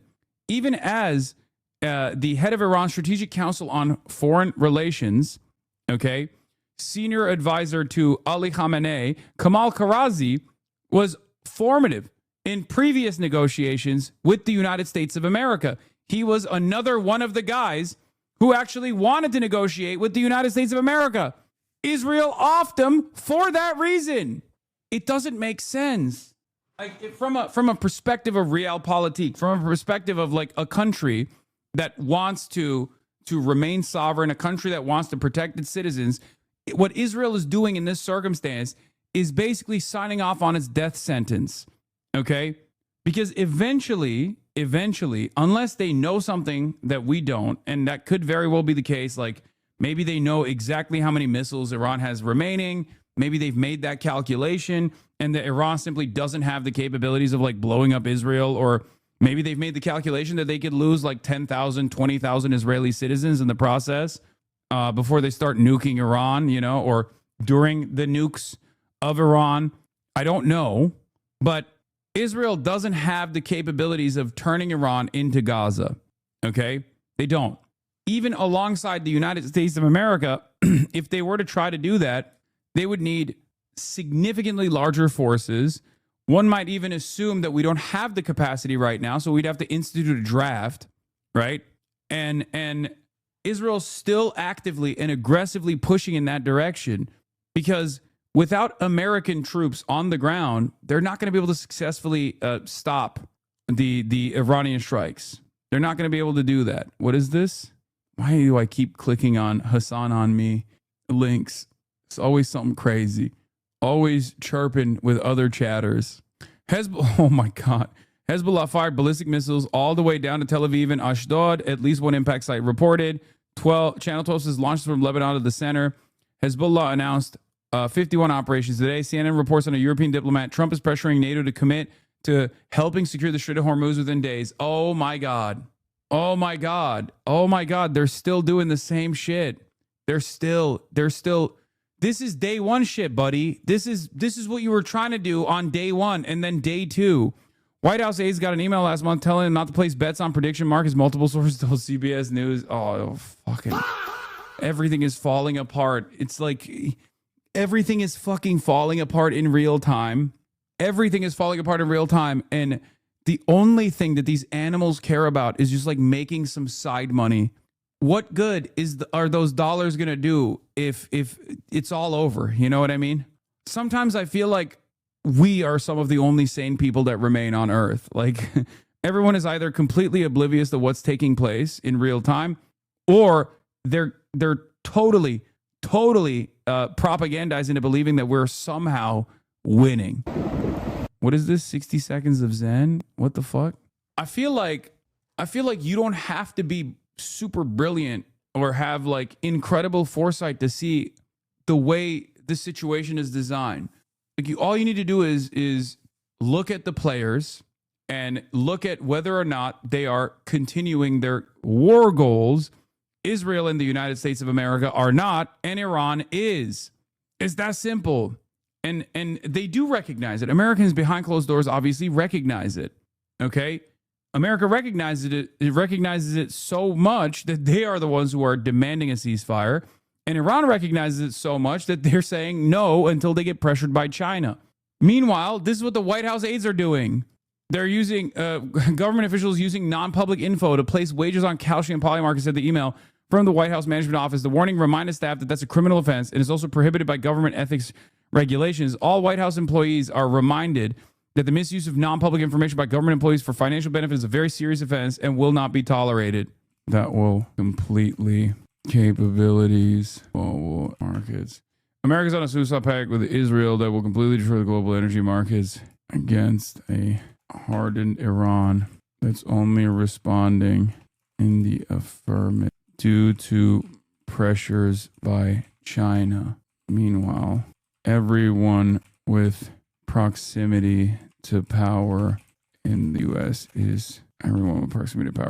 are behaving like vultures, picking up apart the corpse for scraps. What a time to be alive. Meanwhile, everyone with proximity to power in the U.S. is behaving like vultures, picking apart the corpse of the U.S. for scraps. What a time to be alive. It's just dying empire, man. I didn't think it would happen this fast. Genuinely. Have you ever considered that you may be a liability to Democrats because you're a cutie patootie? Yeah, they're stripping copper out of the walls for a quick hit is correct. With Israel holding that Israel controls. Oh, completely. Okay. This is USSR shit? No, this has never happened before.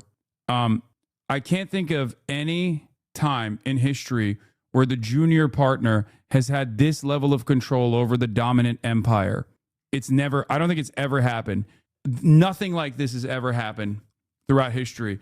Like, empires rise and fall, okay? But oftentimes empires rise and fall because of their own mistakes. And this is a mistake, obviously, that America will own. But I've never, maybe there is a historical example that is not coming to mind right now. Maybe there is a historical example, but I have never I can't recall ever a time where you had an empire that was completely captured by another country or another like influential figure from the outside. Yeah, the closest example is an internal empire faction within power, not external partner nation. Yeah, I don't think it's ever happened like this, unless you say like the Vatican. Maybe is that an analog? I genuinely think the American-Israeli relationship is absolutely and totally unique to history. I said America's on a suicide pact with Israel that Israel controls that will completely destroy the global energy markets, and most people are oblivious to how badly the U.S. is losing, demanding ceasefires against the hardened Iran that's only responding in the affirmative due to pressures by China. Meanwhile, everyone with proximity to power in the U.S. is behaving like vultures, picking apart the corpse of the U.S. for scraps. What a time to be alive. It's genuinely crazy.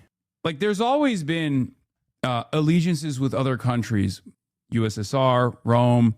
There's always been like allegiances that these empires and coalitions have designed.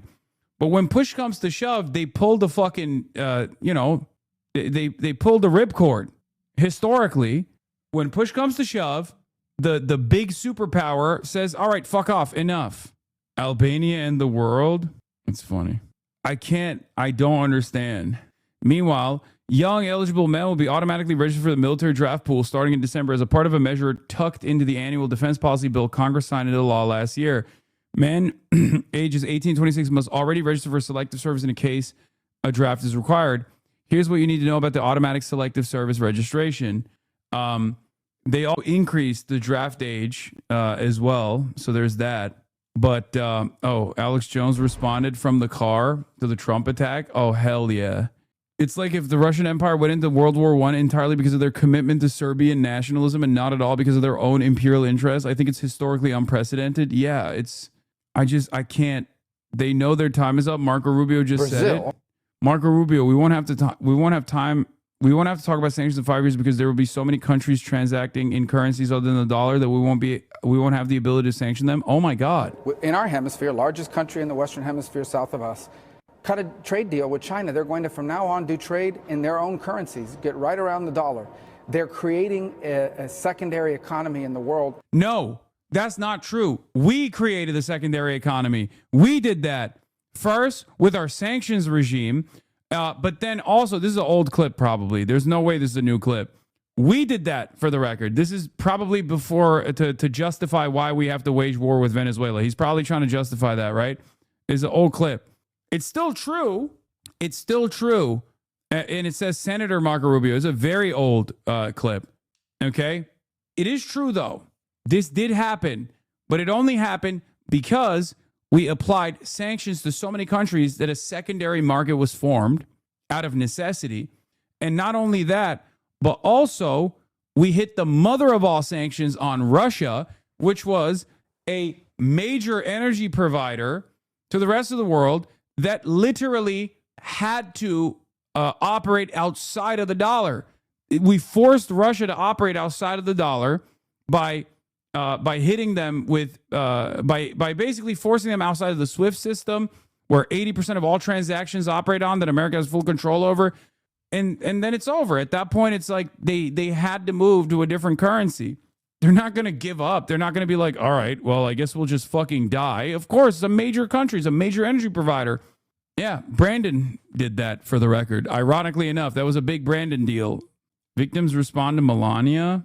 Let me tell it as it is. Any notion of the U.S. projecting heavy firepower with their strategic bombers B-1, B-2 on strategic Iranian targets is highly questionable. They have not been used on one of Iran's top 10 missile cities, Shiraz. If they had been, damage would be well visible. Instead, the base remains fully operational after 40 days. To make it clear, no mass GBU-72 bunker buster B-1 raid, nor B-2 GBU-57 MOP raids would have any chance to harm the missile drone arsenal there.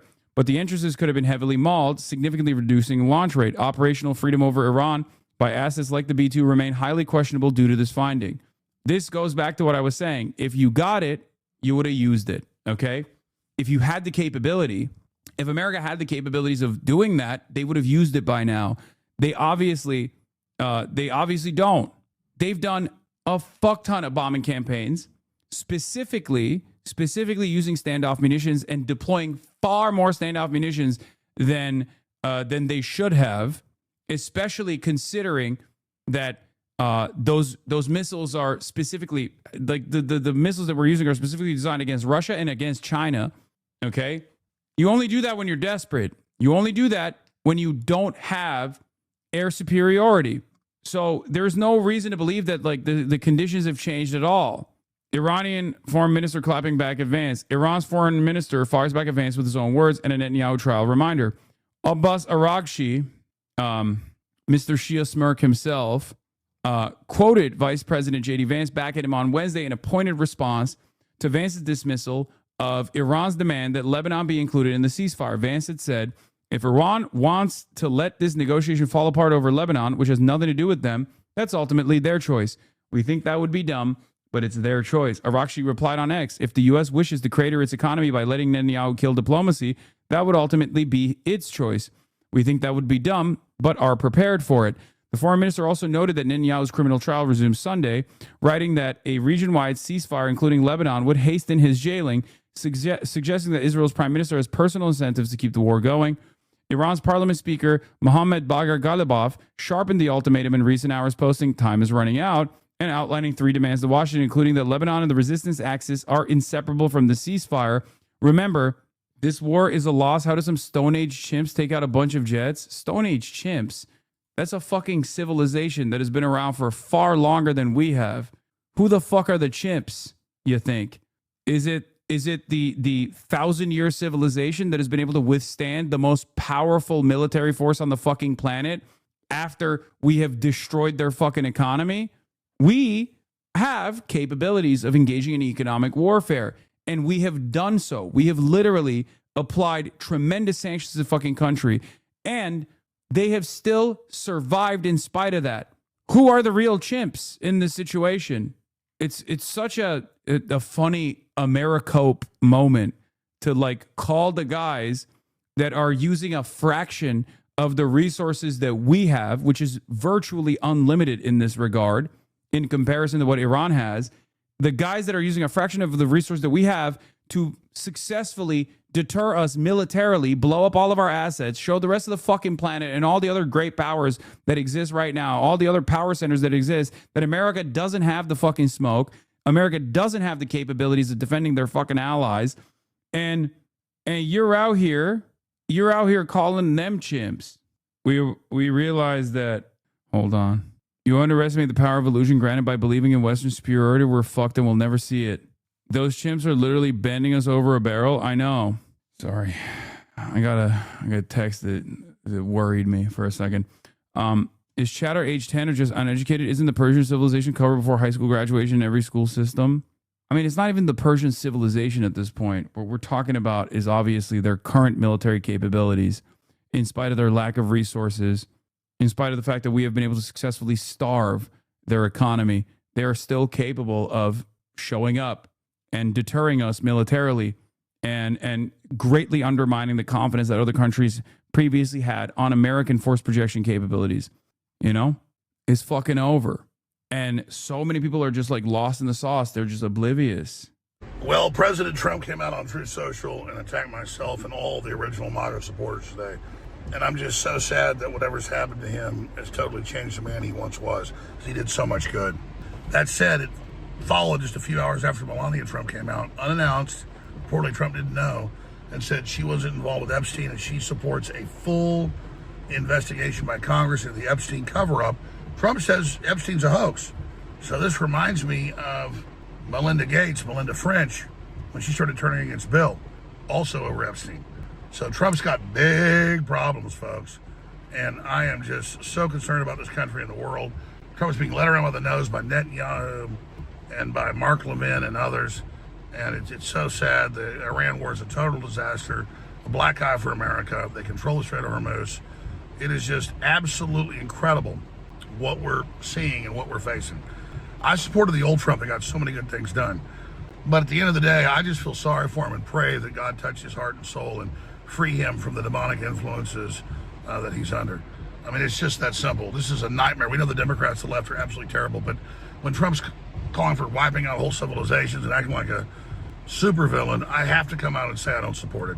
It's that simple. So again, Trump's own wife came out at an unannounced press conference today and said the Epstein. Dude, what is happening? Oh, God, Nick Mullen. When people say anti-Semitism is on the right, what I see in my mind is the most beautiful hot air balloon anyone's ever seen. And in the basket, I'm there with Sonic and Mario and Wallace and Gromit, and we're peacefully drifting up, and up towards Nasrallah and Khamenei.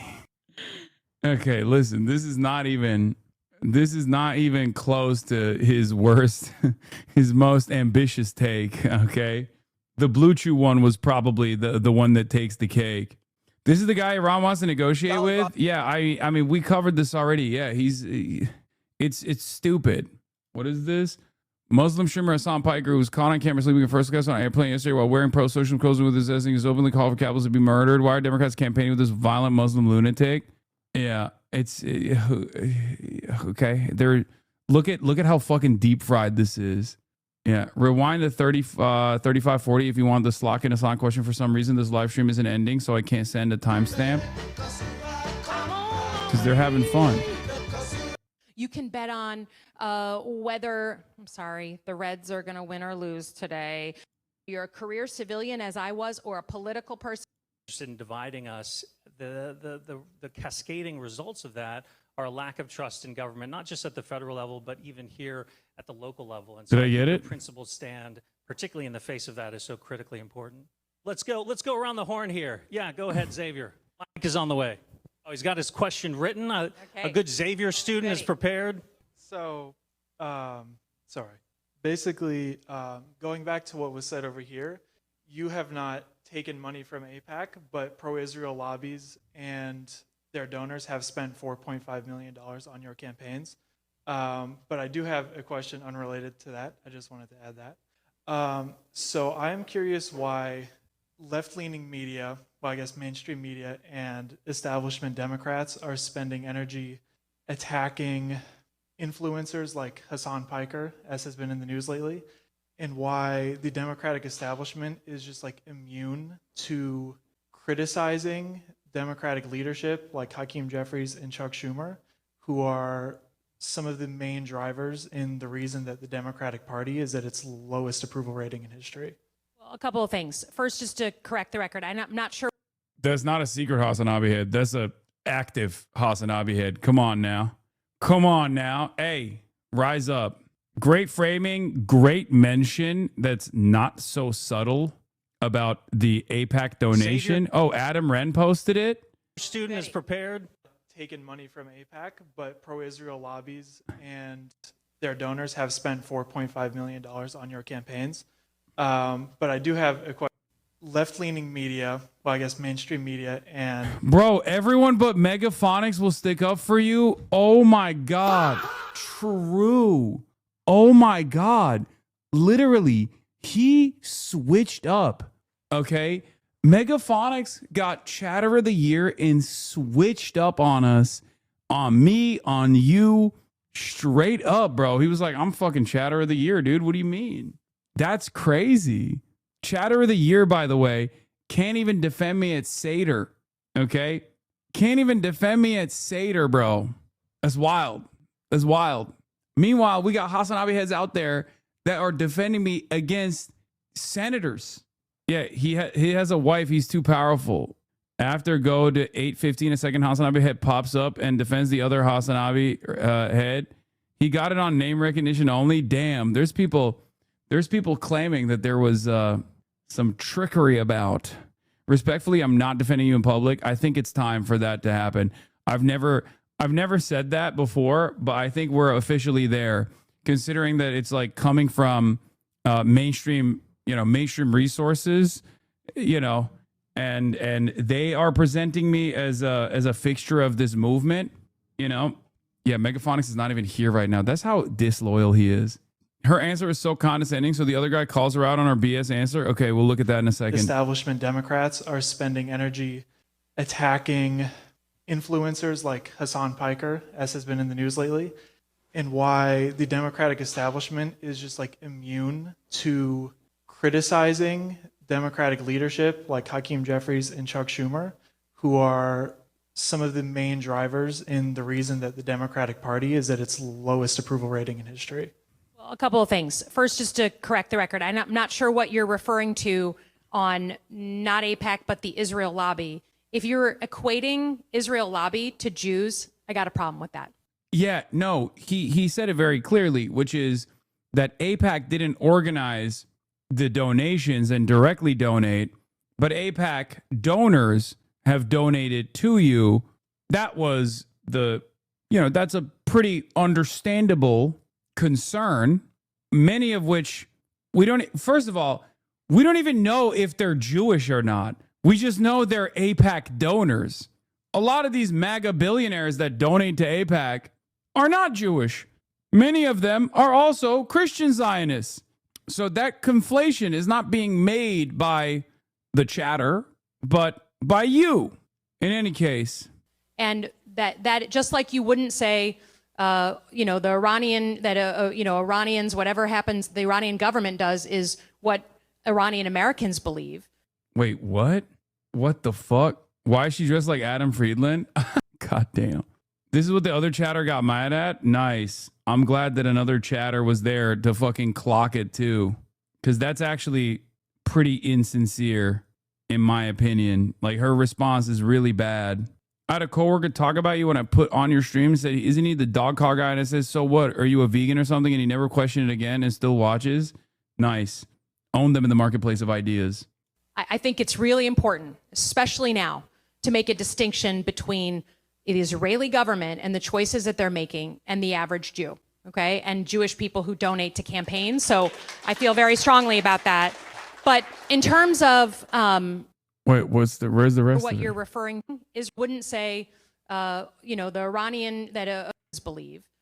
Israeli government and the choice. By the way, even the mere mention of AIPAC got her going, like she's already stubbing her toe on this. Like, it's clear that, God, she is not ready for the big leagues. It's crazy because, like, she's literally a CIA agent. How are you fucking this up? That they're making and the average Jew, okay? And Jewish people who donate to campaigns. So I feel very strongly about that. But in terms of criticizing or not criticizing, again, I can't represent, there's not like some Oz behind the curtain of establishment Democrats. I can only represent myself. And when it comes to talking about anybody who comes into our world, and Hassan Piker was just in Michigan, Chuck Schumer is the leader of the Senate that the caucus that I sit in. The only way that I know. Wait, is she saying Chuck Schumer is my op? Is she saying Chuck Schumer knows about me and is putting out boss calls?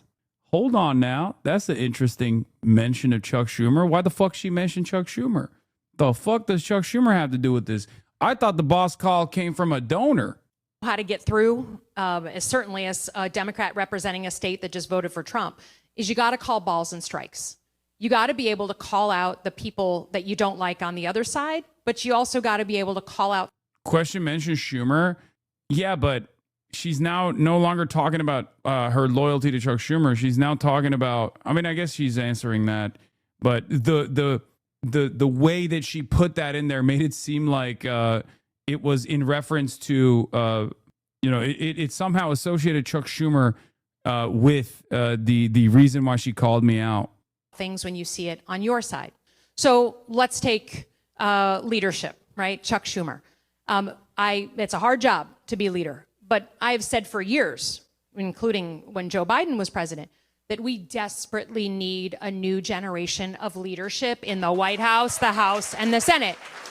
And I say that here. I've said it a million times. That's it? Ugh, that's not very good. Calling balls and strikes like CB Buckner. Say this is Hasan. The baseball heads will understand. Okay. For folks contending Hasan the Hunt isn't coming up on the campaign trail. A question unrelated to that. I mean, I shouldn't be coming up on the campaign trail, but the reason why I'm coming up on the campaign trail against Elisa Slotkin is because she randomly brought me up after getting, 0.8, like right here, 810. We'll do 3 rapid fire questions. So why don't you all ask your questions, and then we'll try to answer all 3 at the same time. Go ahead. So what are your thoughts on the filibuster and the 60-vote majority in the Senate? Foreign Affairs guy, what That's do we okay. do to repair our relations around the world? They're in the trash right now. Oh, boy. So first off, I wanted to say I found your response to the gentleman in front of me offensively bad faith to conflate support for Israel while they are committing genocide and while they just had a terror attack on Lebanon yesterday, killing almost 300 people. To conflate that with the Jewish identity, that is what anti-Semitism looks like. But my question is, I am so tired of the Democratic Party villainizing the left, villainizing progressives, and we've seen it here where they've tried to push away progressive voices. How can we empower those progressive voices? Speak on it, King! Speak on it!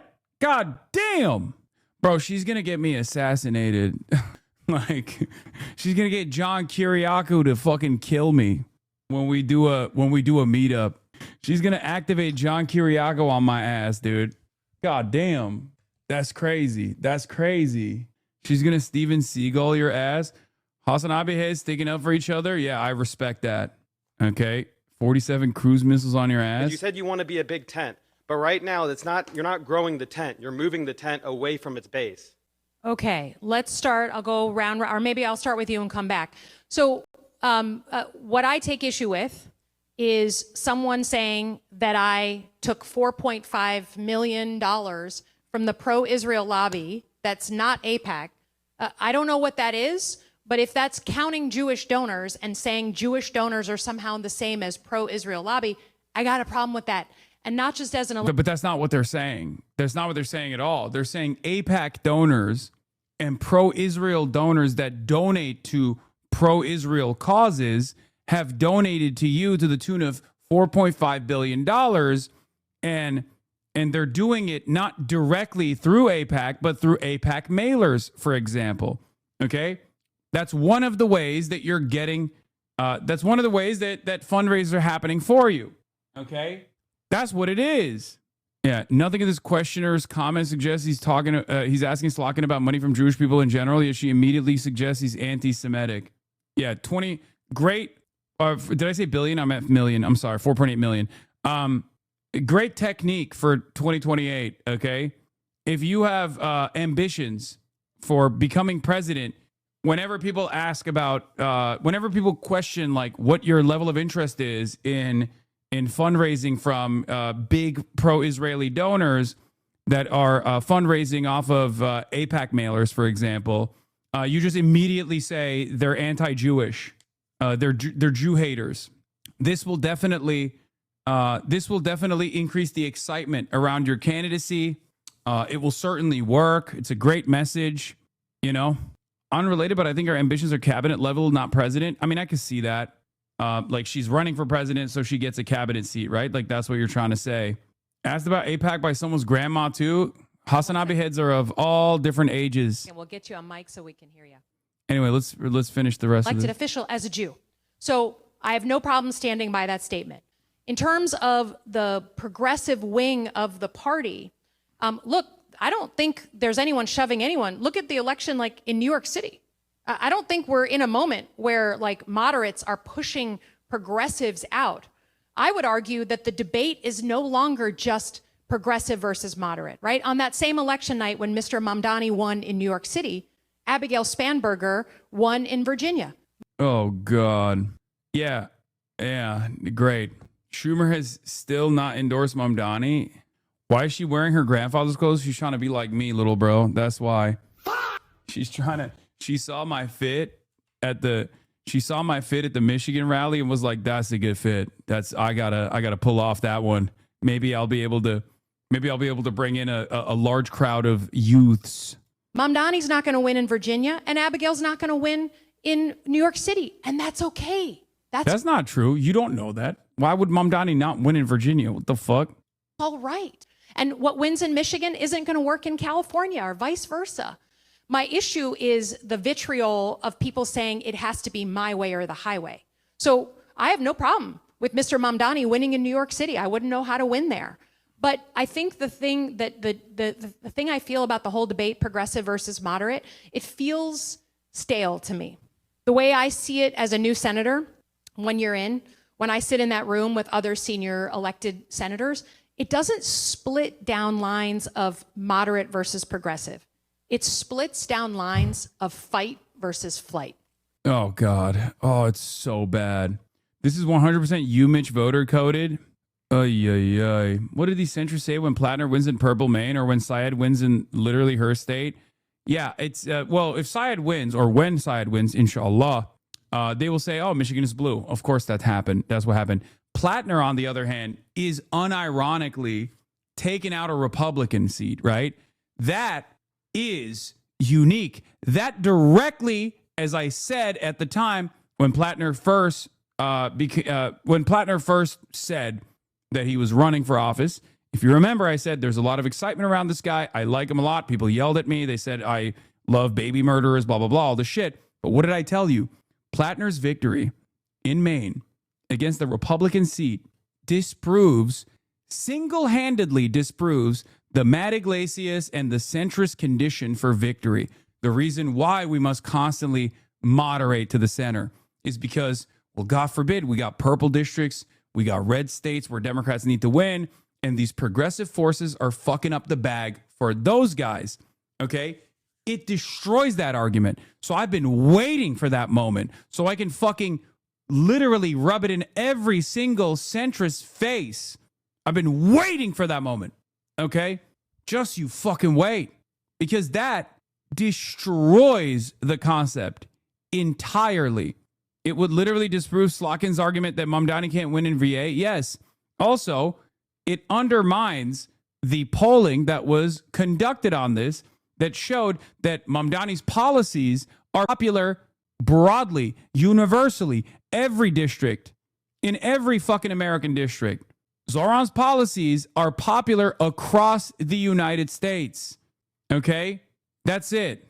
That was a not so subtle way for her to imply that Zoran is unelectable elsewhere. That's bullshit. Now, there's different versions that you have to make it specific to whatever the needs of your locality is. What is this? Your fit here is brazy? Stop. I know. Did you read the article for the lady from No Labels wrote about you on the Hill? No, I didn't. But No Labels has been aggressively doing ad spend on Twitter against me, and then also doing ads against Bernie and also AOC, using me as a cudgel, as a way to like attack them as well. But again, they're no motion. No Labels should be called No Motion. Okay? The fuck do you mean No Labels?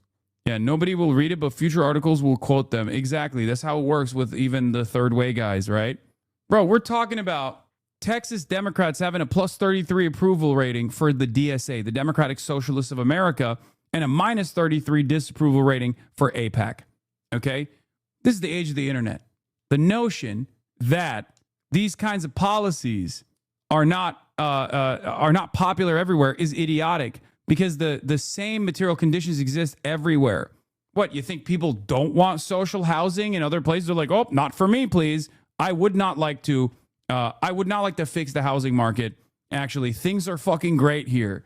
Yeah. Oh, no, I love medical debt. I love being saddled with medical debt. Please, more medical debt for me. I hate the notion of destroying the private healthcare provider system that we have.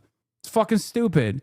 I'm a swing voter, and I personally want to make sure that United Healthcare CEOs continue to turn profit, continue to justify their ginormous fucking salaries by gatekeeping or paywalling healthcare from me. I love that. I want my mother to spend her last days on the phone begging the insurance to cover her chemotherapy bills. Even though she's going to die soon, she doesn't want to leave behind tremendous amounts of debt for her family. That's what I like. Also, that the GDP can go up. That's what I want. Is that what you think is going on in the mind of a median voter? In the mind of a swing voter? What are you, fucking stupid? Are you out of your goddamn mind? Matthew Petty says, politics is not really about fixed percentages of the population belonging to this camp or the other. People will sort in different directions depending on what choices actually are. We all joke about the incoherent median voter, but that's just goes to show you how it works. That's true. And the plurality sorts themselves into nothing, partially because there isn't anything appealing about either direction. Yeah.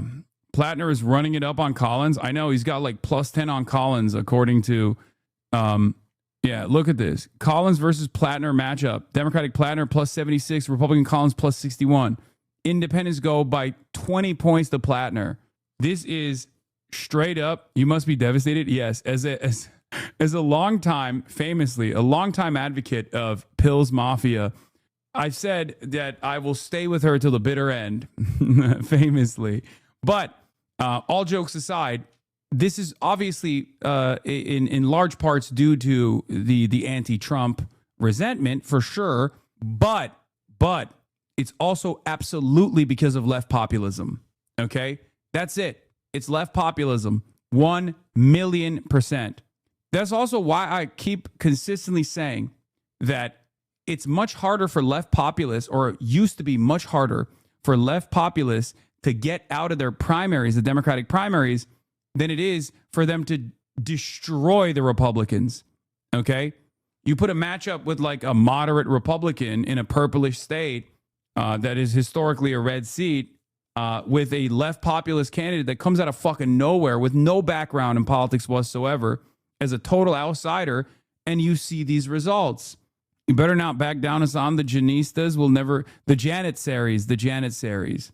Respectfully, Plattner, you don't overlook his bullshit unless his platform is popular. No, the things that we consider to be red flags or bad, the average Mainer doesn't give a fuck about, okay? As a matter of fact, it probably works for his appeal. Like, the Nazi tattoo for the average Mainer is they didn't know it was a Nazi tattoo. They believe him. His background as a machine gunner in the Marine Corps, and a 4-tour machine gunner at that, including his brief stint at Blackwater, is either completely irrelevant or a benefit. Okay?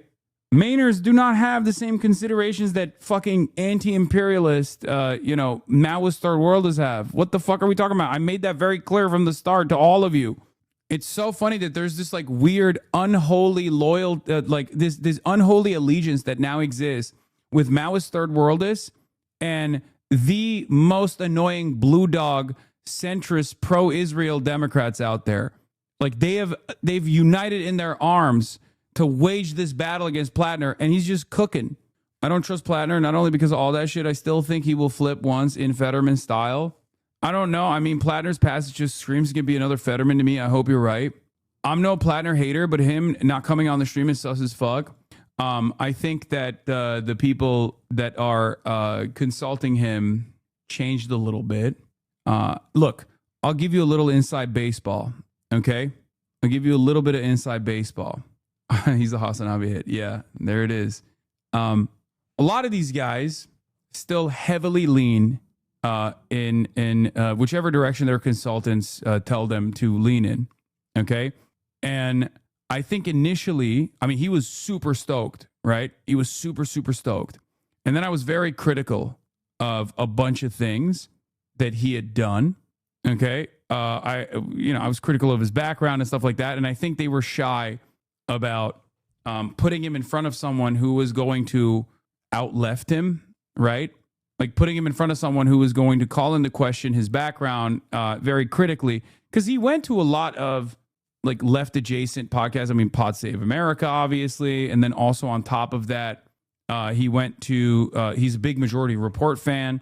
And there is no reason for him to come here. Let's be real. He was already cooking, and there's no reason for him to come here and like get yelled at by a bunch of people that are going to call him a fucking baby killer. It doesn't make any sense. So from his team's perspective, I think like it was just like irrelevant.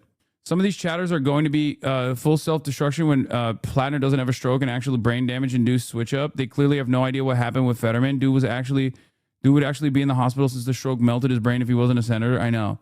But I also think, come on, man, you have to acknowledge Twitch left fumbled Plattner straight up. Don't make this about his team. You're not keeping it real right now. Wait, what? Twitch left fumbled Plattner? What do you mean? Michael from Pennsylvania was eating Plattner's dick from day one and very aggressively defending him unconditionally. I was more critical than Michael from Pennsylvania was and was trying to fucking reason with my chatters. Not that it mattered. Ultras were still losing their fucking minds, and they still are to this day. Anytime I bring up Plattner, there's like unbelievable brain disease about who he or what he represents. Okay. But what did I say? Even back then? I said, regardless of my criticisms, I think Plattner's victory will show something very positive. I tweeted it at the time as well. This is partially untrue. Mike critiqued him heavily early on. Yeah, well, Mike's a fucking idiot who had no issue with Plattner and plenty of issues with Cat, so let's be real here. Okay, calm down. You guys are being unnecessarily aggressive here. In any case, I think I had a pretty reasonable take on Plattner. I did not think that he was going to turn into fucking John Fetterman. I said that there are some significant red flags in his background, Blackwater being the most consequential one, and then the Nazi tattoo. I was like, holy shit. Paired up with Blackwater, it's a little ridiculous. However, what did I tell you at the time? That the most likely scenario here is that he actually did fucking trip on mushrooms, and Majority Report, his Majority Report fandom, specifically Michael Brooks fandom, according to his own Reddit journey, most likely bricked his consciousness entirely and flipped his mentality on this stuff almost completely. All 7 Maine voters, 6 progressives and 1 moderate, said they're backing Plattner in June 9 primary. Plattner is Maine. He's rough around the edges. He's polished like all the politicians that we've seen for most of our lives, said Julie S., noting that Plattner was also endorsed by Senator Bernie Sanders. Yeah. Also, my major thing was Medicare for all and anti-Israel, like anti-genocide. You come out of the gay swinging against Israel, especially when he started, because a lot of people forget. When Graham Plattner was anti-Israel, it was nowhere near as favorable, okay? A lot of people have recency bias, and we always analyze and interpret things with today's lens, okay? When Zoran Mamdani came out and said, I'm not going to Israel, I'm the mayor of New York, I'm going to stay in New York, that was a brave moment for him, especially considering that most politicians were not saying that and absolutely would have shied away from saying that. Maybe Plattner doesn't want to be called anti-Semitic by going on the HasanAbi broadcast. Yeah, that's what it is. The guy with the Nazi tattoo is worried about being called anti-Semitic. He's like, listen, guys, I had a totem cough on my chest. Okay, I had a totem cough on my chest, but this HasanAbi guy, I mean, he's something else. We don't have many Jews here in Maine, yeah, except for Graham Plattner's wife, who is Jewish. And Graham Plattner's brother-in-law, from what I understand, that is like one of the actual red flags. Graham Plattner's brother-in-law was not only in the IDF, but also fucking straight up is like one of the security consultants or whatever. But I still believe that his perspective on this is sincere. Oh, God, I shouldn't have said that. Now all the schizos are going to fucking lose their minds. Oh, here we go. Yeah, you want to know why? You want to know why we know Graham Plattner's brother-in-law it was in the Israeli occupying forces?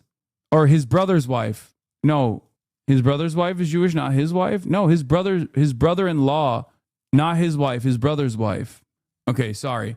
His sister-in-law Wait, his brother-in-law was in Gaza, no? Okay, you want to know why we know that, for the record? His brother-in-law was literally in the IDF. You want to know why we know that? Because Jewish Insider leaked it, okay? His wife's brother, not brother's wife. Yeah, his wife's brother was in the IDF. His wife is Jewish. And his wife, Graham Plattner's wife is Jewish, and Graham Plattner's wife's brother was in the IDF. Okay? Not only that. Wait, I got to get the door. My dad was locked out. Okay, so as I was saying, why would the right plant Plattner if Khan's already controlled opposition? Yeah, because it's not real. The fucking the plant accusations are stupid. But in any case, Baba ne diyorsun ya? Yani inanamıyorum. Sorry, he was about to say something crazy. As I was trying to explain, and I didn't even get to the main point that I was trying to make about this. Graham Plattner's wife, as far as I understand, is Jewish. His brother's wife is Jewish. His stepbrother was in the IDF, and the guy he was pictured with, his brother's wife is Jewish. Okay, I thought his wife was Jewish. Okay, regardless, the reason why we know that his stepbrother was in the IDF, or like someone connected to him directly is in the IDF, is because Jewish Insider wrote about it. Jewish Insider, with a full knowledge, Jewish Insider, Seth Frantzman, this is the guy, okay? This is the dude. Jewish Insider, knowing how bad Israel's approval ratings are, leaked this, okay? They tried to attack the anti-Zionist candidate by affiliating him with Israel. Jewish Insider was the one that broke this story. I'm going to repeat it one more time. My number one op, whatever his fucking name is, the guy at Jewish Insider that always writes articles about me, that writes hit pieces about me, was the one that wrote this story about Plattner, associating him or claiming he had ties with Israel because they know that it would make people go fucking insane. And guess what? It worked. It fucking worked. There were a bunch of fucking people that saw that and lost their fucking minds. Okay? There were a bunch of people that saw that and were like, oh my God, this guy is definitely like a spy or something, not understanding the concept that like your relatives are not indicative of your own positions. Okay? Your relatives do not determine your positions. Many chatters don't understand that they might have immediate relatives that they disagree with vehemently. And yet they can never apply that to someone once the conspiracy. What is this? Plattner talked about his wife, the brother on the Michael Brooks on a call on the show before. Shut up. That's not a clip of Plattner. That's me talking to Michael Brooks. You were right about MAGA hating the Trump post. Trump's followers on Truth Social are extremely upset about his attacks on Candace Owens, Megyn Kelly, Alex Jones, and Tucker Carlson. I'm always right. I know hogs better than I know my own damn self. Okay, if there's one thing that I know that is hogs, I am the hog whisperer. I am the hog wrangler. Please. I basically have, dude, this is why I say I am Dr. Jihad and also have a PhD in racism. Okay, what do you think the minor was? My dissertation on my PhD, my thesis that I had to defend was on hogs. Okay, I know my fucking hogs, baby. Don't come at me like this. Just as I told you from the fucking start, that hogs were not going to like Donald Trump being weird and shifty on the Epstein stuff. And I was fucking right. That is like literally the only thing that they openly disagree with Trump on. What I fucking tell you, I am the hog farmer. I know my fucking hogs. I love my fucking hogs. Okay. I wrote the book on hogs. What? You are way out of line. Most of these people, especially Alex Jones, being your day ones, you need to step back and take a good hard look at who's whispering in your ear. Get back to America first. I personally put up with years of abuse from the whack jobs out here in Cali for showing my support of you. But after this, I'm hanging up my red MAGA hat you signed. Get right, Trump. Trumpy is mad that the people who believed and spread his campaign lies don't believe him anymore. What a deranged lunatic. Okay, well, that's a libtard. That's not a hog. So we can only listen to Mark Levin for news. These people helped you get elected. You are actively alienating your base every day. This is sad. Trump just going against everyone that fought for him to win just because the Epstein files and being at war with Iran for Israel. They didn't leave MAGA. MAGA left them. MAGA left me too. So sad to see. Clearly, you're insane. Time to resign, Donald, or face 25th. You are mentally and emotionally unfit to be POTUS. The pot calling the kettle black. As of last week, they've done nothing but make excuse for your behavior, and you think they're the enemy? They are why I'm a triple Trumper. Whoever is telling you this is very wrong. They have been trying to tell you how a large percentage of Americans see things. I was confident that you knew what you were doing, but this is truly scary. Oh my God, you're so childish. Save America. Clearly, the truth has triggered you. Being one of your biggest supporters, I'm done with you and your lies. Look at the mess you've gotten our country into by bending the knee to a monster. What am I am hearing is your ego is so fragile. You think anyone who questions any of your decisions is a low IQ person. Sir, statements like this say far more about you than them. What in the world is wrong with you? You've just lost my support, Mr. President. Can't. I'm done. DJT, you're just the man, and I've done all that I can to support you and stand up for you. Seeing your followers and that trusted you dwindle in numbers when you threaten lives over a strait explains much more than that. You're the terrorist that kills people for politics. You're the man who wanted to divert everything that's supposed to aid us over a fucking war. This man is not well. If a CEO of any organization posts this type of hate, the board would oust them. Hashtag pedo. What the fuck is this rambling? Charlie Kirk would be on this list now too, I bet. What the hell's going on with you, Trump? No new wars, food prices down. You are giving the Democrats the midterm. Note how they are silent. You don't want to interrupt your enemy when they're destroying themselves like you are doing right now. I'm sorry, but all these names have been nothing but fought 100% for you since 2016. Alex Jones being the #1 supporter. Wow. I'm telling you, man. I'm fucking telling you. Groypers are mad too. Of course, Groypers are always mad. Alex Jones interviewed Trump in 2015 before he even won the Republican nomination. Trump told Alex Jones, your reputation is amazing. I will not let you down. 10 years later, that's exactly what he did. Look, piglets care nothing but the slop. Okay? What do I always tell you? Take Americans' treats away and you will have a revolution. Okay? And the thing that a hog cares about as far as treats goes is their consumption. What Donald Trump doesn't understand is that what he did right there is basically like saying, I'm doing a soda ban. Okay? I'm doing a soda ban specifically in red states. Y'all have gotten too fat or something. Okay? You can't do that.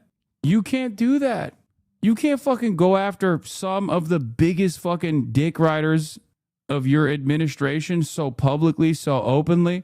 I mean, Tim Pool is just being he's memeing. He does this all the time. This is fucking fake.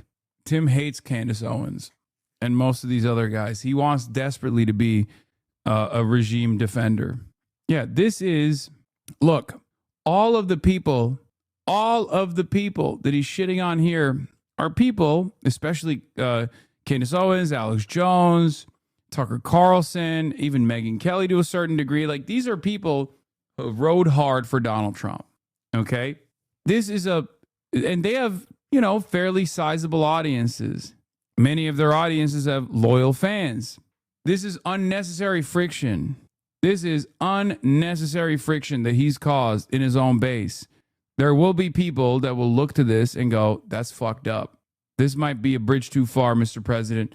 I was with you all the way. I thought maybe we were winning and we were winning and we were winning hard. But now I'm beginning to think maybe we're not winning at all. Trump just posted a Florida gas station snuff film. Yeah, I'm not going to fucking post that. Marjorie Taylor Greene to CNN. With Congress out of town on recess once again right now, we really didn't hear the Republican leadership. It is pretty wild that CNN will, on the one hand, say that I have morally repugnant worldviews, but then Marjorie Taylor Greene is fine. Like Dana Bash would be like, Hassan Piker is an enemy of America or fucking enemy of Israel, and I really care about that. But also, here's the Jewish space lasers lady. Like, I mean, she's anti-Israel too, but I guess it's like in a more palatable way. The White House Correspondents' Dinner invited Clavicular. All these journalists will have dinner with him. Wow. The Heil Hitler guy. No way. No way. Clavicular will be hitting the White House Correspondents' Dinner party circuit per the Breaker newsletter. That's crazy. The Heil Hitler guy, do you know how little that narrows things down? True. I hope he mogs Dana Fash and Jake Tapper. They will only platform people who are anti-Semitic, anti-Zionist. Trump got the boss call from Bibi. Wait, is this new? We already saw this report. Netanyahu called Trump and the U.S. position on Lebanon changed. Multiple diplomatic sources told CBS News. Yeah, this is an old clip that they packaged with this. I read this already. Ezra Klein be like, clavicular did anti-Semitism the right way. I mean, true. I mean, it's not wrong. It's true. It's real. Show us the chicken. Chicken's out on a walk right now. Respond to President Trump's threat to eliminate an entire civilization. We did, however, see many Democrats join you in calling for President Trump's removal from office. What do you make of the fact that you seem to be more on the side of Democrats on this specific issue rather than your own party? What do you think? Just to be clear, Wolf, I'm not a Democrat, so I want to make that clearly known. None of my positions have changed.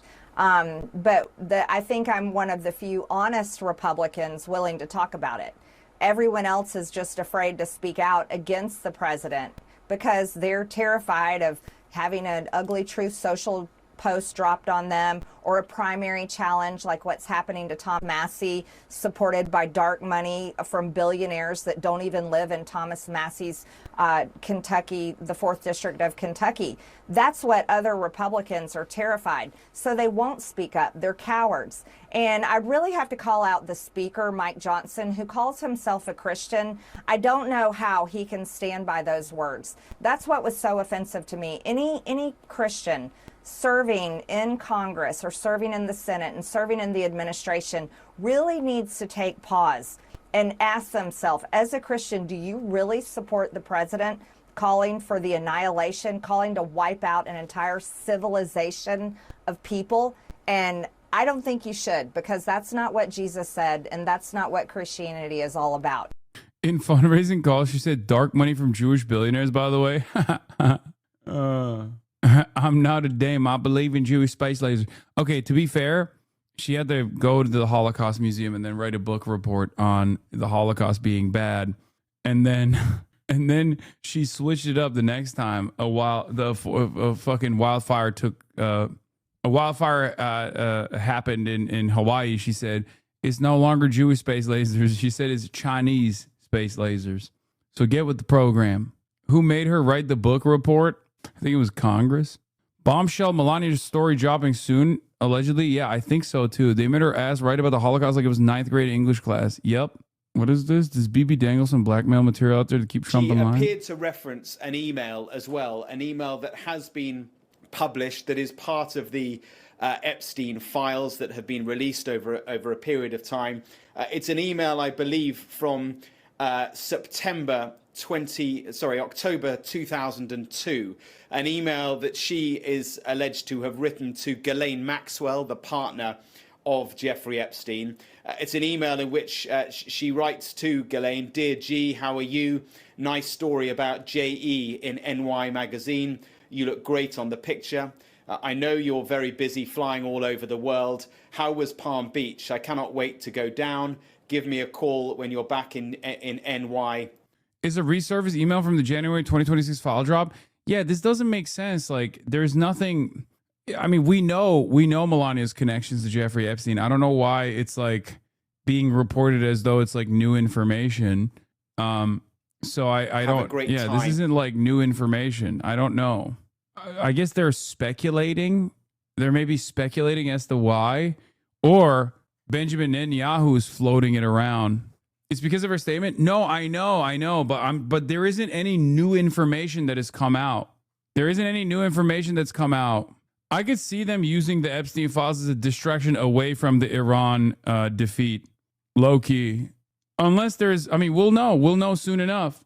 I'm seeing 3 different options here. 1, Benjamin Netanyahu teased more information will come out and gave a little taste to Trump that would connect Melania to Jeffrey Epstein, or like more hard evidence that he would leak, okay, if Donald Trump didn't act right and allow him to continue bombing Lebanon and fuck up the ceasefire, okay? That's the blackmail theory.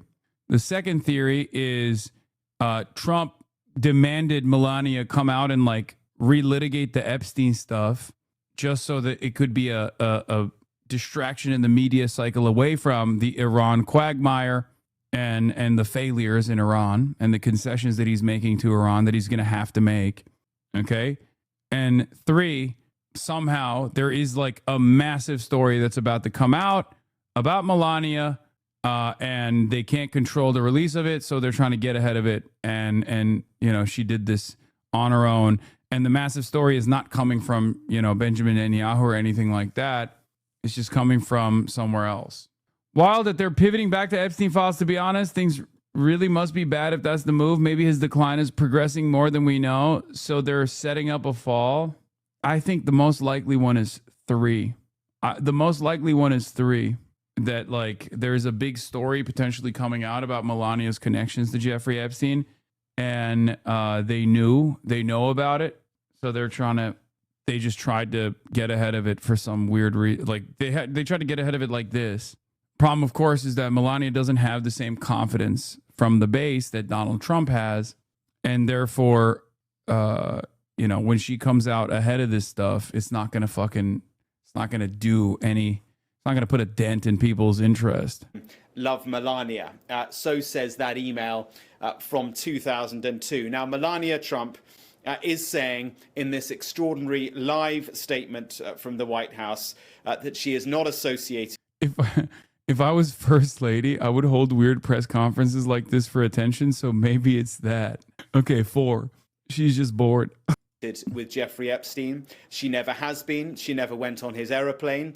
That he had no part in her being introduced to her future husband, President Donald Trump, essentially totally disassociating herself with Jeffrey Epstein. So Trump said he had no idea she was doing it. Every time Epstein has been brought up, he pivots to who? Oh, I have no idea. I know. That was also crazy. He was like, oh, I'm too busy doing president stuff, which is, of course, you know, taking Benjamin Netanyahu's phone calls. That's what I'm doing. That's what president stuff means nowadays. When you just like are dropping everything when you're dropping everything so that you can be at his beck and call. Anyway, disavow Janet Mills King. I will never, till the day I die. I'm a Janet Sari through and through. This is my president, Mr. and Mrs. Met. Meet New York City Mayor. This guy's doing fucking side missions every day. Have you seen this pre-October 7th absolute Janet Mills banger on Israel? That's what I mean. That's why she's the real one in this race. That's the real anti-Israel ticket in this race, not Graham Plattner, who will definitely turn on Israel. I hate X every time I come in here and look at your tabs and think you're watching a shit ton of X videos. Dude, you have to be real fucking porn-brained. You have to be unbelievably porn-brained to think that X still stands for X videos at this point. Come January 2027, we'll have the most promising young senator of the millennium. Yeah. Cash Patel in the chat. Okay, Mr. Fap Top. Yeah, man, I got a Fap Top, and even I don't have this kind of response. X is more of a porn site than Xvids. True.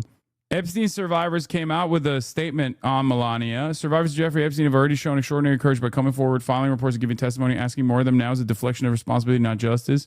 First Lady Melania Trump is now shifting the burden onto survivors under politicized conditions that protect those with power. The Department of Justice, law enforcement, prosecutors, and the Trump administration, which has still not fully complied with the Epstein Files Transparency Act. It also diverts attention from Pam Bondi, who must answer for withheld files and the exposure of survivors' identities. Those failures continue to put lives at risk while shielding enablers. Survivors have done their part. Now it's time for those in power to do theirs. I see that. Yeah, Department of Justice said because Pam Bondi is no longer the Attorney General, she doesn't have to respond to those questions, by the way. 48 hours before negotiations are set to start in Islamabad, Pakistan, this is the situation. The Strait of Hormuz right now appears to be closed. Additionally, Oh my God. Trump threatened to leave NATO and unloaded his frustration at NATO Secretary General Rutte in their latest meeting, using the meeting as a venting session. And the official says the meeting went shit. And the conversation was nothing but a tirade of insults. Guys, Day 40, Operation Epic Fortnite Fail, Operation Epstein's Fury. War effort is going very well. Spectacular. Okay? Classic moment when you're winning bigly. Yeah. People do not understand Rutte's job. Rutte's job is to keep Trump interested in NATO until the midterms at least, and through the end of his term, ideally, while also ensuring security and unity. It is Rutte's job to be called names and disparaged by people. He's trying to keep the most important member of NATO interested. Remember, the worst case scenario is not an apathetic America. It's an America which is overtly hostile. You have seen a taste of that with Greenland. This must be avoided. Oh my God. I cannot believe how fucking cucked these people are. Oh my God, dude. Oh my God. God, it's just like you had civilizations, man. You had a good run, Europe. Now you are a napkin, a crusty napkin that Trump came into and cast aside. That's it. That's what you are now. Holy shit. Unbelievable. Masochist pain slut Mark Rutte. Yes, daddy. Threat on Trump admin's NATO blunder. Trump's tantrum versus Europe NATO over Hormuz is actually a major failure of fundamental animating belief for him and his admin that immensity of U.S. military might and economic size means soft power, diplomacy, reciprocity are irrelevant, and the U.S. can do whatever it wants. But in fact, the entire war versus Iran, and in particular Trump's inability to reopen the Hormuz, subsequent begging of allies to help, and his upset when they refused, shows his assumption was as absurd and wrong as it seemed. Turned out U.S. military power had stark limits to what it could achieve alone, including simply win a war. Trump had to ask others for help, and his boorish rejection of what seems like nebulous, touchy-feely concepts like relationship building and consensus meant all his allies abandoned him when he did, in spite of the economic heft and political importance of the country he was leading. Point to this incident next time someone dismisses the importance of soft power and diplomacy to the U.S. as some kind of airy-fairy nonsense. So, this is both wrong and right. It's correct. Obviously, it's important. Soft power is very important. But the reason why the European allies are saying no to Trump is not because of fucking Trump's lack of soft power. The reason why European allies are saying no to Trump is because if Iran is crazy enough to fight against America and win, what good is a European carrier going to do? Like, it's you might as well ask the UAE for help, you know? You understand? What the fuck's France gonna do, bro? What is France going to do? What's Germany going to do? What's the UK going to do? Send 10,000 troops? Yeah, there's exactly one carrier, and it's the French Orapice, Charles de Gaulle. Put some respect on it. It's also nuclear powered, right? Which is strange. It's a nuclear carrier, right? America has a larger military than all of these countries combined. Okay, they have a larger military and a larger navy than all of their navies combined. They have a larger air force than all of their air forces combined. What are they supposed to do? If you fight back against America and win, okay, then what the fuck are they supposed to do? They're looking at the situation and they're like, yeah, why would we become unnecessary bullet sponges? At least we have the proximity that the Gulf states do not. Why the fuck would we do this? Okay? Why would we do this? That's the real reason. Trump could have been the nicest to the European leaders, and they still would have been like, yeah, no, that's not happening, actually. Europe benefits from not being the same distance to Iran as like the GCC is. Yeah, breaking. President Trump has set a deadline for European allies to provide concrete military support to Strait of Hormuz, including the deployment of warships, Der Spiegel reports. NATO Secretary General Mark Rutte informed European countries that political pledges made since the start of the conflict are no longer sufficient. The ultimatum was relayed by Rutte after his meeting with Trump in the White House. Oh my God. Just hold out. It's so funny. It's like Israel is dominating Trump into making stupid decisions, and then Trump is trying to dominate the European vassals. This is so fucked. All it takes for everyone to just stop all of this is to say fuck off to Israel, okay? You guys are insane. Everyone is insane. Oh my God, Eurocucks. I don't understand why Europeans are so reluctant to just send 2 fucking ships to the Strait and keep Trump happy, because they're risking the U.S. leaving NATO, and we all know Europe alone against Russia isn't looking good. I'm saying this as someone who lives in Europe. Wait a minute. Hold on. I thought the Europeans were saying we're fine without Trump. We'll defend Ukraine on our own. What happened? Hold on. Wasn't that the flex mode that Keir Starmer was like, we're going to deploy our troops to the Ukraine to defend the Ukraine. And then Macron was also entertaining sending troops to Ukraine. What happened? What the fuck happened? Some inside baseball. The Charles de Gaulle is very old and outdated and suffers from maintenance issues all the time. And France currently does not have the means to replace it. Bro, this is so stupid. The reason why the Europeans have said no thus far is because this will cause unbelievable domestic problems. Any European leader right now that wants to maintain democracy, really, not just like their power, but just like the democratic process in general, has to be more responsive to their to the demands being made by their populations. Okay? We're now on year 3 of Israel's genocide. Good luck. We're on year 3 on Israel's genocide, and Europe already has had a fuck ton of inflation with energy because of Russia. And partially because America was like, you can't use Russian oil and gas any longer. You have to get it from us. And it's, of course, much more expensive. Put 3 years of Israel's genocide on top of that, and people saying, what the fuck are we doing? Stop letting this happen. This is insane. Why are we sending weapons to Israel? Now add on top of that an additional, Debbie Dingle, I get a distinct sense, judging from the hyperventilating comments on this app today, that some Michigan centrists are panicking somewhat, as Dingle is. As a friend put it to me in a text, Hasan curious. Why wouldn't she be? I'm a fairly prominent fixture in the Democratic Party's politics for years at this point. I think people, I know she was at the Abdul event. I think people legitimately forget that like most human beings, most adults have the capacity to see through the fucking idiotic smear campaign. Yeah, Debbie Dinglestan. She knows young people like him, and she knows that we need to get young people to vote more. Can you watch DC DSA's new show? No, Chatter. I'm sorry. I love the Democratic Socialists of America, but that's not happening, okay? That's not, that's crazy.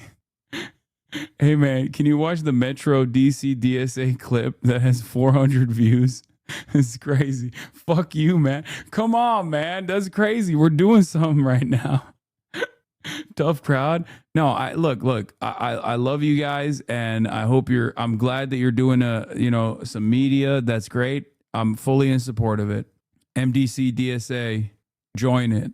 Sex Pest panel called all of us Hasan viewers as tankies who will never vote Democratic, and Hasan only supported Zoran after he won the primary. Wait, what?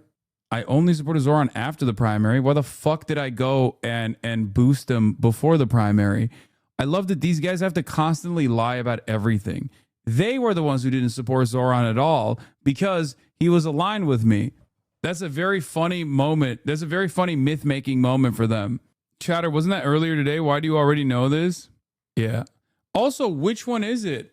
Do I not care about the Democratic Party's future? Do I care about it? Like, what's the deal here? Should I stay away from Democratic Party politics, or am I actually not exciting people to go out and vote?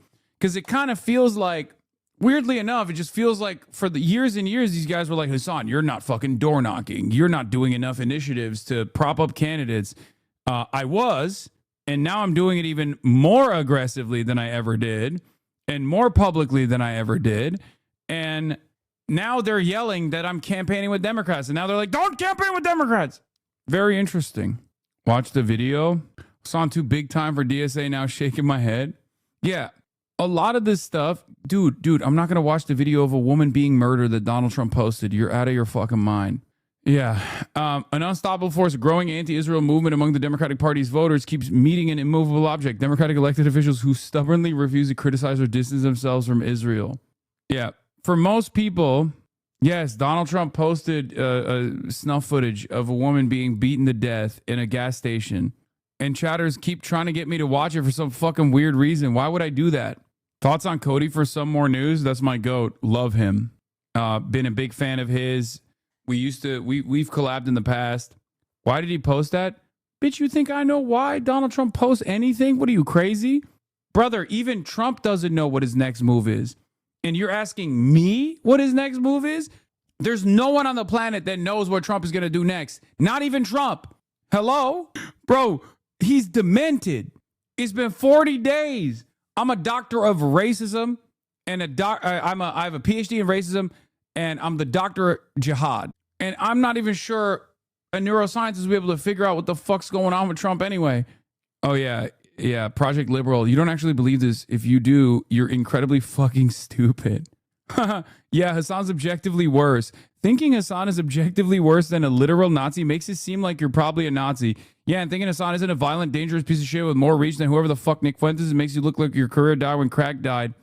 Maybe you should shut the fuck up or ask Daniel to write your jokes again. Whoever Nick Fuentes is, so you're not just stupid, but dishonest.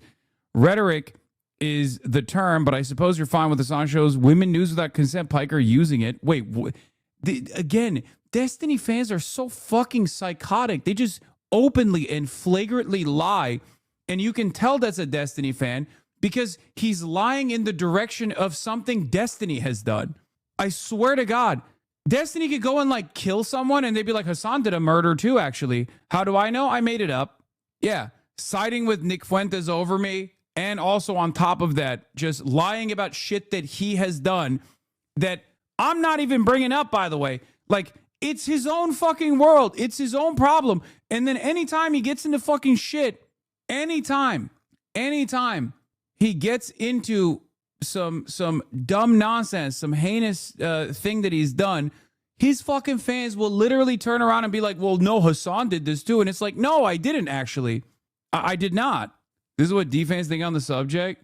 Who's more gettable, a Fuentes viewer or a Hassan viewer? If you want an idea of our Twitch poll, liberals' discourse has descended. Wick TV's audience, mostly DG and or DG sympathetic, think Fuentes viewers are more gettable for Dems than Hassan Piker viewers. What the fuck? They're fucking trolling, man. No, I think they sincerely believe it. They're dude, it's a cult. It's a sex cult. In their defense, D was very successful in converting a lot of his audience to Fuentes fans. I mean, true. Including his son, okay? Destiny's son is a Nick Fuentes groiper. What are we talking about? If there is one, this is the most reliable evidence that he is not good at converting people away from reactionary ideology. They're debating on if you should be platformed as if they have a say in the matter. That's awesome. Problem is, Nick has already promoted Newsom. Hassan expects better of the DNC, but somehow the commies are the ones that need to be concerned with hiding their power level and infiltrating. To be fair, Fuentes did say vote blue in the midterms. Oh my God, these people. Bear in mind, your one ask of Kamala to door knock was move left on the genocide. Yes. Bro, I don't know. I mean, these guys they're so lost. It's so funny because it's so unbelievably unproductive. Okay? It's so unimaginably unproductive to just like only be at the mercy of one weird sex pest freak and at the mercy of his own whims and at the mercy of his own desires and his own selfish vendetta while simultaneously assuming that you're doing anything. You're like moving anything politically. It's crazy. And these guys literally, their lives fall apart in advancing the agenda of one person. What is this? Brilliant. Yeah, this is Trump. If you don't know what you're doing, neither does your enemy. DSA selling merch off your Laura Loomer photos. Thanks for the free promotion, Laura Loomer, because you creeped on us on the Hun. More people are learning about socialism and how cool we are. Get your own hat at Shop Socialist. Okay, fine. I'll fucking promote. Doors open. Yeah, you got a little doors open. I know you wanted a taste of that doors open, and you fucking got it. Anyway. 20 seconds in, he's trying to use DSA allies, Zoran and AOC to fundraise. Who is that? Digital Ground Game? Who is this? You guys need to come to the awesome stream that we're going to... The fuck is this? Bro, what are we doing, man? What are we doing? Why are you showing me this shit? I don't give a fuck about what this guy's doing. Why are you promoting his fucking slush fund? Like, Yeah, if there is a figure truly repulsive and odious, especially with his associations with the Democratic Party, it's a guy that's currently going through a court process for distributing revenge porn to a minor who he procured child sexual abuse material from, don't you think? Who's written manifestos on being able to say the N-word and has defended the idea that white supremacists should be able to drive over Black Lives Matter protesters because the Black Lives Matter protesters were hurting Joe Biden's chances of winning the election, or has made it his life's mission to basically dox every single person that has ever had the audacity to oppose him.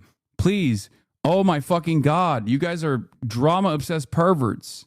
A guy who spent the last 3 years defending Israel over and over again, nonstop. A guy who literally went on a fucking paid propaganda trip to Israel and is floating the idea of going on another paid propaganda trip to Israel now. A guy who on that paid propaganda trip to Israel straight up fucking told IDF soldiers, hey, you're going to do some freak shit like wear, you know, your Holocaust victims' underwear. Just do it without phone cameras around. That's the guy we're talking about. And now his own audience, whatever remains of his own audience, really, as he's desperately trying to cling on to whatever fucking crumbs he can, are running around trying to reply to every single person that is shitting on me from like Third Way and all these other centrist operations to disavow me because I'm a real danger and threat.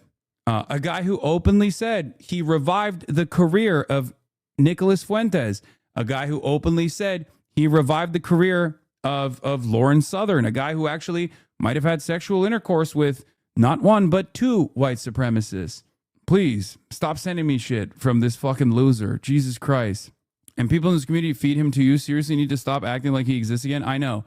It's over. The only reason why after 6 years of not bringing him up was because he decided to become a mouthpiece for the state of Israel and come out as pro-genocide. Okay? But that the battle is over. They spent every fucking waking moment creating websites and harassing and stalking the fuck out of me and my community members, going to DC to petition congresspersons to try to pull me into congressional hearings where they would address my anti-Semitism. All of the fucking clips that you see floating around came from that community. They have an entire fucking Wikipedia dedicated to clips out of context to make it seem like I'm a dangerous anti-Semite. And yet all of that failed. They sent thousands upon thousands of emails in a sophisticated one-man Gamergate campaign pretty much against me to every single advertiser on the Twitch platform to try to get them to pull their ads off of the Twitch platform, saying, oh, your ads are running against this dangerous anti-Semitic terrorist's content. It failed. Look at how far the conversation has shifted. Look at how far the conversation has shifted now on the issue of Israel. There's no reason to even bring up this person at all. Let him continue debating like the two college students that actually show up to his tent. Look at this. Oh, Apex, the same Rokana who pushes to include Hassan Piker in the party is making the case to exclude millions of Democrats from the party. AIPAC and our millions of Democratic members will never give up on our rights to participate in the democratic process. What a fucking incredible endorsement, dude. At this point, I'm just going to straight up only retweet AIPAC tweets whenever they shit on me because it's awesome. A fucking pack talking about democracy is unbelievable. Yeah. Have none of them realized they only helped you? I think they kind of realize it, but there's these two dueling interests here. On the one hand, they probably realize that they're repulsive, and therefore, whenever they boost me, it actually invites more attention to what I'm doing. But also, on the other hand, they have to also consistently keep up the messaging campaign so that they can get their donors and the people that follow them to get mad about me and Rokana and whoever they fucking have in the crosshairs. Let's see. And you're wearing a hoodie. So go figure, Senator. Yeah, I mean, I don't listen to me about fashion, but I think more Democrats should listen to me and say, be on the right side of history and holding Iran accountable. And if you have to pick a side, pick our side, pick civilization, pick Israel. There was just a poll, I think it was today, Pew pointed out 80% of Democrats view Israel as negative. Like that's insane. You know, that's our special ally. That's That's the our only place in the special region. ally. Dude, John Fetterman, yeah, draw a clock challenge. But also, John Fetterman coming out and saying this stuff has the exact same effect as AIPAC. Sir, I urge you to keep posting that shit, okay? It's fucking awesome. I love when he does this shit. Again, a reviled figure. Also, the best communicator.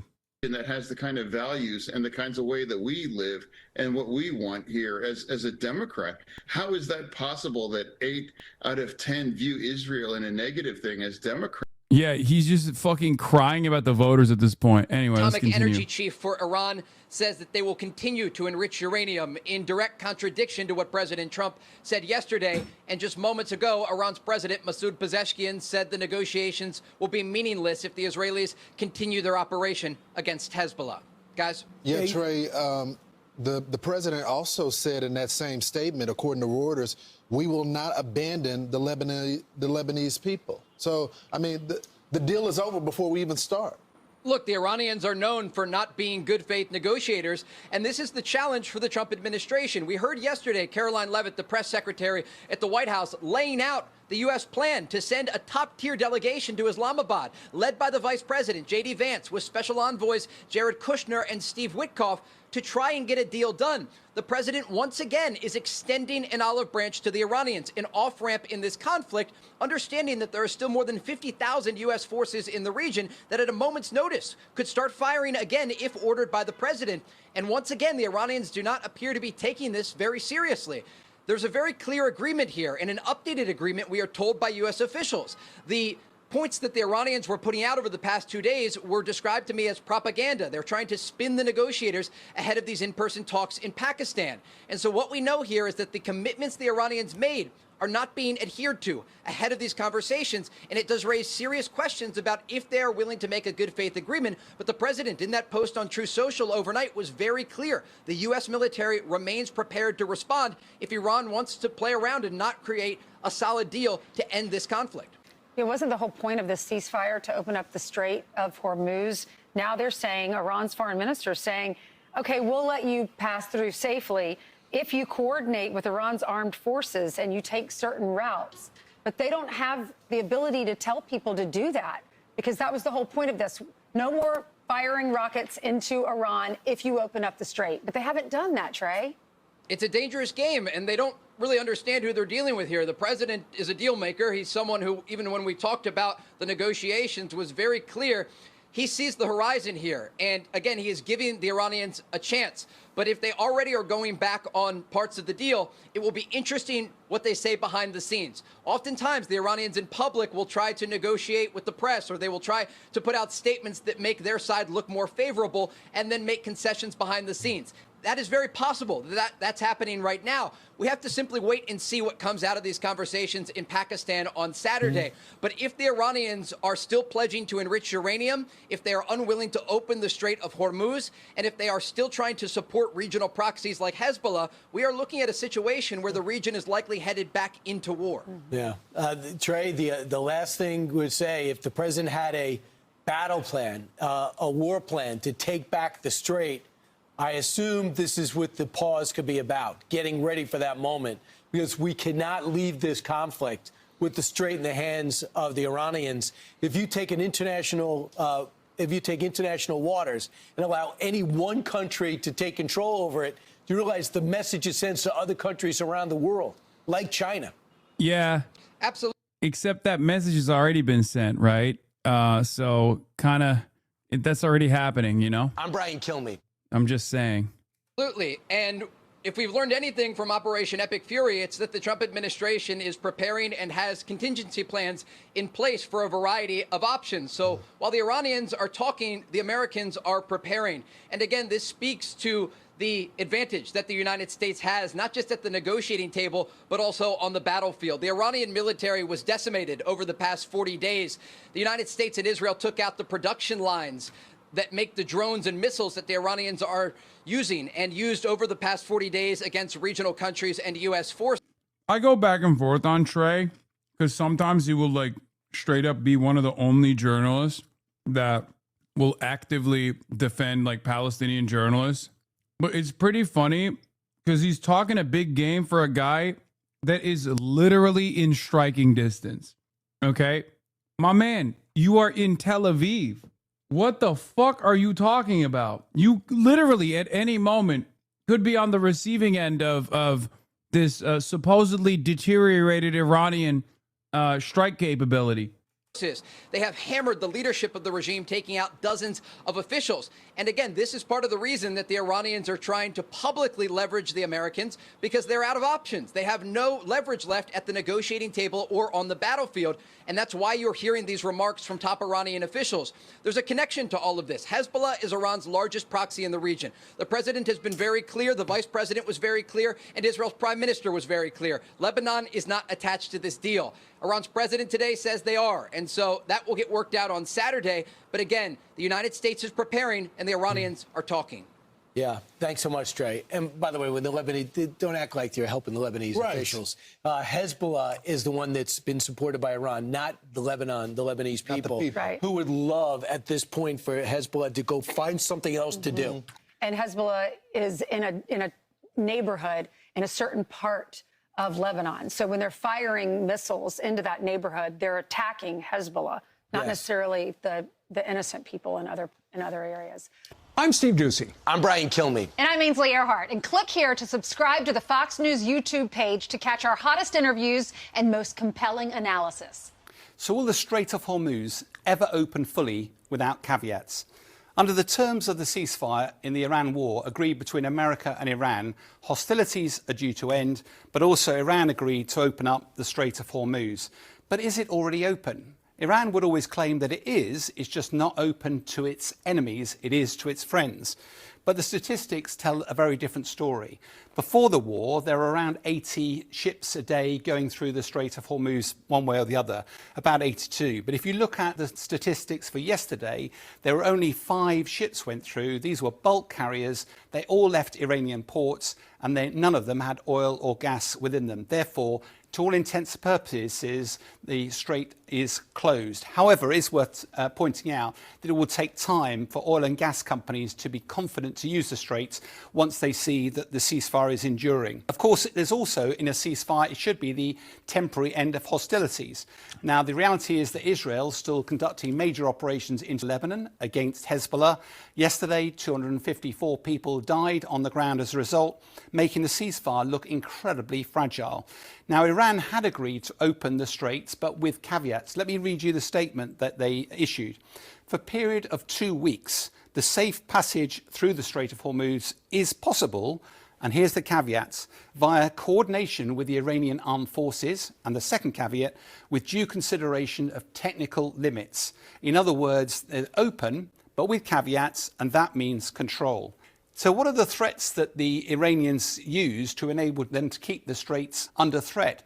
One of them is the use of fast patrol boats packed full of explosives. One is drones. And finally, mines. Let's have a look first, though, at how the normal traffic would flow through the Strait of Hormuz. Before the war, that's the route it would follow, about the middle channel through. But if you now look at what the Iranians have imposed over the last few weeks, is a channel that goes up past Larak Island and then down, just a way of threatening the shipping and making sure it has to follow its own routes. But actually, part of this most recent deal, what the Iranians have said, there's a hazardous area here. They've described this as because that is potentially where the minefield is. Now, are there mines there? Are there not? We've no way of knowing. The only way to prove that would be to clear them, and that would be to have Western military activity, minesweepers to go through. The Iranians are never going to allow that to happen until the end of the war. So as a result of that, what we've now got is a different flow that the Iranians have imposed. For outbound of the straits, it's literally going just to the north of that hazardous area and out into the open sea. And on the way back, it's coming back to the north of Larak Island through that choke point and out into the Persian Gulf. Now, whilst the Iranians claim that's open, It's clearly putting a bit of a throttle and limiting the amount of traffic through, and it's very evidently a degree of control. Now, are there any military options to stop Iran controlling the Strait? Well, there are. I used to do a number of military exercises to look at this, but the short version of a much longer story is, frankly, the only way to do it is to effectively invade Iran, to take a buffer zone of Iranian soil and put it under Allied control. That would be a huge area. It's heavily populated with Iranian people. That would be a very high-risk operation, would need a lot of soldiers, and potentially they'd be very vulnerable. And at the moment, putting boots on the ground or having an enduring operation is not something that anybody in the West has any real appetite for. So where does that leave us on day 41 of the conflict? The US is a superpower. It's hit over 12,000 targets in Iran, and yet Iran is still in control of the Strait of Hormuz and is feeling emboldened. I have no doubt that the Strait of Hormuz will get opened. It's to the benefit of all parties to do so. But when it is opened, it'll never operate freely again. There'll always be this dark shadow of Iranian threats, and that will endure. Bro, just תושבי הצפון היקרים, אני גאה בכם. אתם ממשיכים לעמוד איתן. אני מבקש לומר לכם, אין הפסקת אש בלבנון. אנחנו ממשיכים להכות Dude, awesome. He's like, hey guys, don't worry. There's no ceasefire, please. I know you might have been worried that we're not killing children for one day. Hey guys, just wanted to inform you, the baby murder operation has not stopped. What is this? Effie comes out pro-Hassan unprompted. In our closing statement, Effie mentions going on Hassan is because he speaks to young people. Every time you go to an indivisible rally, someone says, where are the young people? I'll tell you where they are. They're listening to streamers like Hassan Piker. We need to build bridges. Nice. Hell yeah. I don't know why I'm becoming a mainstay in some of these like left flank candidacies after showing a little bit of support. Big Yahoo had to calm him down. Graham hearing the news about the ceasefire. It was Mamdani. They probably attribute some of his win to you. I know, it's dumb. Like, it's dumb. I'm not singularly responsible for Mamdani's victory. I'm not even that responsible for Mamdani's victory. If anything, it's my community that played a much larger role than just me. I'm just a person who happened to see a candidate with a lot of promise early on, and he aligned so perfectly with my community. You know, you're getting glazed on BDBD. He managed to become the top political commentator in North America, and his looks played no small part in that. Charm is rather a comprehensive thing. The main thing is having knowledge and substance. Looks are just a bonus. This group would probably be quite happy to see Hassan gain popularity. They think he can split the Democratic Party, which benefits the Republican Party. Indeed, Hassan Ziani is pushing the Democratic Party towards social democratization. Since Donald Trump has steered the Republican Party to the right, the polarization of the Democratic Party to the left becomes inevitable. Right-wing media is actually seriously analyzing Hassan being only 172 centimeters. Why don't you just criticize him for dressing like Bean? How can you miss the right points to criticize? You can disagree with his views, but you have to admit he's handsome. Political beliefs are subjective, but handsomeness is objective. I'm not 180 centimeters, I'm 194 centimeters. עוצמה את חיזבאללה, ואנחנו לא נעצור עד שנחזיר לכם את הביטחון. ההישגים הכבירים שלנו, גם באיראן וגם נגד ציר הרשע, הביאו לשינוי היסטורי במעמד של ישראל באזור. הם גם הביאו לשינוי לקשרים שלנו עם מדינות, קשרים שלא היו בעבר. לאחר פניות חוזרות ונשנות של ממשלת לבנון לפתוח איתנו במשא ומתן לשלום, אני הנחיתי אמש בקבינט לפתוח במשא ומתן ישיר עם לבנון כדי להשיג שני יעדים. אחד, פירוק חיזבאללה מנשקו, והשני, הסכם שלום היסטורי בר קיימא בין ישראל ללבנון. ישראל חזקה מאי פעם, איראן חלשה מאי פעם. אני כבר הבאתי 4 הסכמי שלום עם מדינות ערב, אני מתכוון להביא עוד. שלום אמיתי, שלום מתוך עוצמה. Lebanon, just across those. It's so funny that the entire world's like, Israel, please don't fuck the ceasefire up. And Benjamin Netanyahu in Hebrew is like, I'm fucking the ceasefire up. It's awesome. I'm putting my dick directly in the ceasefire. I'm nutting on Trump. I've nutted in his ass.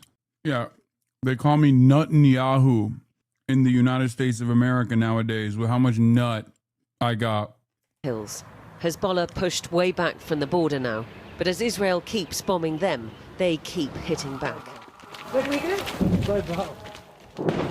We meet Shimon Cohen to the sound of a siren.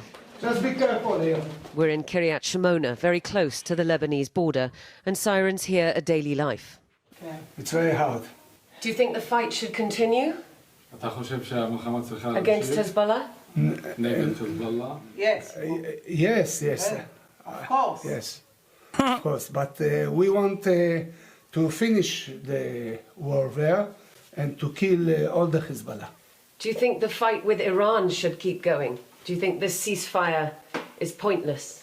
This is the big problem, the Iran. We must to kill the snake. So keep fighting Iran and Hezbollah? Of course, of course. Come inside. Shelters in Kiryat Shimona can get busy.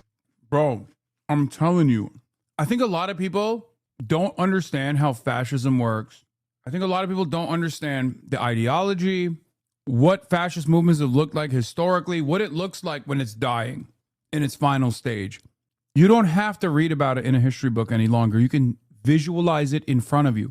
But a lot of people can't comprehend, I think partially because of the original historic fascist movements and their primary victims being Jews in the Holocaust.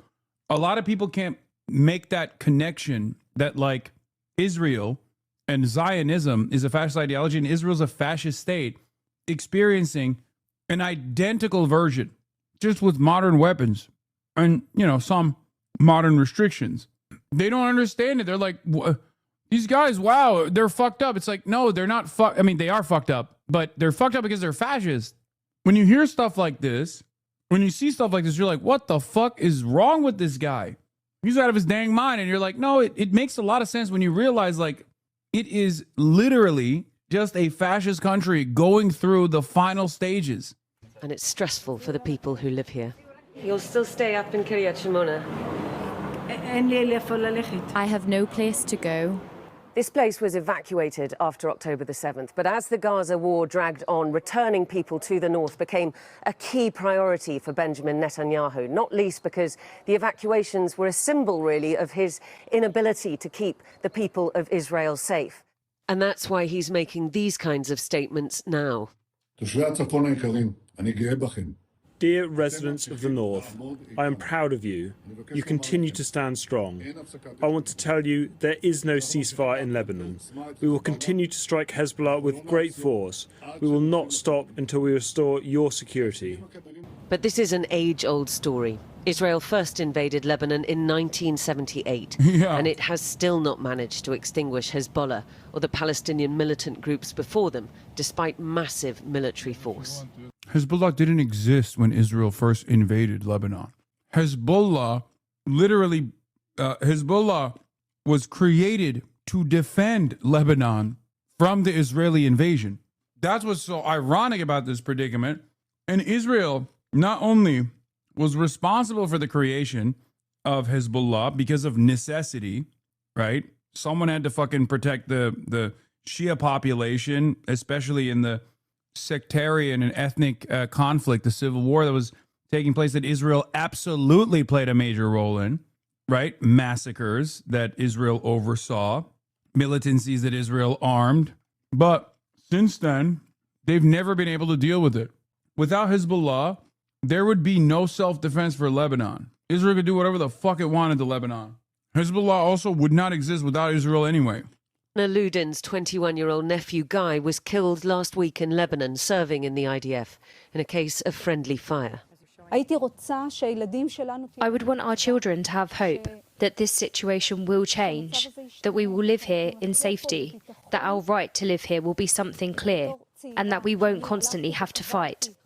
As a young woman, I went and buried friends who served in Lebanon. Now we have to bury our children? Mikhail Hadas Rubin's son is fighting in Lebanon, and her daughter is with the Israeli Air Force. The stated goal at the moment is to protect the northern communities. Would you prefer to see them evacuated again, rather than put your son at risk? No, they have to live there because that's part of Israel. The point is that you can't really put everything on the military's soldier.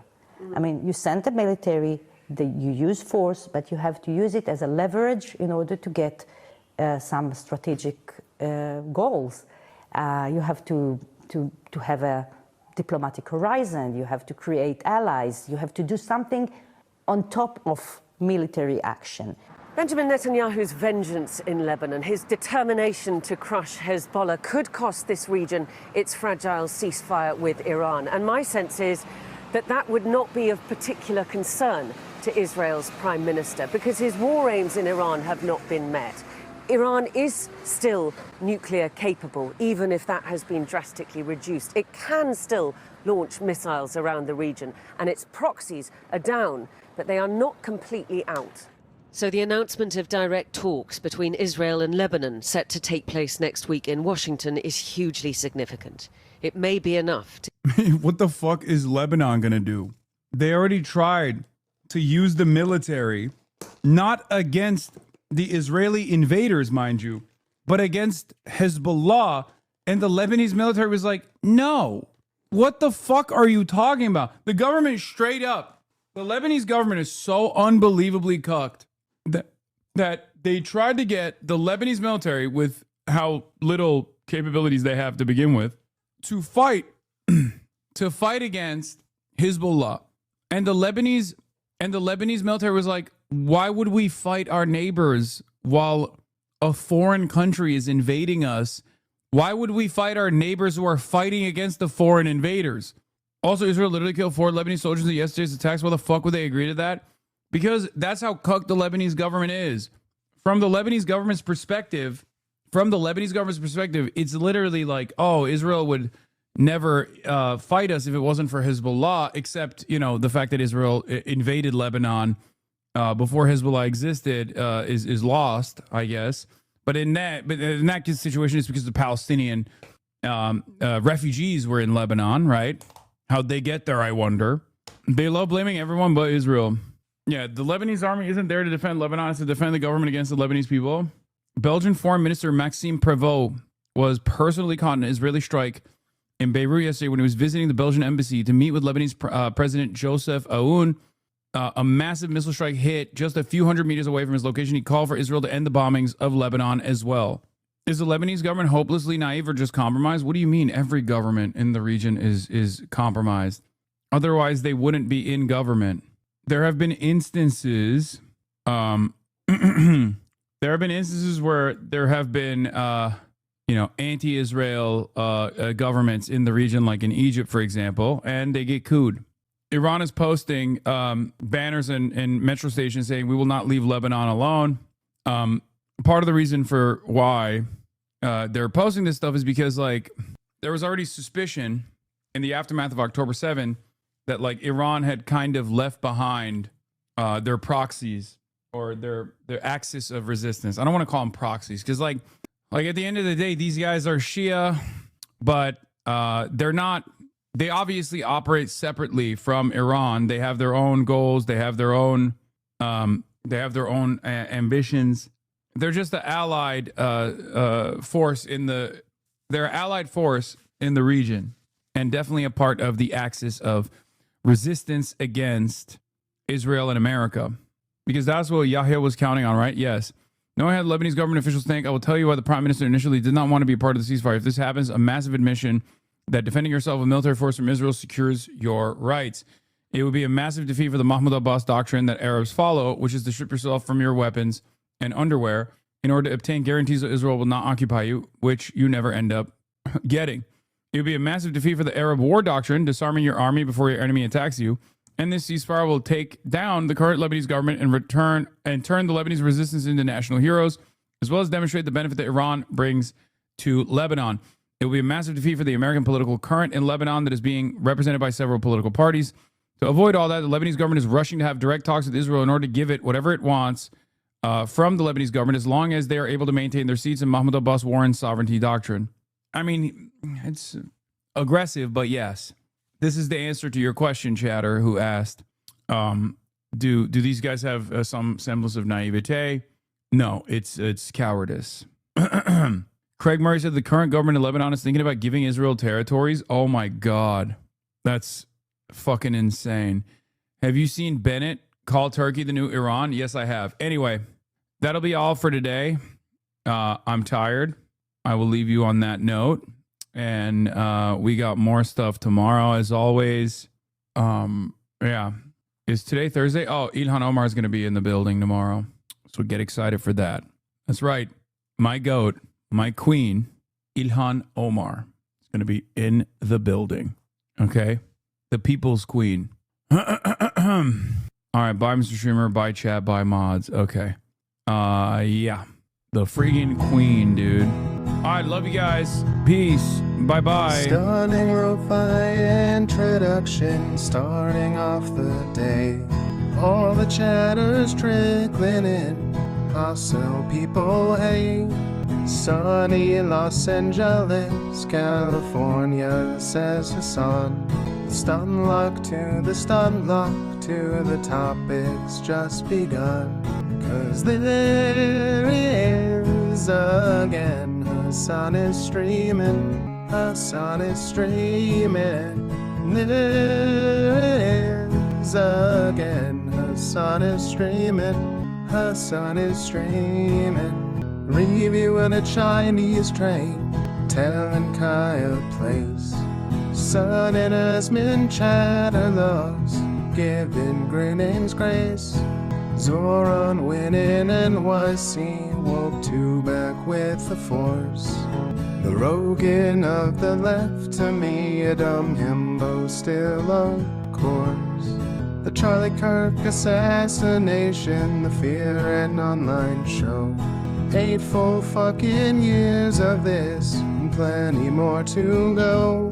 Doing fun stuff tomorrow, throw PBS up on the screen. A man-made horror reaction brought to you by this live stream. 'Cause there he is again. Hasan is streaming. Hasan is streaming. There he is again. Hasan is streaming. Hasan is streaming. Kicked out of the DNC, IRL with March the Goat. Combating the propaganda that shoved down people's throats. CBS Israeli news, a coup, a regime falls. A full-blown fascist takeover, and still the duty calls. Total radicalization coming out to see. The system will always fail, it's up to you and me. On these daily streets, whether short or whether long, have helped millions of people keep it moving right along. 'Cause there he is again. Hasan is streaming. Hasan is streaming. There he is again. Hasan is streaming. Hasan is streaming. But hey, what can you say? That's PBS for you. But he'll play games real soon. Just you wait. Say, hey, what can you say? That's PBS for you. But he'll move on real soon. Just you wait. Ba-da-da, ba-da-da, ba-da-da-da-da-da. Hey, what can you say? That's PBS for you. But he'll pull your lungs real soon. Just you wait. Sha-da-da, sha-da-da, sha-da-da-da-da-da. Hey, what can you say? That's PBS for you. But he'll do jet vice real soon. Just you wait. But hey, what can you say? That's PBS for you. Brought on by viewers like you. Just you wait. Just you wait.